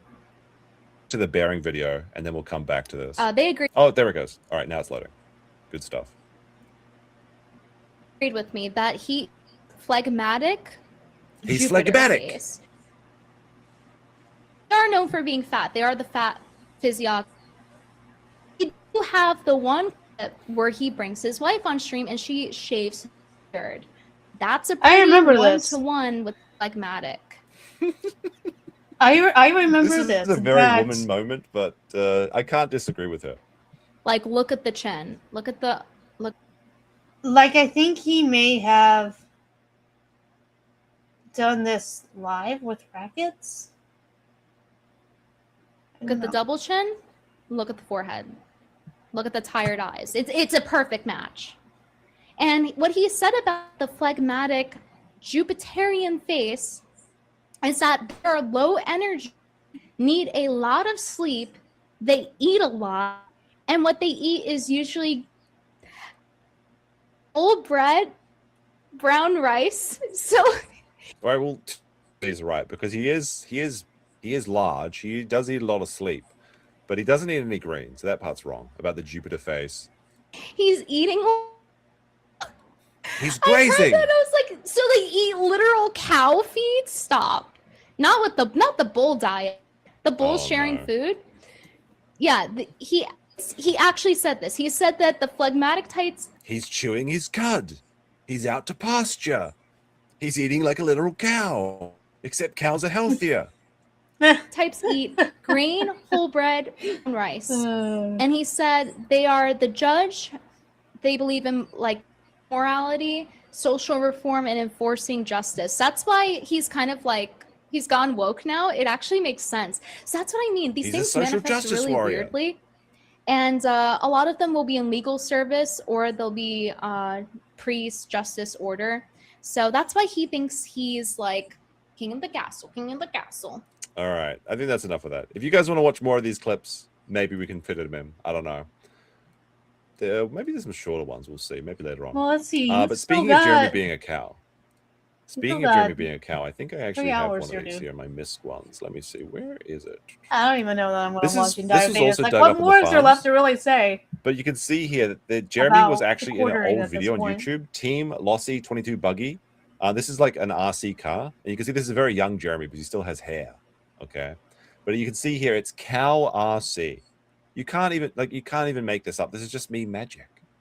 Our friend and longtime cow product user, Jeremy Hambley of the RC Nightmare YouTube channel, posted his video of his final detailed review of this car.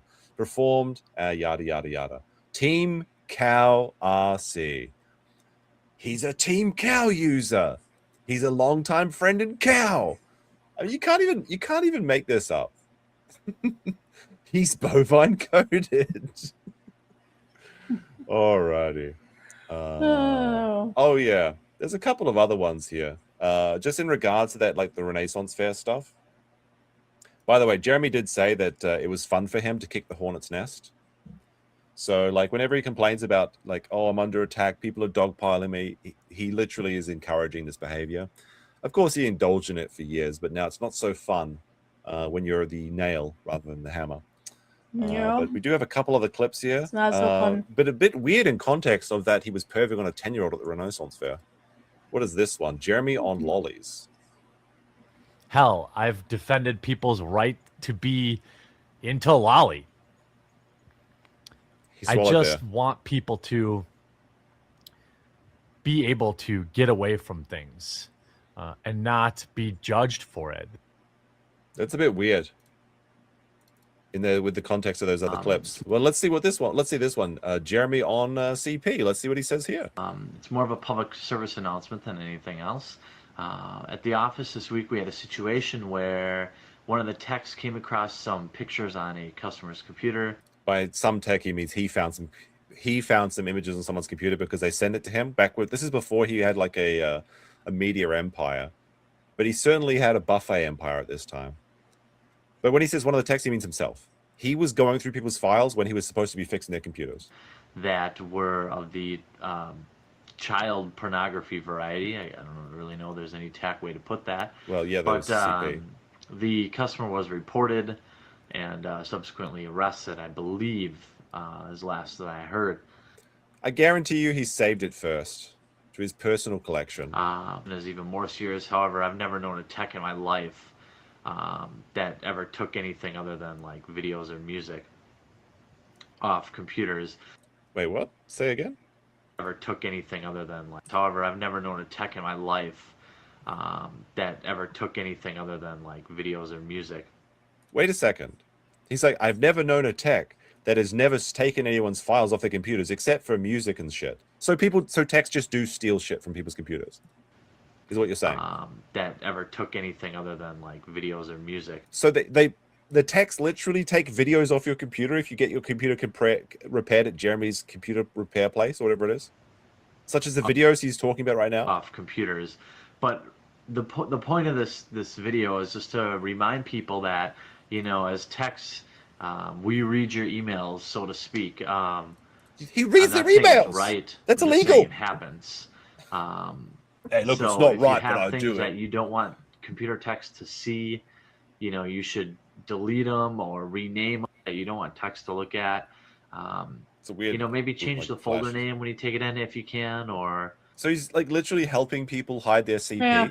That's a weird thing to do. you know, I'm not That's condoning good. it. I don't think understand it's how he necessarily thinks. right. I The believe reporter it's an seems to invasion think of that this privacy, can't be interpreted but, that way, that's and really why I don't really do it anymore.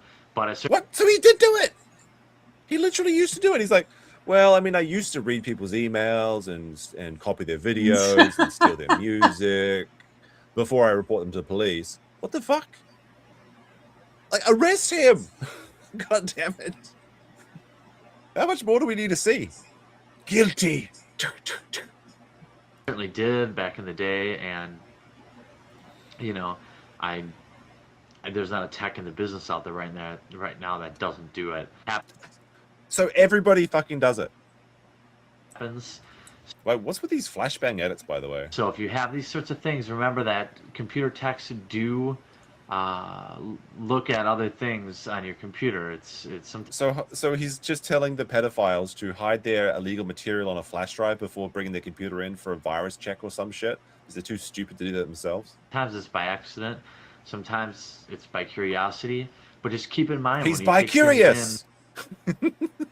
He's accident. Sometimes it's by curiosity. That's a very, very fair interpretation of what you just said there. But just keep in mind when you take things in or boredom to get your, you take your computer in and get it fixed. People look around. He needs to be fixed like an animal. By the way, speaking of animals, so when I was looking for that photo of the fat shadow, I typed in fat shadow meme. I can't show these because half of them are like literal inflation fetish stuff or some shit. But it's like Shadow the Hedgehog, but very fat. This is the only one that's like safe for work, basically. So I wouldn't recommend searching for Fat Shadow Reddit because this is the only safe for work one that I can show you. This one's actually kind of cute, but you know that people are getting to it, which is disappointing. All right, so we'll get into the. Before we get into that, we've got Patty FPV. Do you actually do like first-person drone stuff? Is that the FPV in your name, or is it just something else? He gifted 5 subs. Let's fucking go. All right, god damn it. That's going to be in my search history now. Searching for Fat Shadow. God damn it. I'm gonna have to. Well, I guess that's it for this install. All right, so let's go to the Bearing video. Now, Bearing does a pretty good job in just addressing the allegations that Jeremy struck down the Kino Casino, but he does recap. Like the first 6 minutes is like a recap of all of that. Of course, we know all of this stuff. So we're just going to skip to about this point in the video where he starts talking about his personal interactions with Jeremy.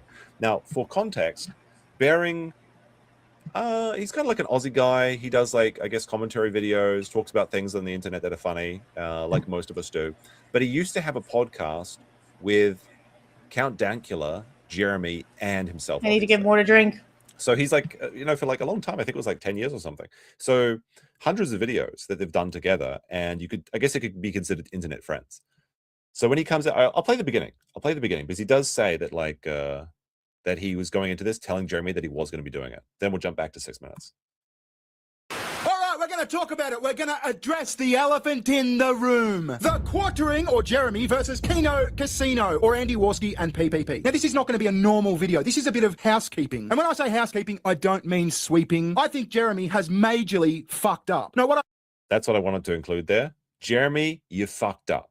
Even your friends. I guess they're probably not friends anymore because they're not loyal. They're disloyal. Disloyal Bearing. I made you.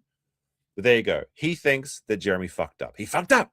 Been following this, you've heard all this fucking shit before, but I promise we're almost done. Then I can take a breath and I'll add some more stuff. PPP tweets, well, short to his word, quartering flagged down our entire clip channel for ban evasion. He really is the most pathetic worm, blah, blah, blah. Then we get the Andy Warski video we saw before, and Jeremy tweets this birthday card, which is made out of cards. Now, I just want to... By the way, it's not just made out of cards. It's obviously casino themed because you've got like the cards, you've got the game boards, you've got dice, you've got chess things, you've got poker chips in the back. It's very, very clearly casino themed, not just card themed.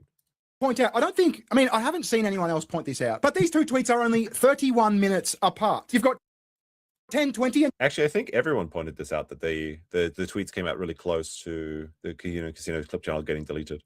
You've got 9:49. Now, again, this might be timery dues, weird fucked up Australia time, but fancy that, 31 minutes apart. The casino gets banned, and Jeremy tweets his casino-themed birthday card that says, you are kind of a big deal. I don't think that makes me a conspiracy theorist. I think that's a bit sus. So anyway, as soon as this happens, the boys get back on stream, make a big song and dance about how the clip channel, which was apparently ran by their editor, like the editor was getting all the money from the clip channel monetization, was taken down. The channel... By the way, they've started a new clip channel, I believe, on Locals, which I think had over 100 signups, which I think is like Locals. I don't know much about it, but it's like, what is that, $5 a month? So it's $500 a month that is going now to their clip channel. Flaked, who, he was getting $10,000 a month apparently before this all went down, but it's good to see the supporting for the fallen in the old clip flagging wars. Was banned. It was terminated. So Jeremy, Jeremy, me? It wasn't me. Wait, Jeremy only has 111 subscribers on Locals. I don't use Locals, but that's pretty embarrassing since that's like his home turf.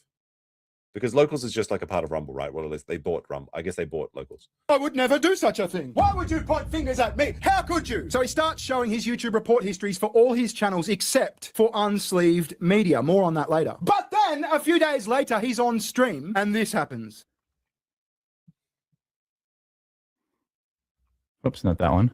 Oopsie daisies. And there it is. Thank you for your report to YouTube. Sent to MTG headquarters. Now that's the end of the timeline. I'm going to tell you why this matters, right? Whenever I'm researching something to do with like the mechanics of YouTube, I always use Gemini because Gemini is the Google AI. So it's in the same ecosystem, if you like, as the AI that runs YouTube, as the AI that sent this email to Jeremy. So I fired up the old Gemini and I said, what does it mean when you get an email from YouTube with the subject, thanks for your report to YouTube? And it says, when you receive an email with the subject, thanks for your report to YouTube, it's an automated confirmation that YouTube has officially received a report you submitted regarding content on the platform. What? That's an interesting idea. I never really thought about using that, but I do want to put in one piece of detail that I think Bering missed here, and that is that one of the fans of the Kino Casino actually had a dead gaming channel, and they decided to flag their own dead gaming channel. So they logged out of their account, they logged into a new account, they made a report, and then they deplatformed their own channel as a test.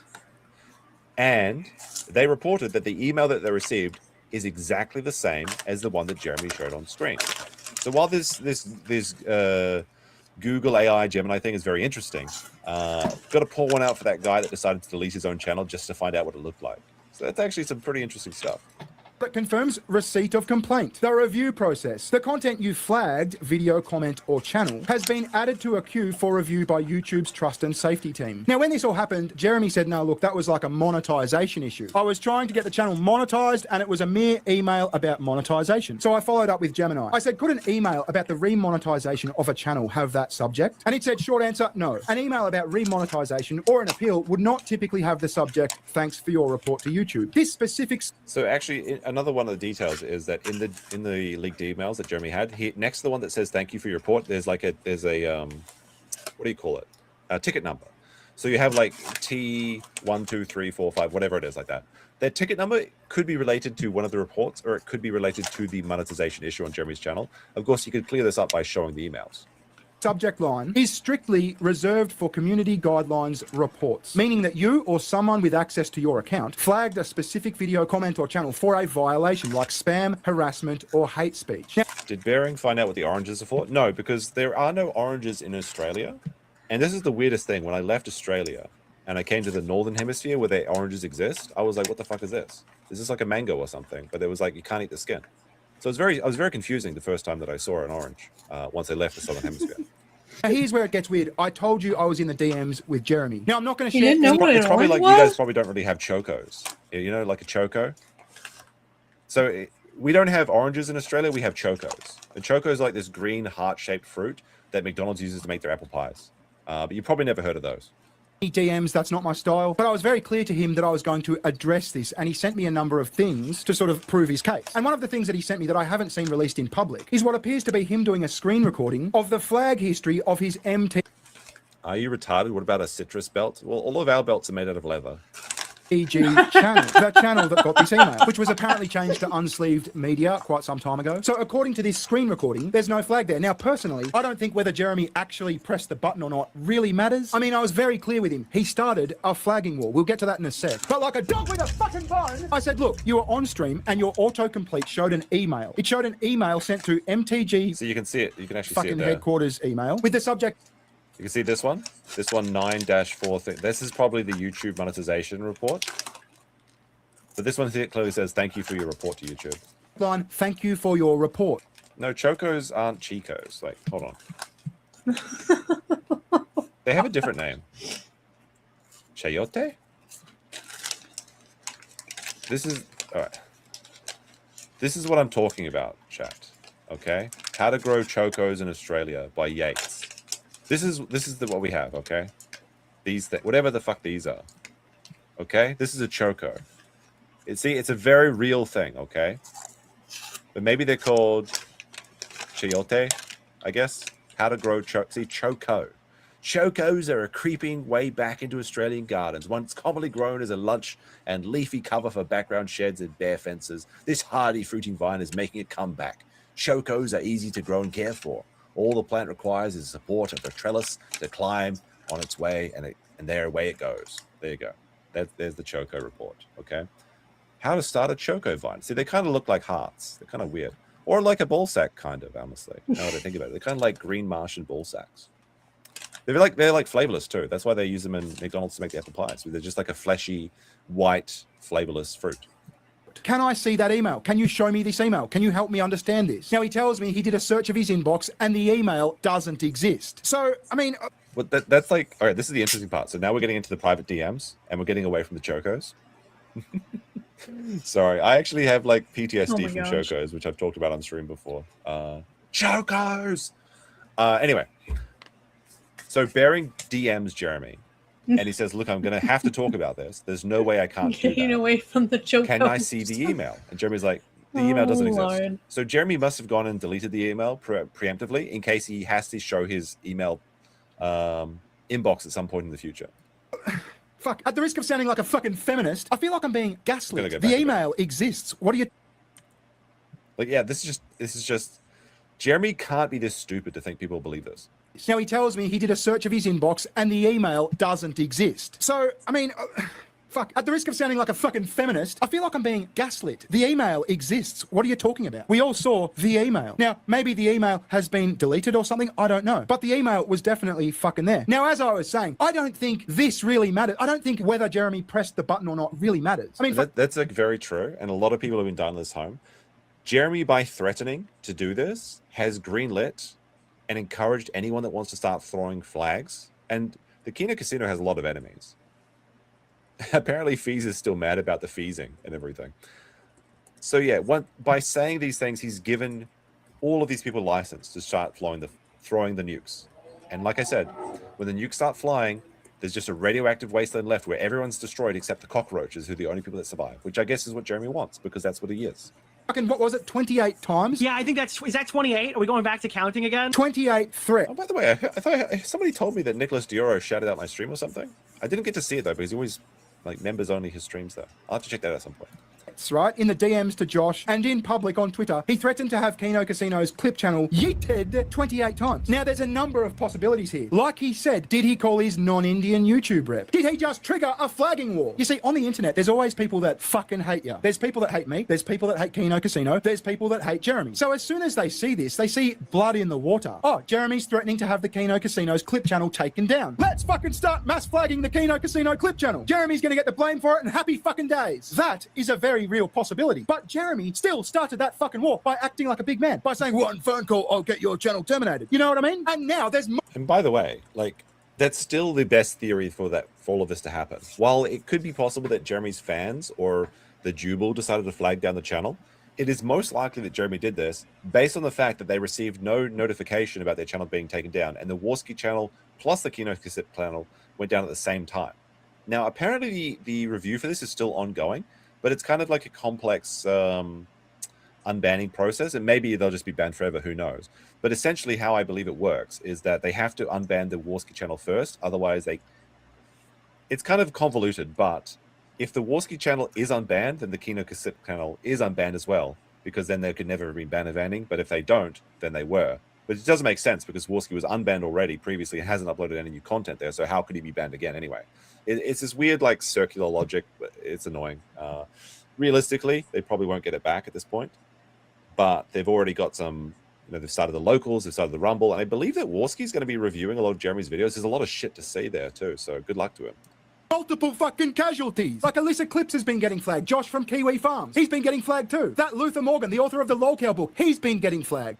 This was a big mistake to flag Luther Morgan, as we're going to see in the next one, because now you've made an enemy, the worst kind of enemy, the enemy that can read, and also the enemy that really doesn't mind doing a lot of research into your potentially FDA non-compliant, maybe not criminal, but illegal activities on Amazon. We're going to see it later. A guy called Rantman, he's been getting flagged too. It's because this frenzy has been started. So whether it's Jeremy or not hitting the button, he's still responsible, especially...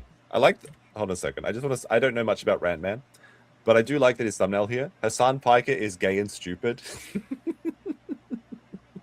W rant, man, honestly. Because this frenzy has been started. So whether it's Jeremy or not hitting the button, he's still responsible, especially given Jeremy's take on online harassment. See, when I got in touch with Jeremy, I said, did you flag the Keno Casino Clips channel? And immediately it was defensive. It was more than defensive. It was, you're taken up for the casino, you're on their side. Like as if I'm some sort of traitor. Like I'm not in the fucking T-Birds gang. I Disloyal bearing, you rat Australian. take up for myself. And right now, the people that watch my videos, consume my content, want me to talk about this. And I gotta say, I'm slightly fucking perturbed about this too. So anyway, I love that word, by the way, perturbed. It's so much fun to say. Jeremy said no, he did not flag the casino's channel. He said all those threats that I made were just me bluffing. It might have been my audience, but I think they know I wouldn't want that. I mean, really, do they really know that? You just publicly said several times that you want this channel terminated. But anyway, he said it was all a bluff and he had to do it because they were harassing his wife. So I said, as we've seen from the clips today, the person that is harassing Jeremy's wife is Jeremy. He said he didn't even care about her. He would give her up in a second if he could just go back to living in a double bedroom apartment.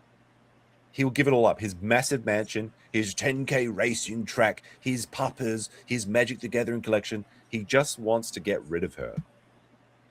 How pathetic. And this is the woman that he's trying to protect? No. really, Andy and PPP are harassing your wife? Because from what I've seen, they tend to say, don't harass Jeremy's wife. That's a big fucking triangle, but it's the massive, the massive PPP triangle. It doesn't sound as good as the small one, though. That's the only problem. Visually, it's very stunning. I've seen, they tend to say, don't harass Jeremy's wife. So I asked him, can you show me? Can you show me an example of this? Help me understand. And the response was, just go look at the farms, as in Kiwi farms. So I said, wait, you're talking... So Jeremy has no evidence of them harassing his wife. Actually, you know, the funniest thing, hold on. I mean, the quartering may have already deleted this. This just like sparked up in my brain for a second. So oh no.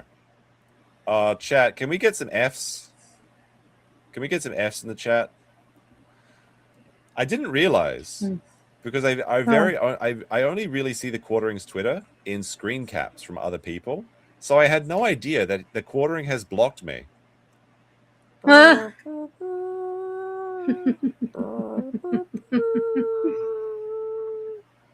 So pour one out for my Twitter interactions with the quartering. I don't think I ever really DM'd. No, I didn't DM him, but I only atted him one time. I usually quote tweet him. But anyway, I better be careful with it because I never know if Cuckpord's going to show up on quartering's Twitter account. But here it is. So the quartering, as we know, his catchphrase is what, chat? It's this, right?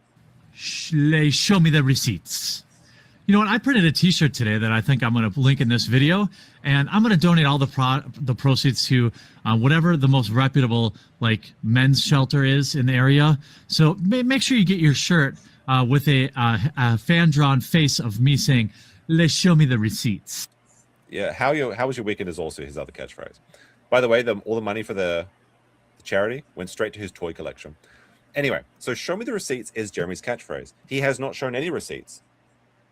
That there is this mysterious F-150. He has not shown any of the phone calls to his wife. He has not shown anything, except he just posted this. I guess this was 24 hours ago.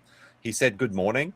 And you can see here, some random person with a freezer icon is telling him to delete himself. You know, KYS yourself, Jeremy. This is the first time he has posted anything about death threats to him. So Jeremy always immediately shares anything he can prove, and he doesn't share what he can't prove, obviously. This is the first time he showed a receipt of a single person with a random person. It could even be one of Jeremy's friends just doing this so that he could, just so he can incriminate himself or whatever. This is the first fucking time that he showed a single receipt of a single death threat towards him. And it's just some random internet person. Are you dead yet, son? Look, this is not a threat. This is not a threat. This is just a random internet nobody, or it's someone working for the quartering. Jeremy himself made fun of the woke liberal feminists that were getting these random sort of messages, the exact same type of messages. And he was like, of course they're not real because they're not going to come to your house, okay? This is made up bullshit. It doesn't matter. But to Jeremy, it was real in his mind. He literally did go woke, and now he's going broke. It is very fantastic to see how that's happening. By the way, we have over 1,000 people in this stream. I'll make one more plea to like the stream. We just need 400 likes, and then I stop asking for it. That's when the YouTube algorithm kicks in. It distributes the video to more people. More people see that Jeremy is a piece of shit. Don't you want that for me, chat? Don't you want that? Anyway, but if you hit dislike if you dislike the stream as well. Or just say hi in the stream. Let me know how your weekend was going or what the oranges were for.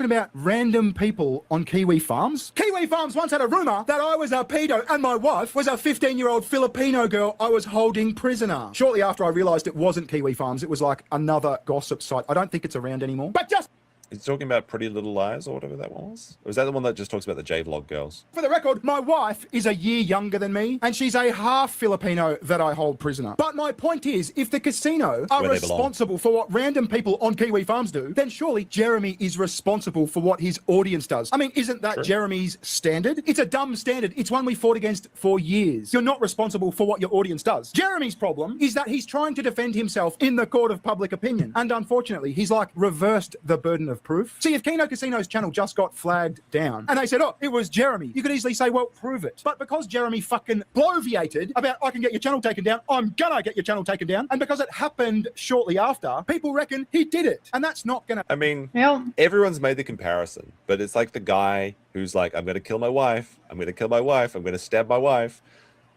Says it every day. Comes home. Wife was stabbed. Can we see your knife collection? No. That's what it's like. Plus, Manny says, grift harder. Grift harder with a 200 rupees. Thank you very much, Manny. Maybe we'll have a dinosaur stream this weekend. Who knows? On the gaming channel. A lot of fun. There's actually the new dinosaur, the Kentrosaurus, is coming up. That's going to be cool. Yellow Flash with a 10 says, lol, watch his rushed out Trump shooting video. He fumbles it and is muted for the first half. We watched it at the beginning of the stream. It's very entertaining. And I muted myself at the beginning of the stream as a joke. Like it was all performative art. The fact that I was muted while talking about Jeremy being muted was planned from the beginning. But thank you for the support, Yellow Flash. a change because it's very hard to prove a negative. I mean, there's several factors here. He started a flagging war. He said he was going to call his non-Indian YouTube rep. Yeah, like realistically, there is no way for Jeremy to prove his innocence because we can never know Yeah. if he has a mysterious account that we just haven't seen. But we have seen that Yeah, his it's kinda hard unsleeved for him to media prove that channel he didn't do has sent in anything. a report. Can we see that report? What channel? Can we see the report history on that channel? If he showed it and it wasn't flagging the Keno Casino, it still would not prove his innocence because, like we said, there's really no way for us to know all of his accounts. But it would give him a little bit of like credibility, which is something that he's sorely lacking on in these days. YouTube are sending him thank you for your report emails. You're fucked. So I suppose I'll address Jeremy directly. Listen, Jeremy, stop taking yourself so seriously. You're a YouTuber. Being a YouTuber is fun, and you're not having fun, which radiates in everything you do. You can't He's not having fun. He's radiating a stinky aura.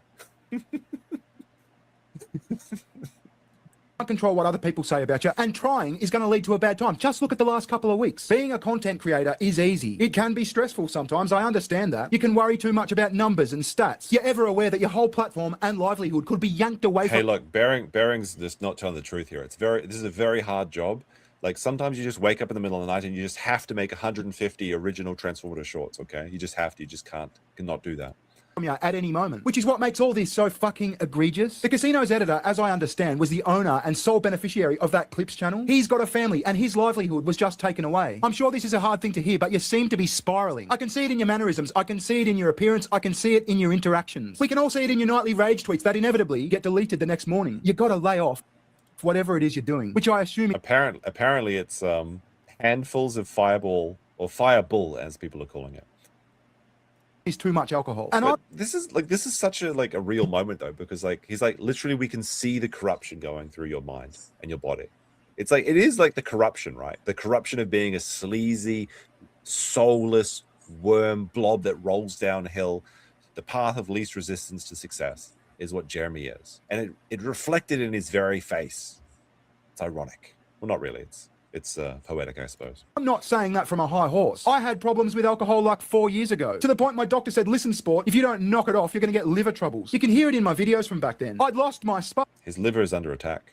Now I don't drink at all. I'm physically fit, and with that comes mental clarity and stability. I've got my spark back. It's really fun again. Think about taking some time off. You've got the money to do it. You've got a wife. You've got 3 dogs. You've got acreage. Work on your physical and mental health and come back for the redemption arc. Everyone loves a redemption arc. And a good faith effort to help the boys get their channel back probably wouldn't go astray. But you...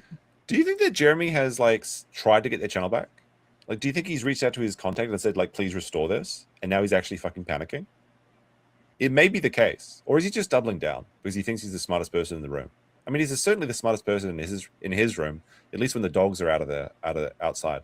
Need to get your spark back. I hope you get your spark back. The Jeremy of 5, 6, 7 years ago, the guy who built that 2 million subscriber channel, he'd agree with me. Flagging videos between YouTubers is especially egregious. You can only see a beginning of the corruption here. Wait a second. We gotta bring up the old crime lab for a second. We haven't used this in a while. The MS Paint crime lab. Let's have a zoom in on that face. I probably should just use the snipping tool, but I like doing it this way. Look at that. That's a sticker, isn't it, boys? Even though we don't have look at his fucking face. You can see the corruption is starting to seep out of his eyes. I'm tired, boss. I'm tired, boss. I can't do another 150 shorts. I'm tired. Oh, is Bearing in the chat for real? Oh, is that true? What part of Australia are you from? Because you got that real, like, country sort of Australian accent. I don't have much of my accent anymore because I lived in New Zealand for a while, which is very sad for me. From an angry fan, this is already bad. But from another YouTuber, it's about as egregious an offense a YouTuber can make, in my opinion. Get out in front of it, apologize, do what you can to make things right, and then take a week off. Get off Twitter, stay off YouTube. People will move on, okay? People will I love Jeremy versus Jeremy. It's so entertaining. move on. There'll be another meme. Right now, you're the meme. All right, that was Bearing's video on the Bearing channel. I'm gonna like the video for him because clearly, like, this is his big break. That you can see he's in the stream chat. It is funny how like people, like a lot of people are really interested in this story. All right, so this brings us. Hey guys, this brings us to Luther Morgan. Now, 2 people investigating Coffee Brand Coffee. Unfortunately, one of our agents, well, not really our agents, but one of the boys that was investigating was Ethan Ralph, and he's currently being chased by the police allegedly, at least according to Alyssa clips. I wonder if there's any updates on this. But you can see as of 3 hours ago, the Milwaukee police are hunting Ethan Ralph, and he's like currently doing parkour through all the bathrooms in the airport, I guess. He didn't make it. All he had to do was find the coffee company, Ethan. But you had to piss off the coffee Illuminati in Wisconsin. All right. Luther Morgan is the Lolcows book guy, and I've got that linked in the pinned comment. So go check out his book Lolcows, The Never-Ending Tragedy of the Internet. I believe it is free if you have Audible, There's nothing much new so that right you can now. enjoy it there. And I'll link it again in the chat. Now, he has been doing these really I'm going to take a in-depth break. investigations. Some people are calling this weaponized autism. And he's found out very crazy is that food and safety violations, and there's a lot of A-log with the quartering out there, but none of them did the unthinkable. One person said to themselves, what if we try tasting his coffee? Now, Josh Moon had actually tasted his coffee before. I'm going to learn that Josh Moon has very taste in coffee because half of quartering's coffee is full of just sugar and additives. But, well, let's see what Mr. Luther Morgan has to say. Morgan with another video about Coffee Brand Coffee and the ongoing investigation as we answer or try to answer the question, where is the coffee factory? Now, Jeremy. I got a helpful tip from a friend of the channel, Duty Streams. What is this, a crossover episode? Like, everyone is joining forces. Well, maybe there's not sugar in it, but there's like artificial flavoring. Fix my internet? Nobody else is complaining. I mean, what did you fix your internet, AM? Duty's a DSP guy, right? Everyone is like, lend me your blade so we can take down the quartering. A big fat beast. So you need a lot of swords to cut through that. And he suggested a whole new different avenue of investigation. And, unlike unlike Mr. Hambly, I actually give credit. And it made me think about it in a totally different way. Instead of trying to find the food processing plant and then connect the plant to the product, I should get the product and then reverse engineer where the product came from. So this is beans, and then he deconstructed them to a molecular level and remade the coffee plants. Or at least that's what it sounds like he's doing. So, I bought Coffee Brand coffee. That's right. I wasted. And nobody thought completely unrealistic idea for anyone, because like imagine actually buying what is that 10-ounce bag for $20 of the the Tiger's Peach Cobbler. Yeah, that sounds delicious. I mean, I want to taste blueberry when I have my coffee. Wasted 40 of my own dollars to get Coffee Brand coffee. So if you like this investigation and you want to support it, please consider checking out the book on Amazon, Lol Cows, The Internet's Never-Ending Tragedy. Yep, I've got this linked as the pinned comment on the stream. Check it out. And like I said, if you've got Audible, then it should be free. I think actually Luther makes it because I'm still